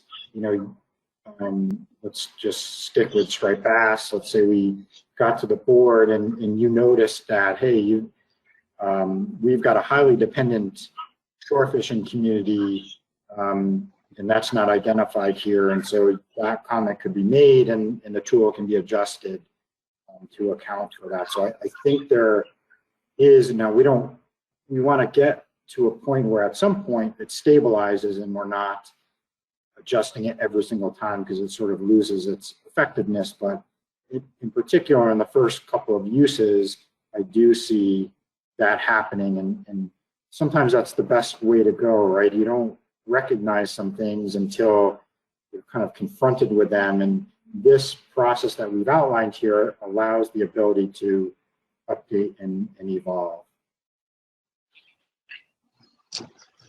Yeah, thank you. I think it's really critical, and it just as you were going through the presentation, there was a lot of TC involvement, I guess a lack of public involvement, to where my fear is that we could continue to overlook things that just aren't captured in the data, which we know is abundant. But if there's the ability to go back and reweight it, and a willingness to go back and reweight it regardless of timeline, or not necessarily process, but to get a better understanding of the world of the fishery and of the stocks, I think it would be fantastic, because on paper it looks great, but if it's lacking the critical information, it just looks great. Thank you. Thank you. Thanks, Bill. Is there any, I see Tom Foddy, your hand's back up, but and we have a member of the public that wants to make a comment. Is there any other board members that have not spoken on this topic yet? Tom, do you have a very quick follow-up? You do. Go right ahead. When we started talking about shore-based anglers, and one of the things that's really has graded me over the years is that when you look at the management measures we put in place, especially in the recreational community, we never look at the impact it has among the different sectors of the fishery. Example, every time we raise the size limit, we put shore-based anglers further and further away from the resource because they do not see the same size fish as the boat anglers. And because they're not at most of the meetings, and what you have is a party in charter boats, which is important to the industry and everything else, but they get the squeaky wheels, and we kind of lose those people on the side.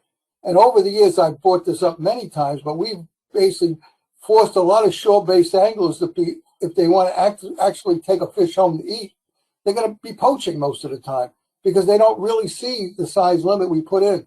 like you fish in Jamaica Bay, scub, you'll never catch one that's big enough to take home to eat.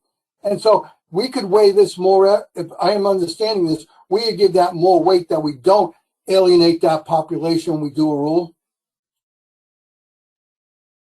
Yes, I think in that specific example, that would come into those dependent community parts of the socioeconomic aspects. Now, the ability to get that granular with it, we'll just have to see how that kind of plays out, because I actually don't know if it can get that defined. But the answer to your question is yes, like that type of thing is directly, that's where that community dependency part comes into play. Great, thanks for that. Captain Julie Evans, do you have a comment? Yes, sir. Yes, I do. I'm amazed at this model and appreciate it so much. And I'm also, I know Tom Foti for a very long time, and I appreciate his comments as they are very true. I've been a reporter in commercial and for hire industry in the past. I've also been a participant. And there's one thing I might want to remind you, well, there's two things. We have more and more subsistence fishermen, as Tom was referring to, in Jamaica Bay. I'm located in Montauk, but people are, I think, more dependent on shore-based fishing, and not just for fun, recreation, but for food. That's one thing. So I'd like everyone to kind of be cognizant of that fact. The other is that, we're faced here in East Hampton with a project that's going to be very disruptive to the fisheries. Our town leaders have gone into an agreement with a wind development company called Ørsted, and they're going to be running a cable from Cox's Ledge to Wainscott. Julie, I'm going to ask you to stay on topic as it pertains to the risk and uncertainty policy. Well, I was wondering whether the risk and uncertainty policy would be considerate of the fact that this will be disruptive to fishermen and fisheries. Great, thanks for that question. Jason? Yeah, I think so. I appreciate the question. I think it's a tricky one in that, it would depend if that management action were somehow integrated into the commission's management process. Then things like that could be embedded in here. Now, if things are happening that are kind of outside of the realm of a commission management action, that it wouldn't connect into this tool. Hopefully that made sense. If I might, if people might be willing to think about this as something that might be put into this management tool in the future, I would certainly, I think a lot of people would appreciate it. Thank you. Thank you, Julie. I'm going to ask staff if they can go back one slide, please, with the recommendations here.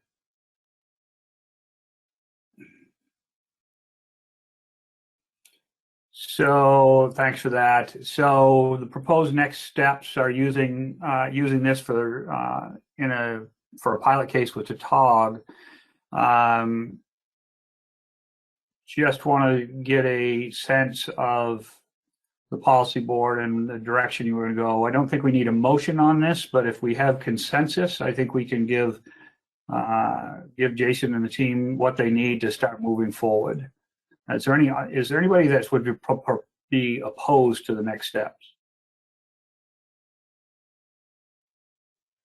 I'm not seeing any hands go up. Nobody's jumping in. So, Jason, I think you have an answer on the in support for your proposed next steps. I want to just take a step back and thank you for that. I mean, that's very comprehensive work that you've done, and I think it'll be very beneficial as we move forward. So, I want to personally thank you for all that work.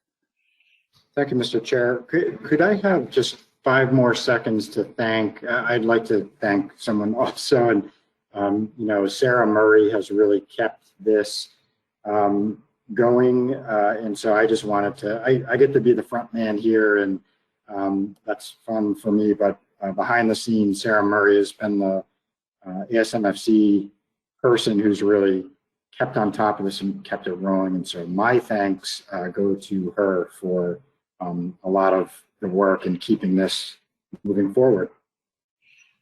Great. Thank you for saying that. Your thanks is also our thanks to the policy board. So great work, great team. Thank you very much. We will continue now to move right on the agenda.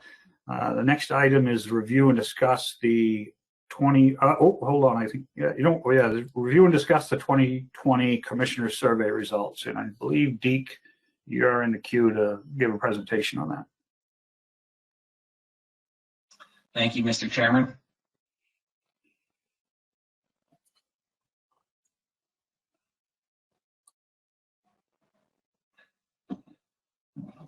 All right, good afternoon. I think we can head over to the second slide, please, Maya. Cool, so this is a presentation of the overview. I'm going to break the analysis of the 2020 Commissioner Survey down into 4 categories. Check out some whole time series trends, the lowest and highest scores for 2020, and then we'll look at the declines and increases from last year to this year. And finally, we'll do a brief summary of the comments.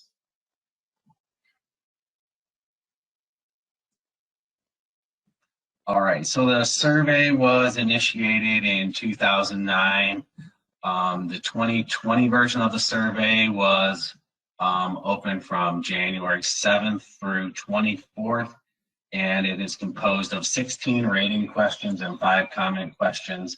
As I'm sure everyone who filled it out noticed, there's a new question on the 2020 survey asking you to rate the ACC-SP products, so that's similar to Science and ISFMP.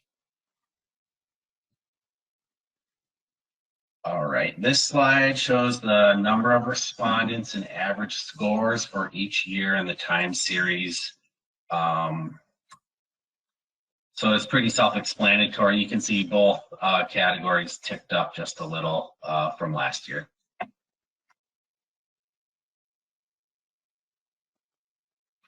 All right, so this is the whole time series slide.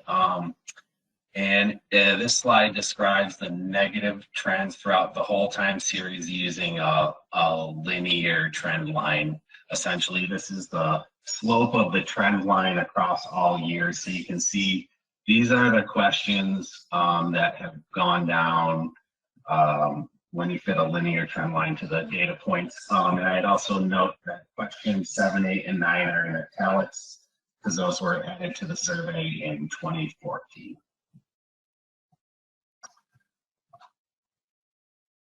Okay, so now we get to the good news slide. These are same as last slide, but the questions that have been going trending up throughout the whole time series. And note question 14 and 15 were new to 2014, so they don't go back all the way to 2009. So you can see here there's a number of questions that are making good progress as well.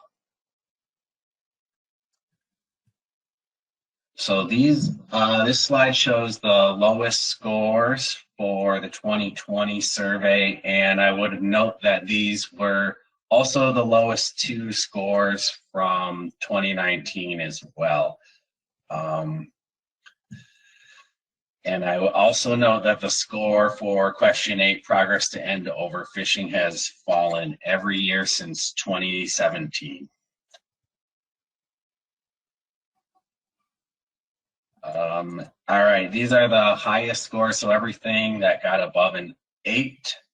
Questions 11, 13, 14, 15, and 16 have remained above 8 throughout the time series. So those are among our highest performers every year. And questions 6 and 10 for securing resources and engaging legislators, while a bit noisy, are trending up overall in the time series as described back in slide 6. So we're going to now talk about the questions that had a score declining from last year to this year.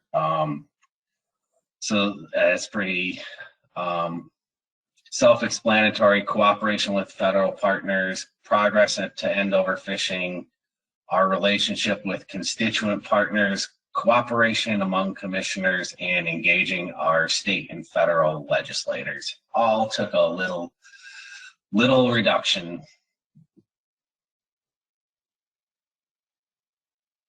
So this slide shows all the questions with a gain of over 0.1 on the scale of 1 to 10. These are starting up top with some high performers, and then going down, it's a pretty small increase, but I wanted to provide a complete picture here for you.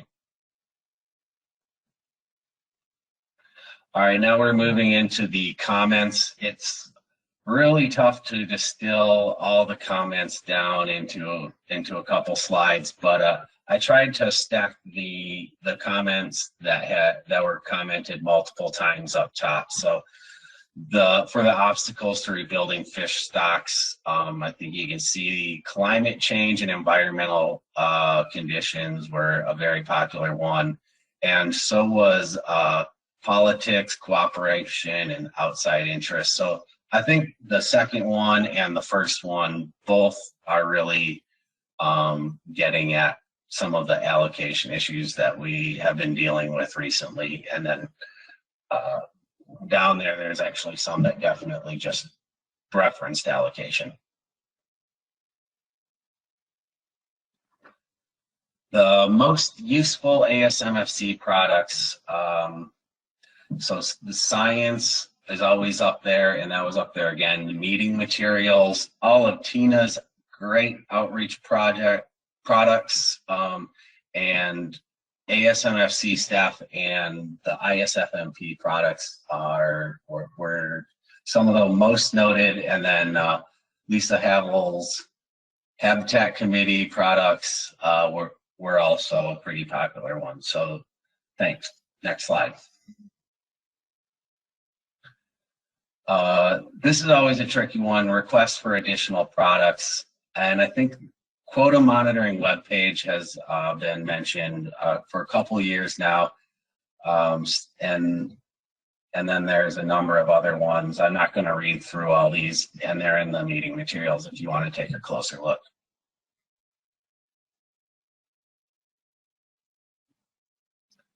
So these are issues needing more attention, and once again, climate change and the environment is right up there on top. Public outreach and politics and cooperation and outside interests were up there, and data management and MRIP was also one that received a couple multiple comments. And lastly, under additional comments, this one should make all the ASMFC staff feel good, and thanks for the compliments. And a lot of these had to do with Laura's shop and helping with the CARES Act stuff. With that, I'll take any questions. Thanks.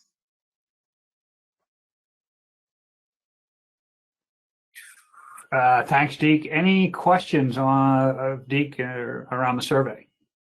Steve Bowman. Thank you, Mr. Chairman. I was just noting the one page that had significant that dealt with a number of significant reductions. In looking over that page, I was just wondering whether, it just seems to me that some of those things that have gone down may be an artifact of the pandemic that we're dealing with, the lack of being able to work with each other, see each other, and things like that. So I just wanted to throw that out for consideration. Thank you.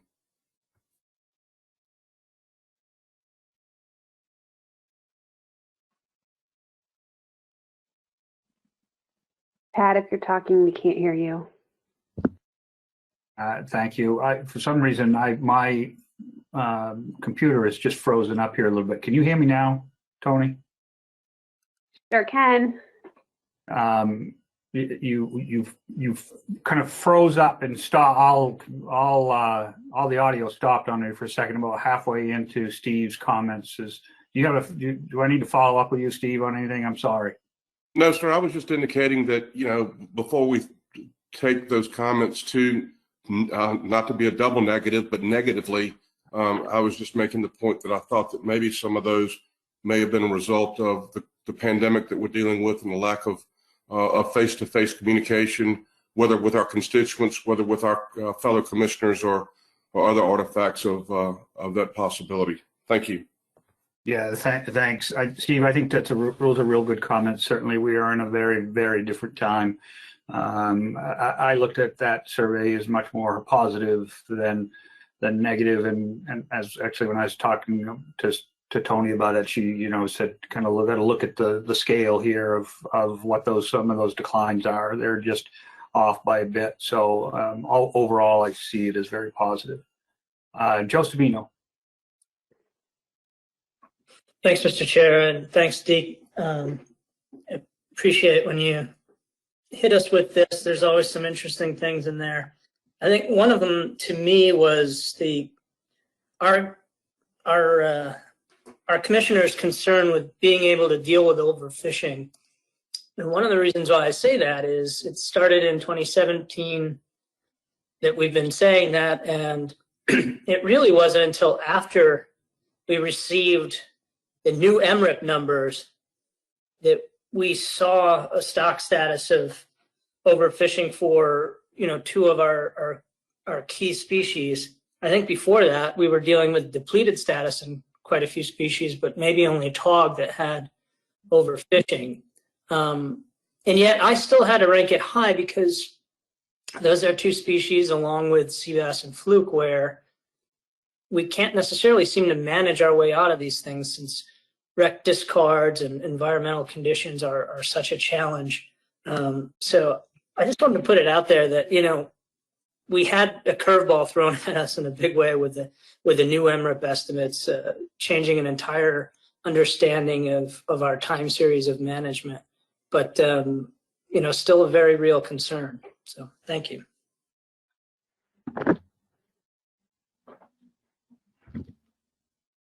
Thanks, Joe, for those comments. Any other members of the board like to comment?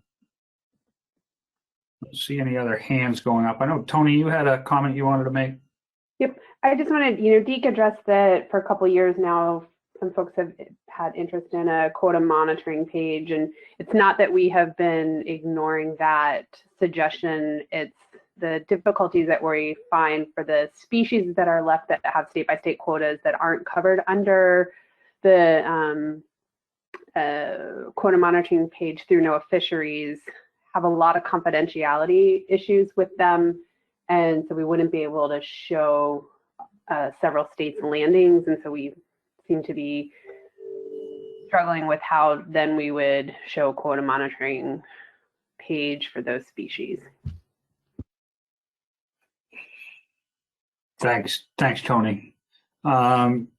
Seeing no other hands on this, Deke, I want to thank you for pulling all that information together. That the survey, sometimes when I get it, I was like, the survey's here again already. It seems like we just did it, but I think it's important.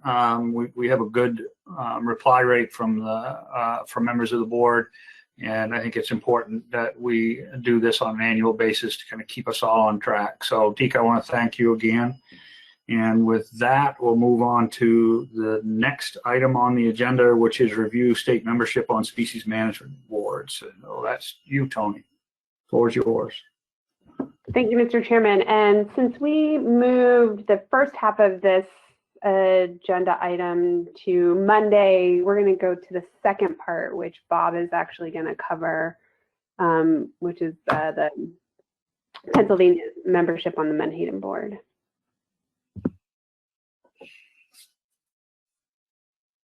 Mr. Chair, is it okay if I jump right in? Yes, please do, Bob. Sorry.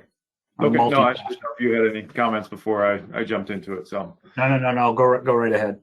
All right. Thank you. I'll try to keep this brief, but the executive committee's talked about this a number of times, but there are a number of members of the policy board that probably haven't sat in on those conversations or sort of been caught up on the whole issue around Pennsylvania and the Menhaden Management Board. So for those reading along in the briefing materials, page 60 of the policy board materials has a draft memo that may memorialize the decision of the policy board at the end of this process. So that's ultimately at the end of this conversation, the chair will likely ask you if you're comfortable with that wording, and if so, we can adopt the language in that memo. So the quick background is, in February of 2016, 5 years ago, the policy board unanimously approved Pennsylvania's participation on the management board.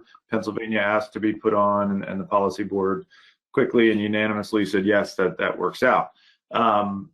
Since 2016, Pennsylvania coincidentally fell behind on their dues payments to ASMSC for a variety of reasons that have all been addressed, and Pennsylvania is currently up to date and in great standing financially with the commission.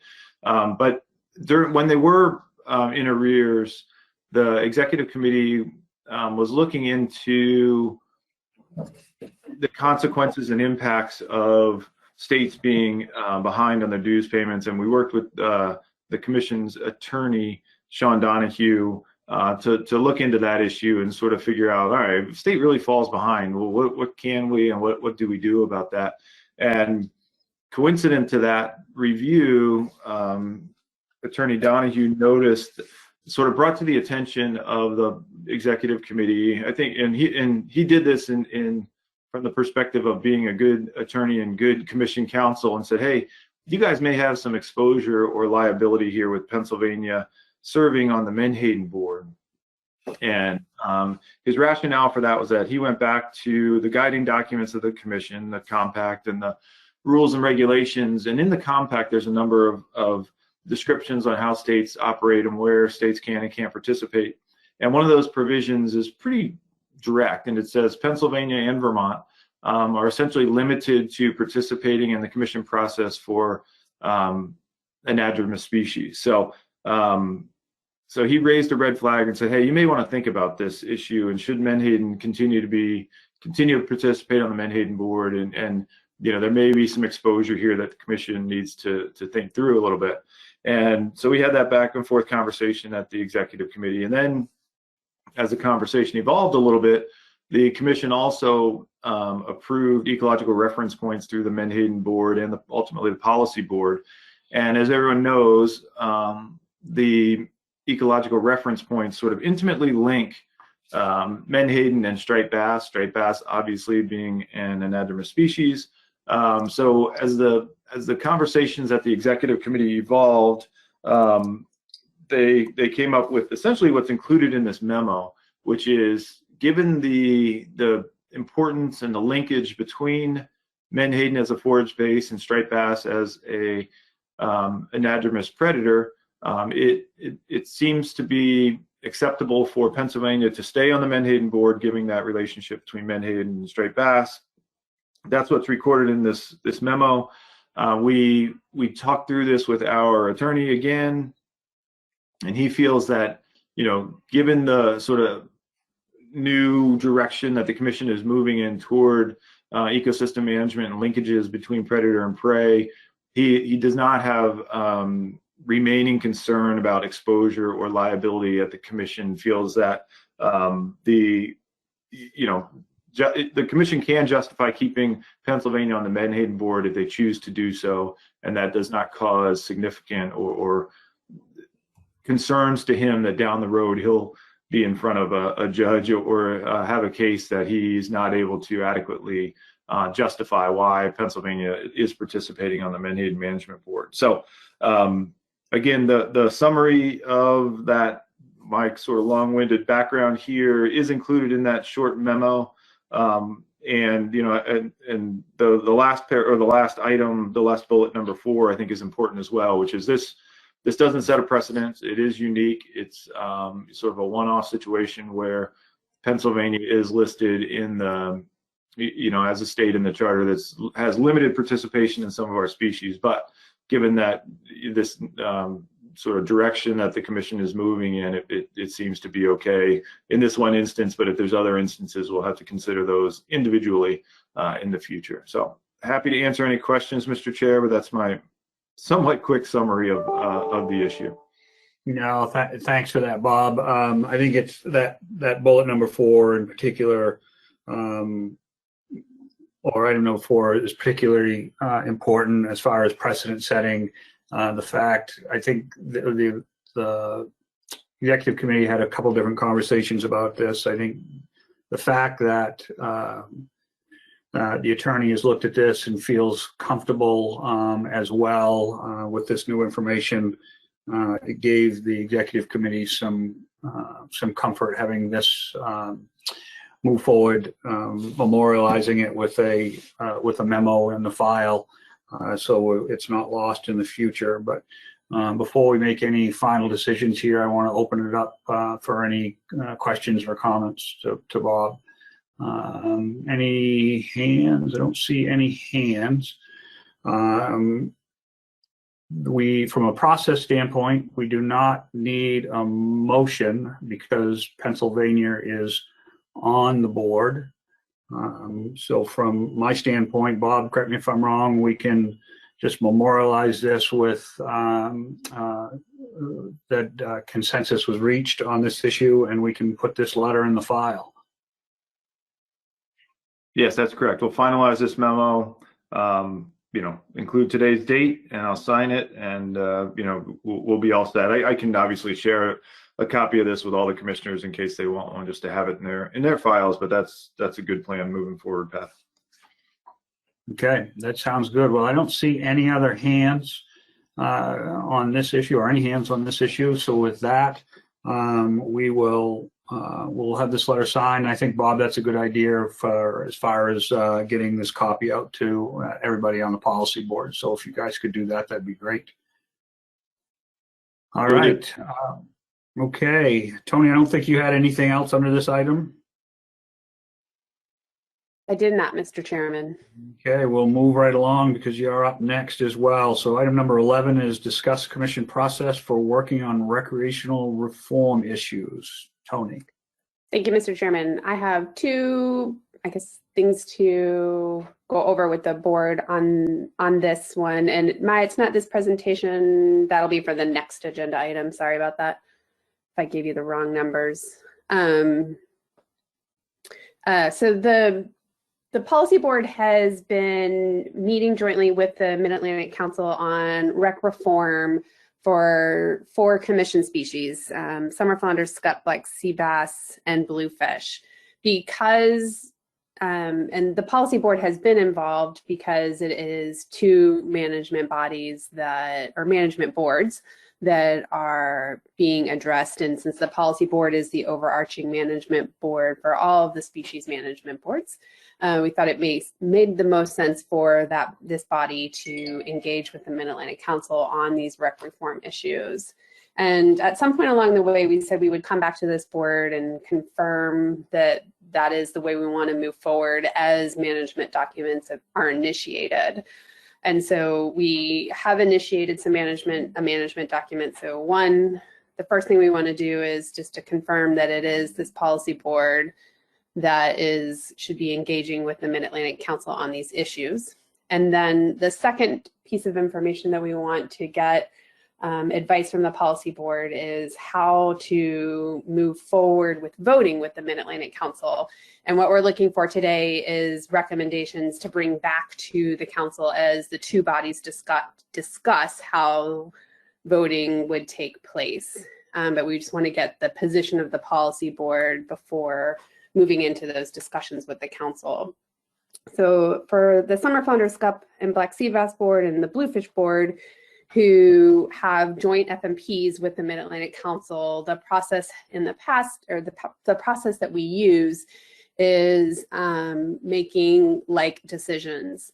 And so if a motion is raised, each body has to have the exact same motion for that motion to be able to be voted on. And both bodies have to pass that motion for the motion to carry. This is a unique system that we have with the Mid-Atlantic Council for these jointly managed species. When we take on issues that are for species that are complementary with other management entities, such as the South Atlantic Council or the New England Council, we do not use this like motion process. And so we are looking for recommendations on how we want to discuss the voting with the Mid-Atlantic Council. That's the second part.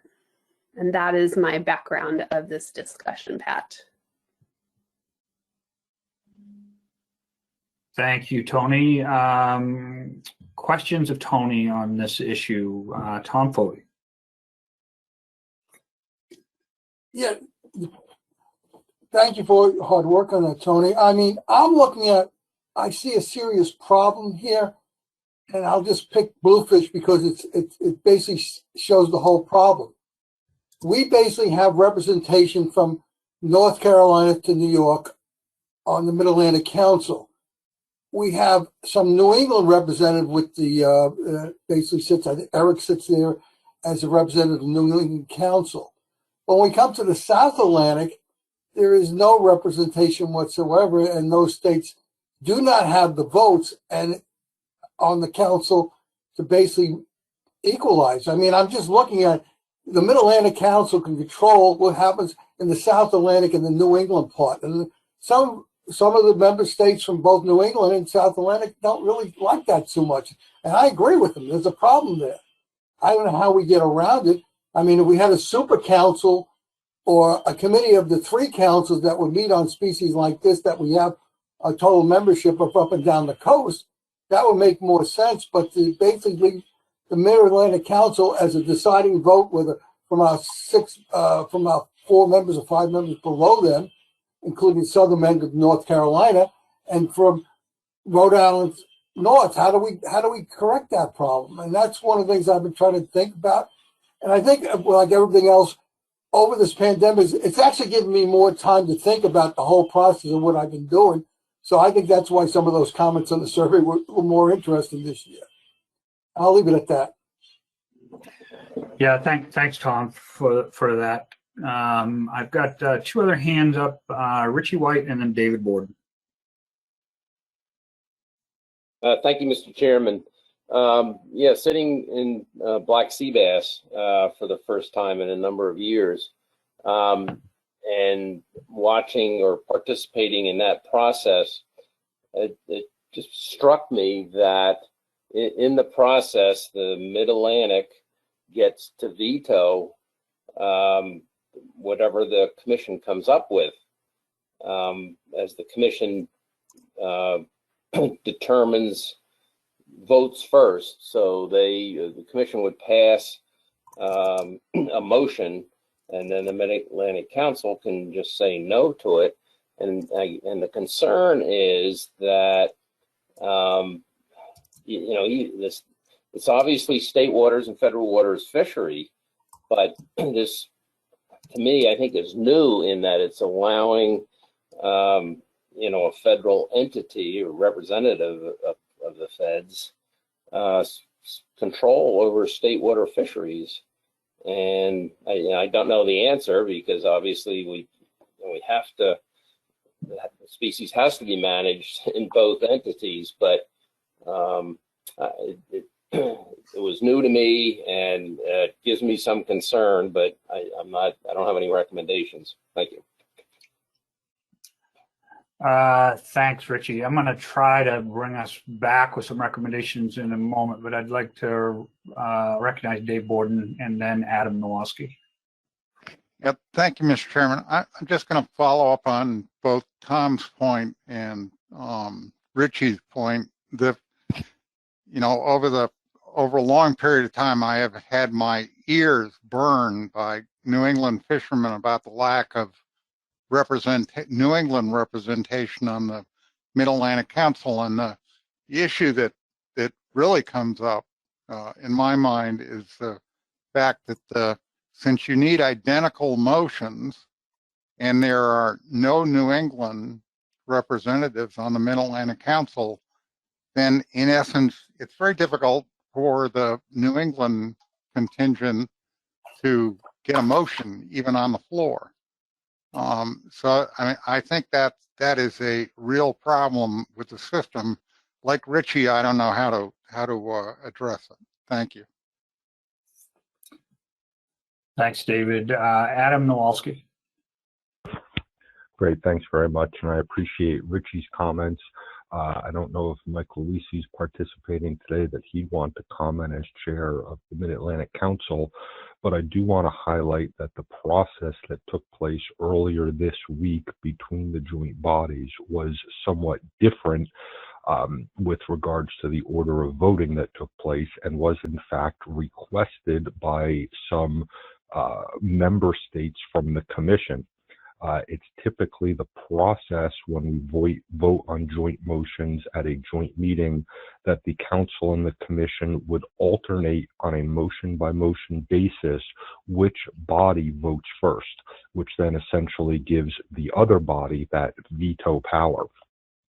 When on Black Sea Bass Commercial, the two bodies met jointly in December. It was determined, again, at the request of board members in consulting with leadership, when we discussed the issue of inclusion of the allocations in the federal FMP, it was decided for the December meeting on that portion of the agenda that we would forego the alternating process, only have the Mid-Atlantic vote first on those options, followed by a vote from the board if the Mid-Atlantic motion passed. And then for the issue of the allocations at this meeting, it was again determined ahead of time that the board would vote first on all of these motions, followed by the council. But our typical joint meeting process is not what you saw. We typically go back and forth. Board votes first on one motion, which gives council, as you address, call it veto authority. The next motion, the council would vote first, which again, in the terminology we're using, would give the board veto authority, and go back and forth on motions throughout the order of business of the day that way. So this meeting was different this week. I know it's been a few meetings since New Hampshire's been a part of that, but I did want to highlight that process. Thanks, Adam. I'm going to go to Mike Luisi, and then I'm going to try to bring an idea forward. So Mike, go ahead. Yeah, thanks, Pat. I mean, so is there something that's being asked of, you know, we've been dealing with joint meetings for quite some time, and I speak not as a member of the policy board, but as the chair of the Mid-Atlantic Council. You know, I feel like we try to make sure that everybody has an opportunity to speak and to be represented as far as the decision-making groups. And you know, I will say that I missed the beginning part of this conversation. I was on a phone call with during another meeting. But so I don't know, Pat. I mean, is there something being asked of the mid? You know, maybe I can ask you that question and see where we go from there. But I'll limit my comment to that point and see what you think. Yeah, thanks, Mike. I appreciate that. And there may be a question asked of the mid, and I've been talking to staff about this, and I guess the one benefit of sitting up here in the northeast corner is that I've been kind of watching it from afar, listening to the conversations, both at the table and obviously the online table, I guess I should say, as well as talking to a few of the folks around the virtual table, but talking to staff as well. I think we've got two issues we've got to consider. The first is the simpler one. Is the policy board still the right board to take part in these discussions? And then second, what's the voting process? Does the policy board, if it is the board, want to recommend to MAFAC? So there may be a decision point here. as it's been stated by Tony, and we've got 2 commission management boards. It seems reasonable for the policy board to take part in these discussions. It was suggested that that would be the case. And so before I go on, I just want to make sure, does the board agree that the policy board is the right body to continue these discussions with the MID? If not, is there a better process from who's going to be engaged in this? Does anybody object to the policy board continuing with those discussions? And Pat, can I just clarify that we're talking about rec reform here? We're not talking about how we engage with the individual Bluefish board in the Mid-Atlantic Council or the individual Summer Flounders Club like Seabass board in the Mid-Atlantic Council. It's about rec reform issues only is what we're getting a recommendation for, so then we can carry forward a recommendation to the council about how we vote together, as well as, is this the right body? Yeah, thank you. Thanks, Tony, for saying that, because I think there's still a lot of energy around that black sea bass issue. So thanks for kind of refocusing this on the rec reform issue.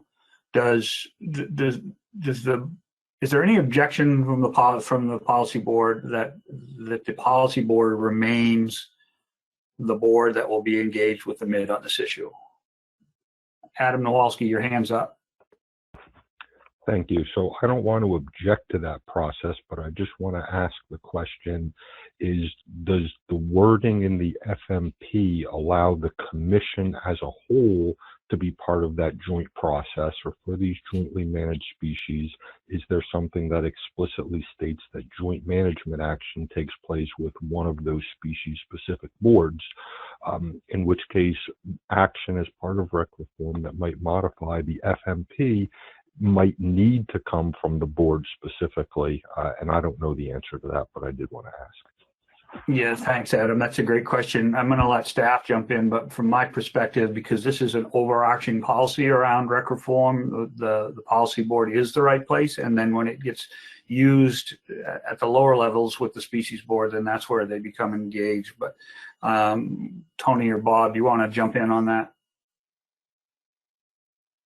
Yeah, Pat, I can jump in. I would have said the exact same thing you said, which is the policy board is the overarching board, and traditionally, and our practice has been for the policy board to tackle multi-species issues or issues that span more than one species management board. And while I'm talking really quickly, Tony may have said this in her opening statement, but the other unique thing with rec reform is some of our commissioners during the development of this have suggested that, if we come up with some really good ideas in rec reform, those may be applicable to other commission-only managed species, striped bass, tautog, whatever it might be. So, and sort of part of that conversation was, it seems awkward or strange maybe for the Mid-Atlantic Council to be too involved if the commission's developing a broad policy on rec reform that may apply to species outside of the 4 that we jointly manage with the MID. So that kind of muddies the water even a little bit more. So happy to answer questions on that if there are any. Thanks, Bob. Mike Luisi. Yeah, thanks, Mr. Chairman. So, I think honestly, I'm speaking on behalf of the council at this point, as chair of the council. And, I think you, Pat, Bob, Tony, and I, Chris Moore, we need to just have a conversation about how we're gonna work forward with this rec reforms initiative. And I'm willing to have that conversation with you guys to try to figure out where, how we're going to operate, so that we don't find ourselves in a position where the decisions that we make are questioned to the point where whether the commission or the council votes in a particular way. I just think that we need to be transparent in how we're going to handle that down the road. Right now, it's all kind of theoretical, and there's a lot of good work to be done, but at some point there's going to be motions made, and we just need to figure that out. So, thanks.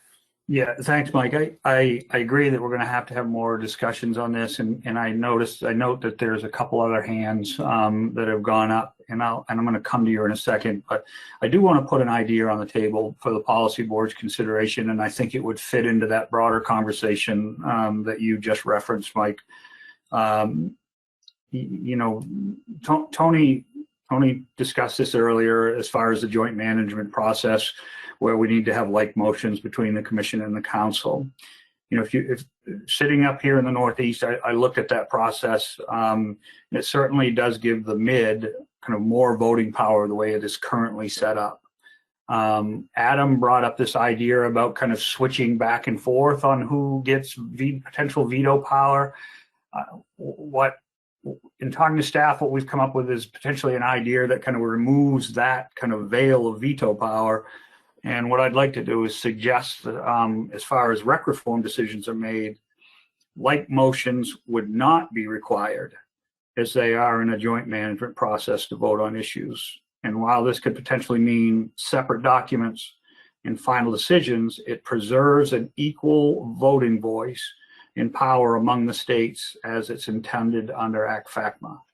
So a little bit more work, 2 sets of documents, but after those things are done, then it would be trying to bring these things together to try to resolve. But it just felt better than trying to see one body having veto power over another. So that's the thinking that has evolved with staff and myself. Again, I'm kind of looking at it from a distance, but we have those 2 issues: the policy board and this type of decision making, a new type of decision making process. So I've got 2 hands up. Karen Abrams, your hand went up earlier. Did you still have a question, or did your question get answered? I put my hand down. Thank you, Mr. Chair. Okay, thank you. I have a bunch of hands going up now.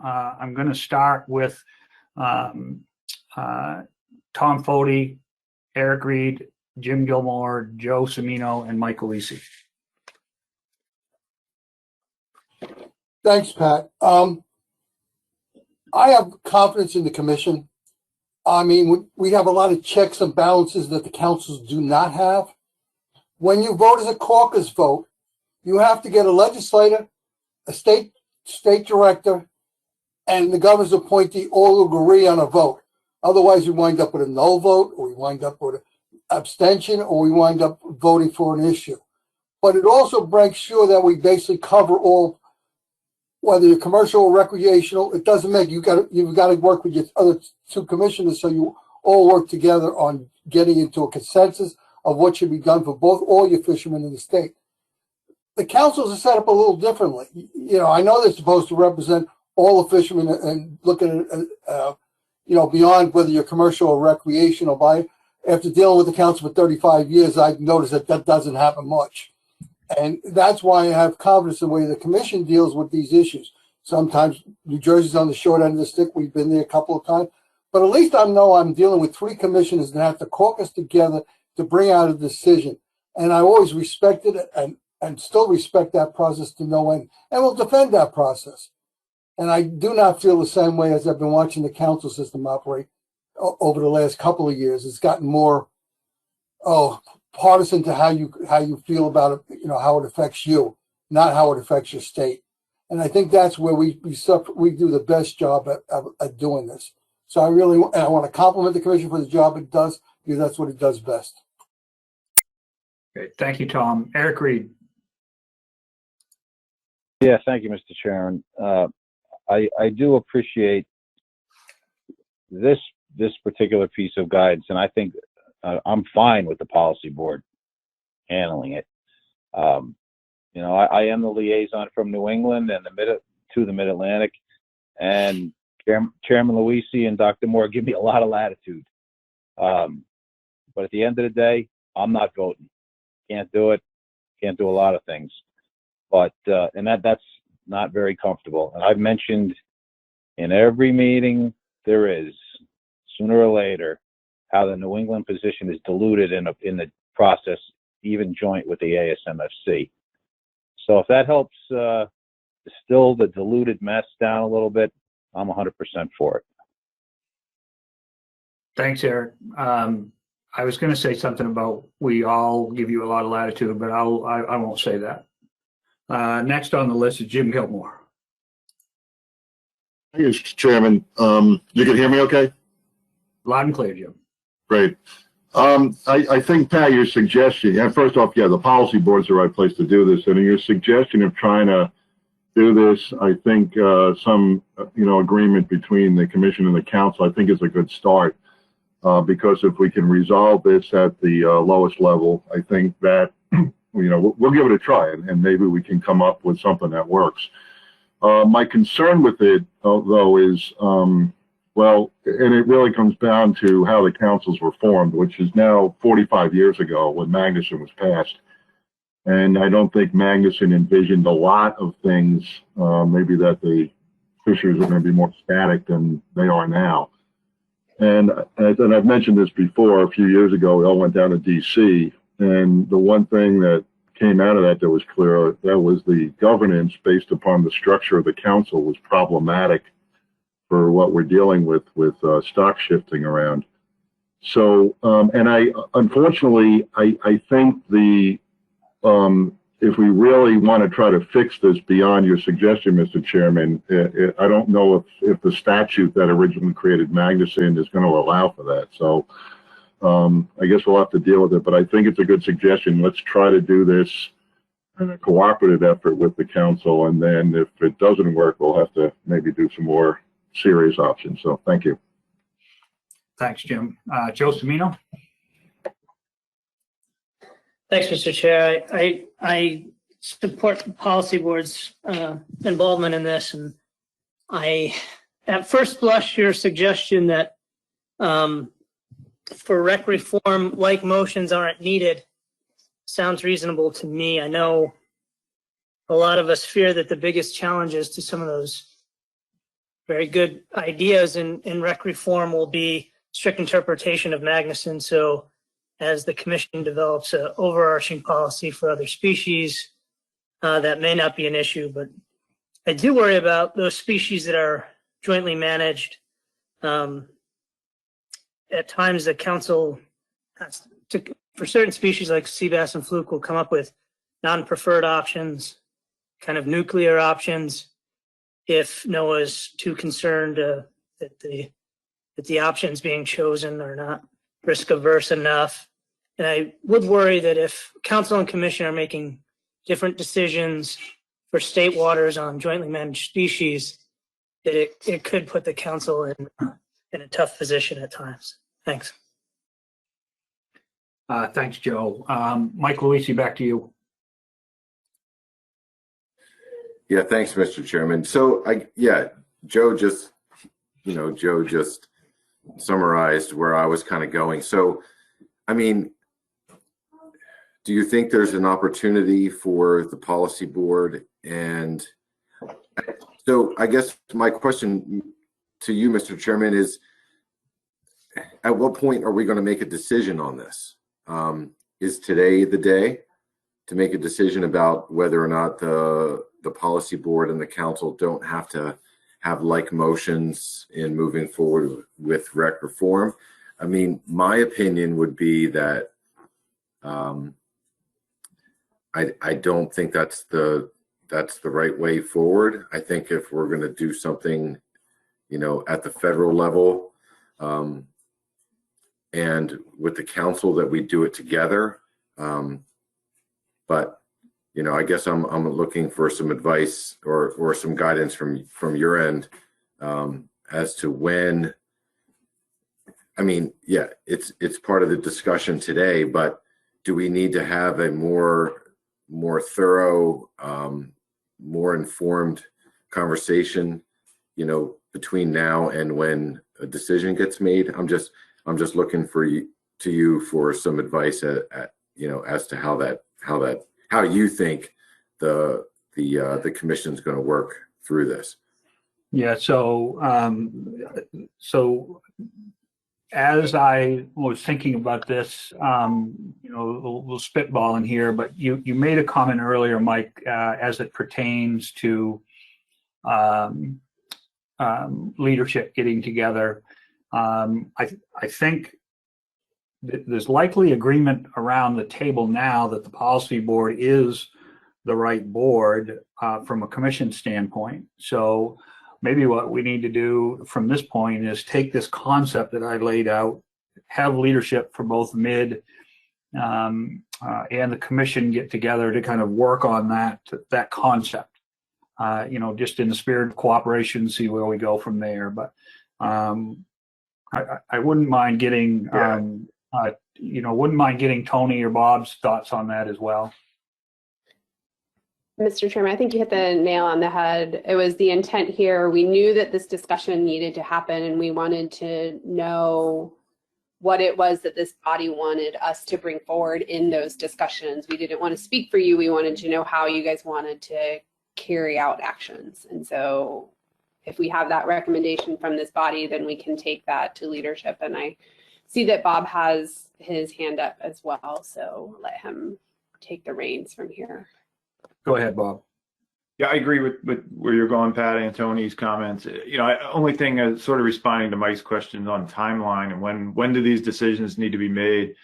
We don't have to do it today necessarily. We can have a leadership call, but I think we need to decide pretty soon because the rec reform schedule is ambitious to say the least, and we're going to have a number of meetings throughout the remainder of this year to try to get that done and maintain that schedule. So we'll need to figure something out, whatever it looks like, pretty quick.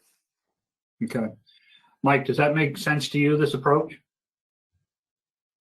Yeah. Let me just make sure I'm not on mute. Yeah. I mean, so I think that the sooner the better. I mean, I'm going to be working out of my kitchen for the next year probably. Yeah, I'm willing to have the conversation with leadership from ASMFC and the council, anytime you guys want to plan it. But I do think that, so what I'd like to see is a discussion that gets brought back to the policy board. The problem is Bob and Pat, you guys, there's not another policy board meeting until May. So that like the spring meeting that's going to be the next time the policy board gets together, or could you do something in between now and May? I think there's possibility with a webinar to do something between now and May. Bob, I'd hate for a delay. Yeah, I think, as Bob said, I agree, Mike. As Bob said, I mean, there's an ambitious schedule that's laid out here. So I think we may have to come back around to this unless the policy board wants the executive committee to deal with it directly. I think the first step is let's get, as long as there's agreement from the policy board now, we agree that the policy board is the right body. Leadership gets together with the mid to kind of work on this concept that I laid out to see if it is the right way to go.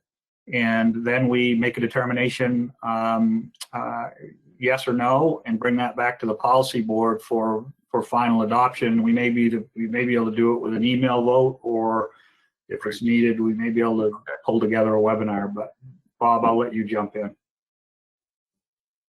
Yeah, thanks, Pat. I was going to say the same thing, that a webinar between now and May, we can find an hour and a half or so to bounce this off the policy board, I would think, unless the policy board wants to delegate the authority to the executive committee, and that's up to the group that's on the phone right now, or on the webinar. I've got one new hand that just, Tom Foy, I see our hands up. I'm going to actually go to Roy Miller, who's not made a comment on this. Roy, go ahead.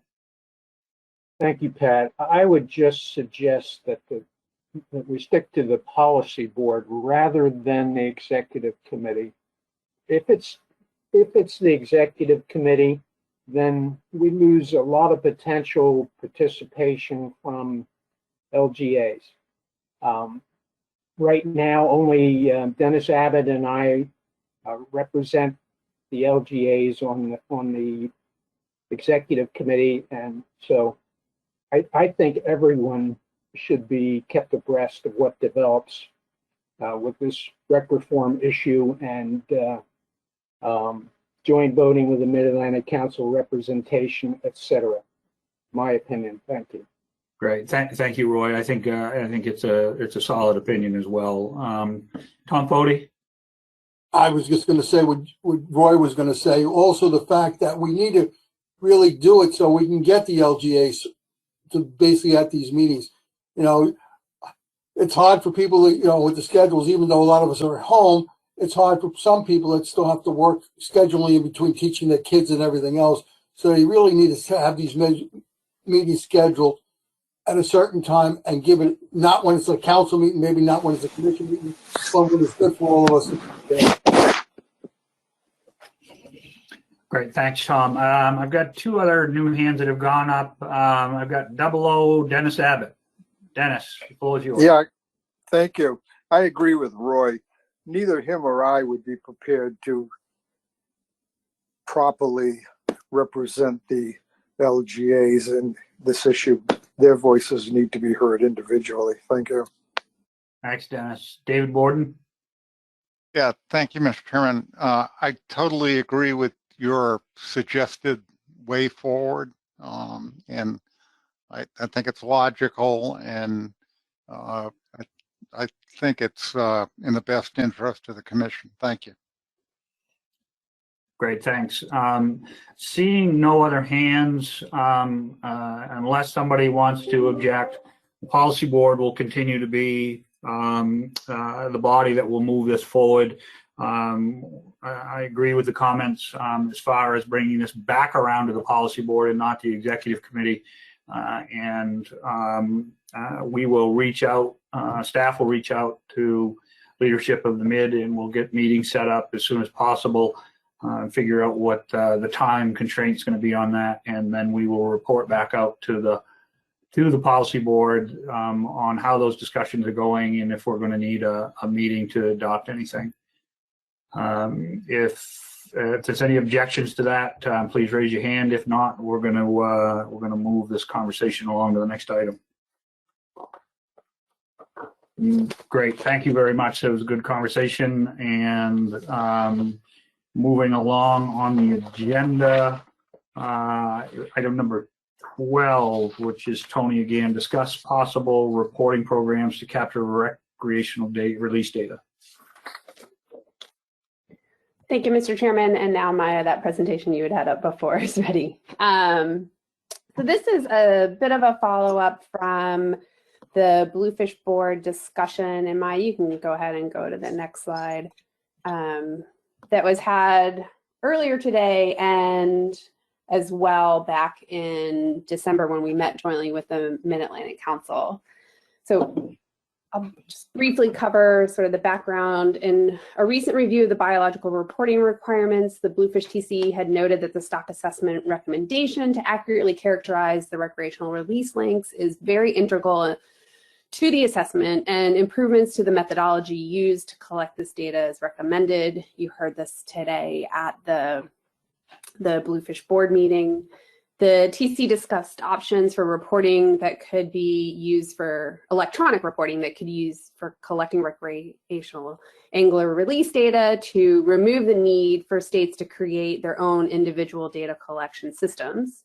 The TC at that time had recommended the Bluefish Board advance the importance of broadly collecting reliable recreational release length frequency data for all recreational species by asking the Bluefish Board to ask the policy board to task the Assessment Science Committee to work with ACCSP to develop a comprehensive program for reporting release fish of all recreationally important species that the commission manages. The Bluefish Board had concerns about the lack of specificity in the recommended task and weren't prepared to do so. And so what we said was that staff would put together some information for the policy board to think about in terms of recreational discard data collection and provide some recommendations to the policy board instead of going to this specific task. And so, Maya, if you go to the next slide, there are a lot of different electronic reporting apps out there. In the past, currently some concerns have been raised when discussing reporting apps that produce population level estimates of recreational catch. A large portion of anglers would have to consistently use them to report accurate information about their fishing trips, and a statistically valid probability-based sampling survey would also have to validate self-reported data, monitor the extent of the reporting, and account for unreported trips. But opt-in or non-mandatory angler reporting apps have been found useful in some cases for collecting quantitative data via citizen science incentives. For example, the Florida Snook and Game Fish Foundation, anglers working with Florida Fish and Wildlife assessment scientists to collect and use angler data in stock assessments. However, in most cases, the lack of comprehensive data collection and validation has limited the use of that data in stock assessments. But there are aspects of these opt-in non-mandatory angler reporting apps that can be used for other information. And some of these reporting apps that are currently being used, but none are completely comprehensive for the entire East Coast. A couple of examples are the Scamp Release program. Previously, it was only used for scamp, but that program is adding other snapper grouper species in April of 2021. The My Fish Count focuses on South Atlantic species. It has 23 species that can be reported through this app, but not bluefish. iSnapper focuses on snappers, but in Gulf waters. And ACCSP is currently developing SciFish. This product is a combination of Scamp Release and Catch You Later, which is from North Carolina DMF. It focuses on 10 grouper species plus flounder, spotted sea trout, weakfish, kingfish, and red drum. ACCSP is in the process of conducting scoping meetings for the SciFish application that will expand the features and standardize the data collection. The medium to long-term goal is to expand this application so that it can be customized for many different species. There will be a questionnaire that is going to be distributed on February 8th, and there will be town hall meetings on March 9th and 11th. And you can contact Julie Simpson at ACCSP for more information on these meetings. And so it's our staff recommendation that instead of having the commission develop a specific program themselves, that commission staff and assessment science committee continues to engage with ACCSP as they develop SciFish. The assessment science committee continue to receive updates and advise and communication with the rec tech leads to this specific program, and the comments and information that we can provide back to ACCSP would be relative to information that would be useful for commission managed stock assessments and management activities. We thought that this would be a more streamlined approach to trying to bring into the data needs for our stock assessments instead of trying to recreate the wheel. And that is all I have here. And I can answer questions, and I also have some backup folks for questions that I cannot answer. And I'm not really looking for an action here. I was just trying to provide a different path forward from the Bluefish TC's recommendation, but still find ways that we can collect this information. It might not be this year that these applications are ready for Bluefish, but perhaps in the next coming years. Thanks, Tony. I've got a couple hands up already for questions. Jim Gilmore and then John Clark. Thanks, Chairman. Tony, just a couple of questions, and I agree. I think the going with the ACCSP approach with SciFish, although it sounds like a cable channel. Just a couple of questions. Is there, what will it, I'm assuming this would be an app that they would develop, and will there be a fee associated with it? And I think we should go with it because I know we hitched our wagon to a couple of things like Pocket Ranger and Fish Rules. That was a freebie to get, information in, and now they're all coming back looking for significant amounts of money now to keep the thing going. So yeah, I think it makes sense to do our own thing, but what would it cost, and is this developing our own app? Thanks. I need to phone a friend for this, Mr. Chairman. I would ask that Jeff or Julie answer this question, one of them. Yeah, go ahead. Just remember, you only got 3 lifelines. Thanks, Tony. This is Jeff. Just confirming you guys can hear me on this headset. You're all set, Jeff. Go ahead. Okay, thanks. In terms of availability to the anglers developing it in-house, there's already plans for the development costs for SciFish for 2021. Those are 2 ACCSP approved projects. The cost to use these apps out in the field is, of course, nothing to the anglers. And then the ongoing thought of what would it cost to support this, interact with the anglers, and that thing are points well taken, Mr. Gilmore, and the long-term costs have not been fully identified.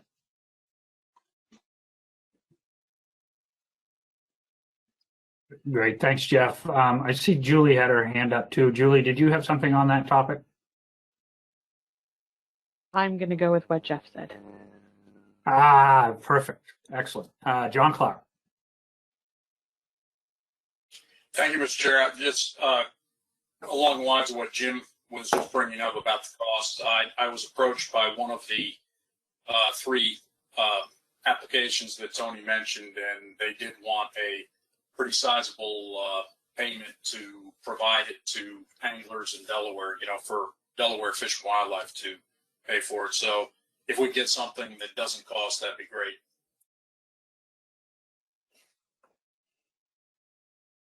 Thanks, John. Any comment on that, Tony?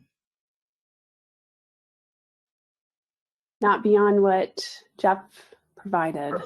Okay, great. Jim Gilmore, your hand's back up. Follow up. No, Mr. Chairman, I'm just sleeping. I got to put it back down. Thanks. Great. Thank you. Now I should have done that myself. They gave me control, which is always dangerous. I don't see any other hands up at this time. Well, I take that back. Bill Gorham. Thank you, Mr. Chair. I sent the email to Mr. Beal yesterday, and it looked like there's line items for the most recent budget of $3.5 million to go to help the states implement such a plan. I would be really interested to see if you were to just put this out to the public, how many apps we could probably get for relatively free, just given the angler feedback and frustration. But I would love to see it happen, and if you have to go through appropriate channels, and that seems to be the fastest way, I would love to see this go through. Great, thanks, Bill. Tony, you're not looking for a motion here. What do you need from the policy board? I don't need really anything. It was more of a informational update and a different route to a different solution / recommendation to what the Bluefish Board had started to talk about back in December. Great. Well, there's hearing no objections. You did get some feedback, so I think commission staff should move forward and engage with with ACCSP on that. And I'm assuming you'll bring those conversations back to the policy board at the next meeting. I'm not sure it'll be at the next meeting, Pat, but we'll keep you updated on the progress of the application and we'll go from there. All right, that sounds good. Perfect. Great. Moving right along on the agenda, we have committee reports. We've got Habitat Committee up first. So Lisa. Thank you, Mr. Chairman. And Maya, do you mind bringing up my presentation? Great. I'm going to start with ACFIP since we don't have any action items for this one. Next slide. The steering committee met virtually November 9th and 10th, and we discussed the National Fish Habitat Conservation Through Partnerships Act. This was signed by President Trump at the end of October, and it codifies NFHAP into law. There are some major changes for how the partnership operates that goes along with this act and how it administers funding. And we're hopefully spending this year, 2021, to figure out this implementation collectively. We also had updates on current on-the-ground projects funded by the Fish and Wildlife Service, NOAA Recreational Fishing, as well as NOAA Garfo and the Fish America Foundation. And we discussed the finalized conservation mapping project that I've presented to you all in the past. And the funded projects and conservation mapping projects are on the ACFIP website under the Our Work tab if you wanted to see more. Next slide. For FY 2021 Fish and Wildlife Service on-the-ground conservation funding, we received 14 applications this year and we will be recommending 11 for funding. We received proposals from 7 states in the North, Mid, and South Atlantic subregions. And these proposals would improve tidal vegetation, riverine bottom, and shellfish bed priority habitats, and benefit species such as shad and river herring, Atlantic sturgeon, striped bass, American eel, horseshoe crabs, and more. And usually the Fish and Wildlife Service announces which projects are funded in the late spring. Next tab. We also endorsed a couple of projects since my last presentation to the board back in August. The first one is the Big Pine Key Aquatic Habitat Hydrological Restoration Project. This is co-led by Florida Fish and Wildlife Conservation Commission and the U.S. Fish and Wildlife Service, and it's taking place on Big Pine Key in the Florida Keys. It will restore 108 acres of freshwater marsh, 28 acres of mangrove forest, and 16 acres of salt marsh to provide fresh water to threatened and endangered species in the Florida Keys National Key Deer Refuge. Next slide.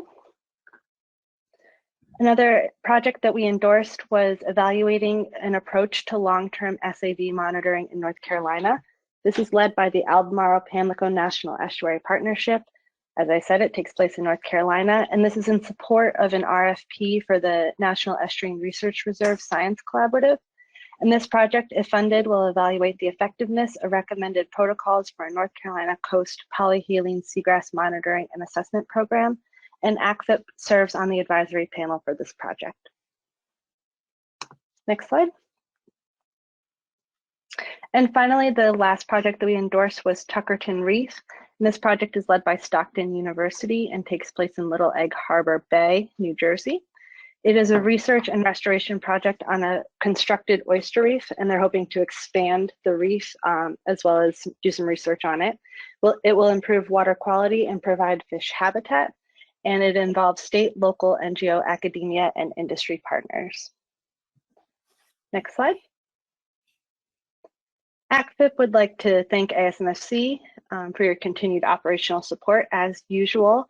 And I'll move on to the Habitat Committee report, and I'll take questions about ACFIP at the end, if that's okay.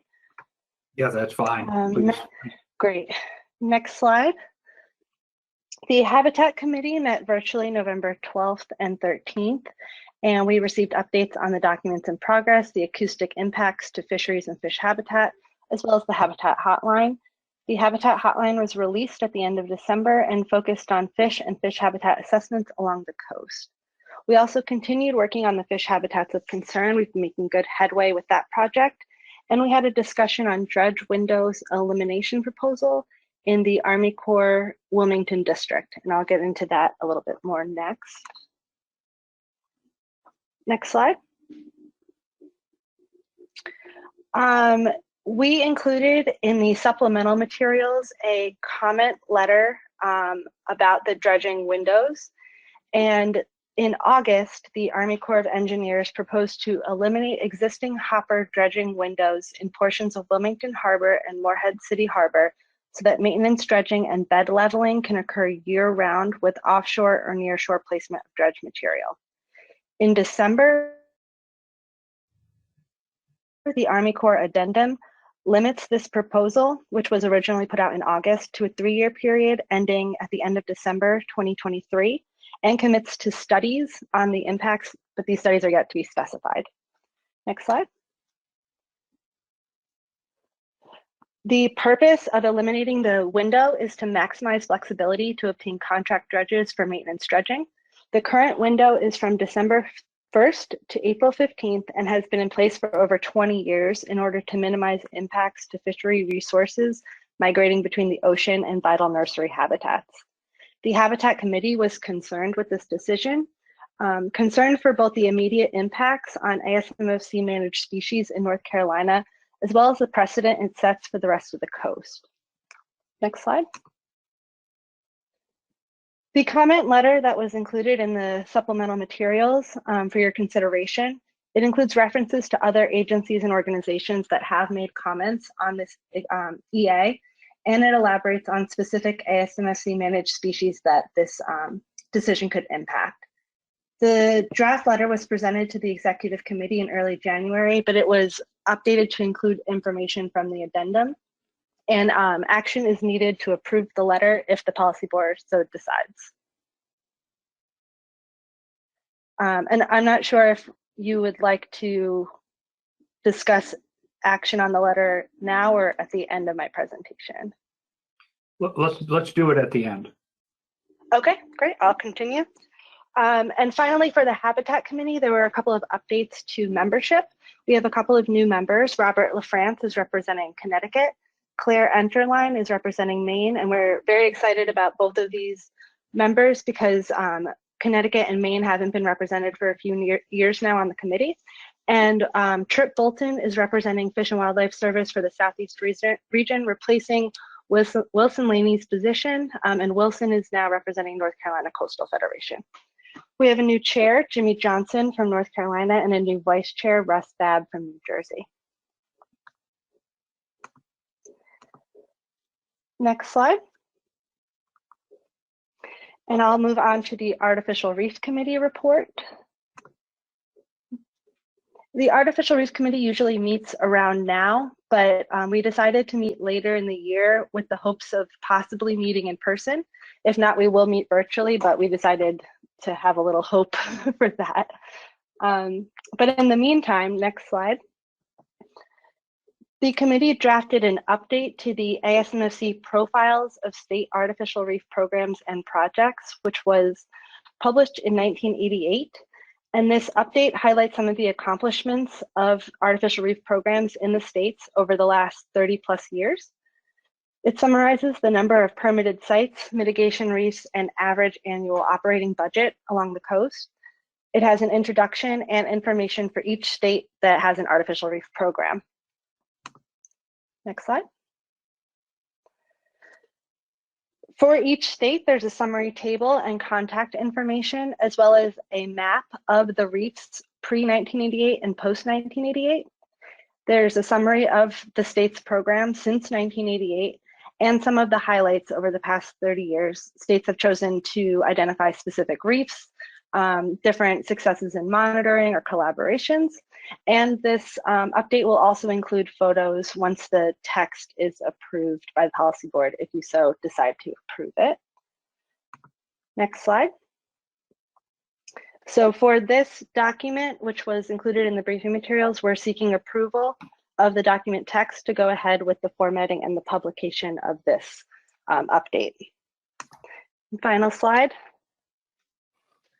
As always, we welcome the suggestions for action items that you would like for the Habitat and Artificial Reef Committees to work on. And with that, I'm happy to take any questions or comments on the two requests for approval for the documents.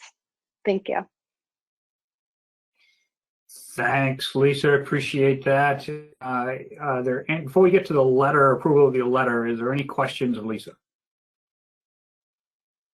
John Clark. Thanks for the presentations, Lisa. Very interesting. I just had a question about that Tuckerton Reef in New Jersey. You said it was going to be a constructed oyster reef. What material will that be made from? Is it still going to use shell, or is it going to be something different? I believe that it is a combination of, I think it's seeded reef balls, but I can follow up with you if I go back and look at the proposal for you. So there's already a reef there, and then they're looking to expand upon the reef that's already there. Thanks. Any other questions? Seeing none. Lisa, can you just do a very quick overview of the letter? I think a lot of people are aware of the letter and the issue, but and just give it a couple minutes, and then we need to move to take action and approve it, as long as there's no objections, obviously. Sure. So the letter contains first background information on the commission, and a little bit of background on the EA that the Army Corps put out, as well as the addendum that they put out in December. And so the letter would be commenting on something that was already decided, but we have found in the past that even if the window for comments has closed, they do take what the commission has to say into consideration. And then it specifically calls out the different species that are likely to be impacted by the Wilmington District's specific proposal, including alewife, American eel, shad, croaker, menhaden, striped bass, sturgeon, black drum, blueback herring, hickory shad, red drum, spotted sea trout, and weakfish. So there's a potential for a lot of impact, since a lot of these species migrate between the ocean and the nursery habitat. So we call that out in the letter. We also describe we acknowledge the other agencies that have commented already. And then we have an attachment that lists all of the species that I just mentioned, as well as who manages it, whether it's ASMFC or it's jointly managed with the council, and then under which fishery management plan it falls under as well. So it's in total 5 pages, and that includes the attachment of the list of species. Great. Thank you, Lisa. Joe Stamino's got his hand up. Joe? Thanks, Mr. Chair. And I just to get back to John Clark's question so Lisa doesn't have to follow up later, it's all going to be spat on shell for the Tuckerton Reef, John. Okay. Thanks, Joe. Thanks, Joe. Back to the letter. Is there any objections from the policy board to sending that letter? Jim Gilmore. Not an objection, just when Lisa went through the species, I didn't hear all of them, but it was all of our managed species. But is there any mention of endangered or threatened species in that? Because that's a lot of the windows we have up in our core district. They tend to pay attention to, Atlantic sturgeon, things like that, and the rest of the species they were always fighting with them on. So are they included in the letter? We kept the letter focused on only species under ASMFC jurisdiction and those that occur within the geographic range, which includes Beaufort and Cape Fear River inlets, since that's what the proposed EA would impact. But we do express the concern that this could set precedent for other districts along the coast that also fall under the Commission's geography.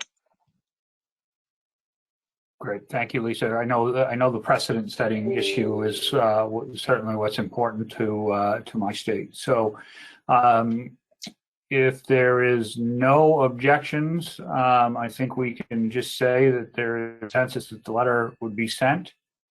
And seeing no hands, I think we can get that letter out by the end of the week. Great, thank you very much, Lisa. Great, thank you. Moving along, item number 14 is review non-compliance findings. And oh, Jim, your hand went back up. Did you just forget to put it down, or? No, I just had a quick follow-up, Elise, on artificial reefs. I saw in New York it says we have our annual budget is 0. You can make that 750,000 now, and the actual price last year was 10 million, but I don't think I'm getting that this year, Bo. Just if you want to include that update, thanks. Okay, thank you. I'll make that edit. And Mr. Chair, is it okay to have a discussion on the update to the artificial reef profiles as well to get that approved? Oh, yes, please. Yes. Is there anything else you want to bring forward on that? Any objections to that approval?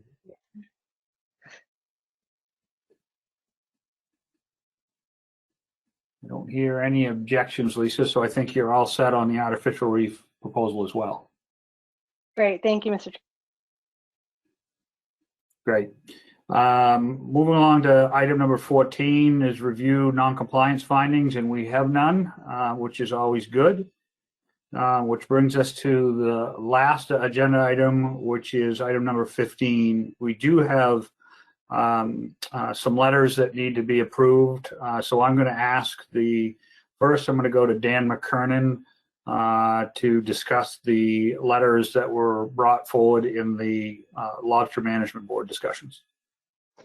Yes, thank you, Pat. There are 3 letters that came out of the Lobster Management Board. The first one had to do with the National Marine Fisheries Service recent biological opinion on the bundled biological opinion concerning the impacts on endangered species and notably right whales.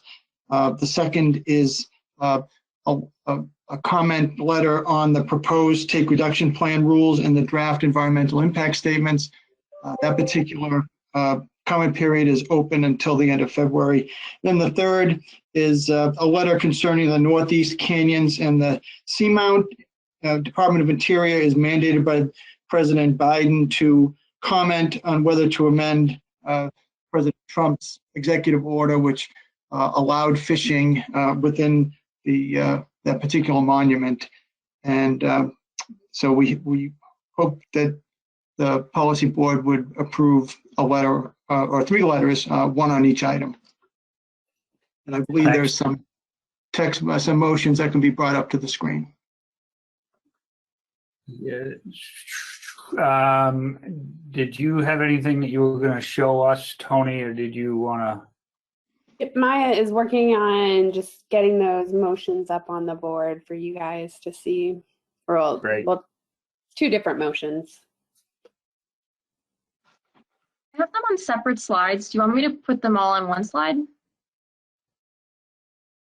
I think let's, that's one, I mean, that one slide fills the screen with the first letter. This does not need, Dan, you want to just read that into the record? It does not need a second because it's a motion that's coming from the board. I certainly can. On behalf of the Lobster Board, move the commission send letters to NOAA Fisheries with comments on the proposed rule to amend the regulations implementing the Atlantic Large Whale Take Reduction Plan and the draft biological opinion. Biological opinion letter should include the following. First, the biop should be completed, so we'll support the proposed rule to avoid jeopardy. Second bullet, a statement that addresses the burden the U.S. fishery could bear based on the actions of Canada. The Atlantic Large Whale Take Reduction Plan letter should include the following. The rules should be completed by the end of May to ensure the court does not intervene. Implementation timeline recommendations that address practical start dates. Supporting trawl equivalency. I think that may be a typo there. That would allow for modifications related to trawl lengths, such as to address the need to fish a single end line in areas. Example, 8 traps, 2 end lines equals 4 traps with 1 end line. And finally, to support enforcement and coordination with state agencies. Great, thank you, Dan. That is the motion on the table. It does motion on the floor. It does not need a second coming from the board. David Borden. Yeah, thank you, Mr. Chairman. I totally support the commission submitting a letter. The only thought I've had since is we have two deadlines, one for the BIOP and the other one for the proposed rule. One is February 19th and the other one is March 1st. And it might make some sense to request a minor extension in the comment period on the BIOP. And I so that both comment periods end on March 1st. I don't think that will delay anything at NOAA, but in terms of how to handle it, Mr. Chairman, I'm prepared to make that as a motion to amend, or we could do it as a standalone motion, whatever you prefer. David, thanks. I think what I'd like to do is vote on this motion and then bring that up as a standalone motion. Let's do that after we take care of the monument, this letter and the monument letter. Thank you. Karen Abrams. Yeah, thank you, Mr. Chairman. This is Karen Abrams, NOAA Fisheries. I certainly have no objections to this motion, but I'm going to abstain from this vote. Okay, thank you very much for that, Karen. Any objections to the motion? Noting the one abstention from NOAA Fisheries and hearing no objections, the motion passes. If we could put the next letter motion up on the board for the second letter.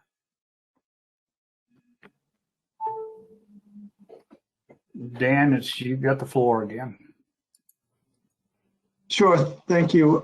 Move to request the commission send a letter to NOAA requesting a short extension of the comment period on the Endangered Species Act Section 7 consultation biological opinion from February 19th to March 1st, 2021. Well, that was not the, yeah, could we put up the, let's put a hold on that. That was the motion that David was going to make. Maya, you should have another letter or another motion from the Lobster Board on the monument. There it is right there. There you go, Dan. Okay. Regarding the monument, on behalf of the Lobster Board, move the commission send a letter to the Secretary of Interior restating the commission's position on modifying the Northeast Canyons and Seamounts Marine National Monument. Great, thank you very much. Is there any objections to the motion on the board? Does not need a second. Karen, I assume you will be abstaining again. Am I correct on that one? Yes, that's correct, Mr. Chairman. And Mike, I assume you'll be abstaining? Yes, sir. Thank you very much. Noting that both NOAA and U.S. Fish and Wildlife will be abstaining, are there any objections to the motion? Hearing and seeing none, the motion passes.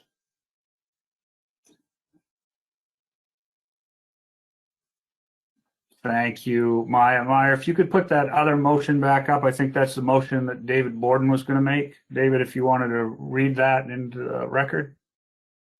All right, thank you, Mr. Chairman. I move to request the commission send a letter to NOAA requesting a short extension of the comment period on the Endangered Species Act Section 7 consultation biological opinion from February 19th to March 1st, 2021.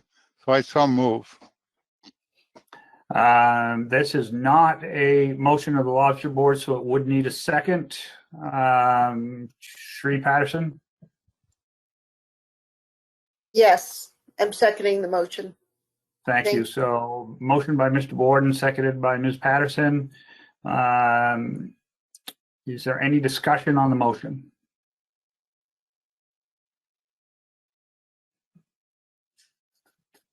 Is Karen, I'm assuming you're abstaining? Yes, that's correct. Thank you. Great. Is there any, noting the abstention from NOAA Fisheries, is there any objection to the motion? Seeing no objections, hearing no objections, the motion passes. Great. Thank you very much. That concludes the letters from the Lobster Management Board and the new motion by Mr. Borden. We do have one more letter recommended by that has been recommended by the Shad and River Herring Board. Mike Armstrong, are you online? I am. Great. Would you like to read this motion into the record? Sure. On behalf of the Shad and River Herring Board, move to send a letter to NOAA Fisheries to request that shad be made a higher sampling priority, particularly for genetic stock composition sampling, to improve our understanding of the impacts of mixed stock fisheries on system-specific stocks as recommended by the 2020 assessment and peer review and the technical committee. Great, thanks, Mike. This is a motion brought forward by the Shad and River Herring Board. Does not need a second. Are there any questions of Mike? Karen, assuming it's an abstention? That's correct, Mr. Chairman.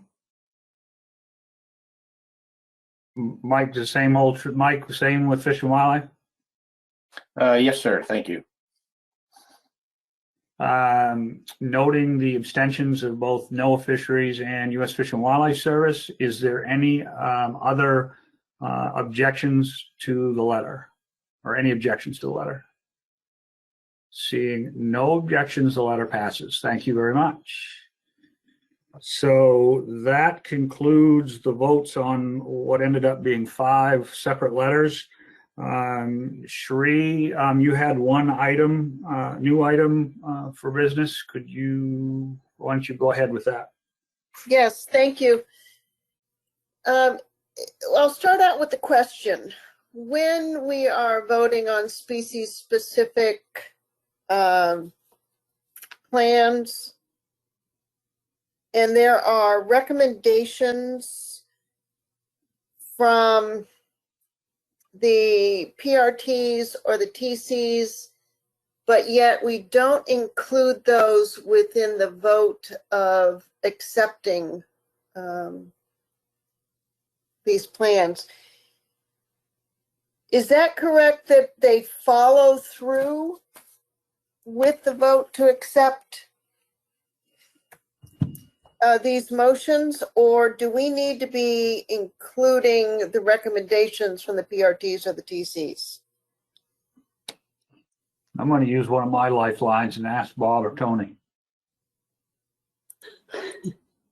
Thanks, Mr. Chairman. Sheree, I would say if the board, oftentimes recommendations come in the form of tasking a body to do something or doing research, and so some of those would require a board tasking. So it would not automatically happen by approving the FMP review. Sorry, I was going to sneeze. So if the board does want a task to occur that is being recommended, then you would need to task that body to do so. The approval does not make it automatic. Does that answer? It does, thank you. I would just like to have a recommendation that when we are voting on, for example, compliance reports and such, that there be an additional slide that indicates what the TC or the PRTs are recommending, so that that can be inclusive into the motions to accept any compliance, and it's just an example, any compliance reports. It would extend out beyond that to assure that when we're approving a motion for accepting these reports or whatever, that we can be inclusive of what PRTs and TCs are wanting us to include.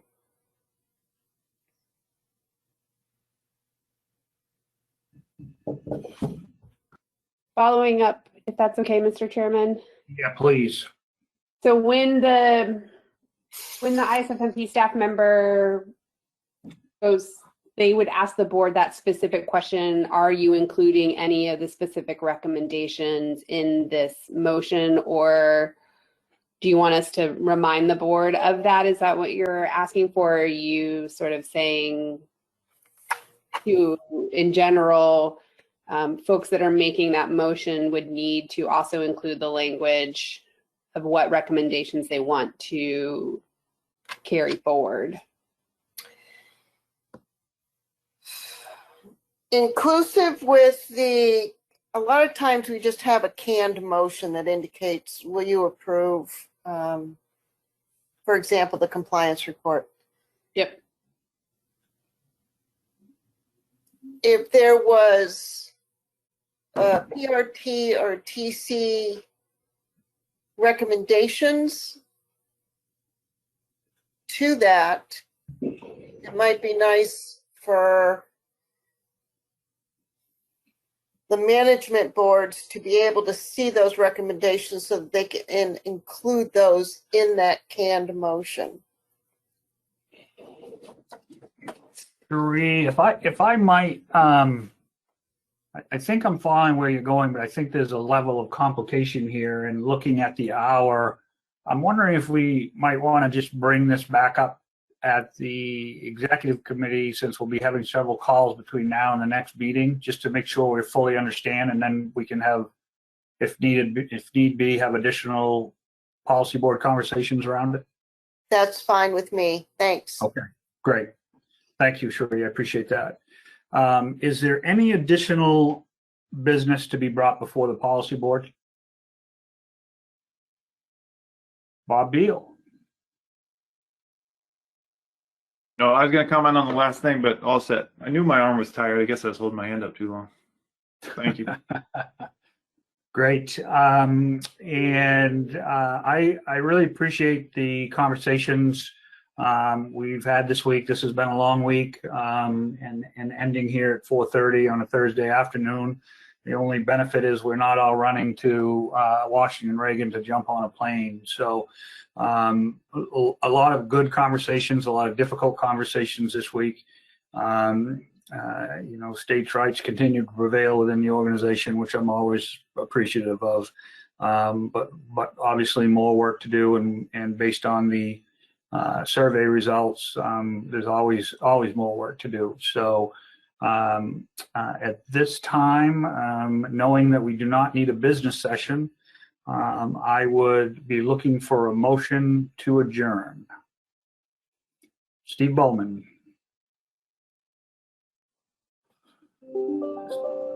Steve has made a motion to adjourn, seconded by Doug Haymans. Any objections to the motion to adjourn? Seeing none. Mel Bell, your hand is up. Did you have something? Mel Bell's hand is now not up, so I don't think we have anything. So a motion to adjourn passes without objection. I want to thank you all again for a very productive week. Have a great rest of the week and be safe. Thank you very much. This concludes our business for the winter meeting. Thank you, Mr. Chairman. Thank you. Goodbye. Hi, everybody. Thanks, everyone. Bye, everybody. Bye-bye.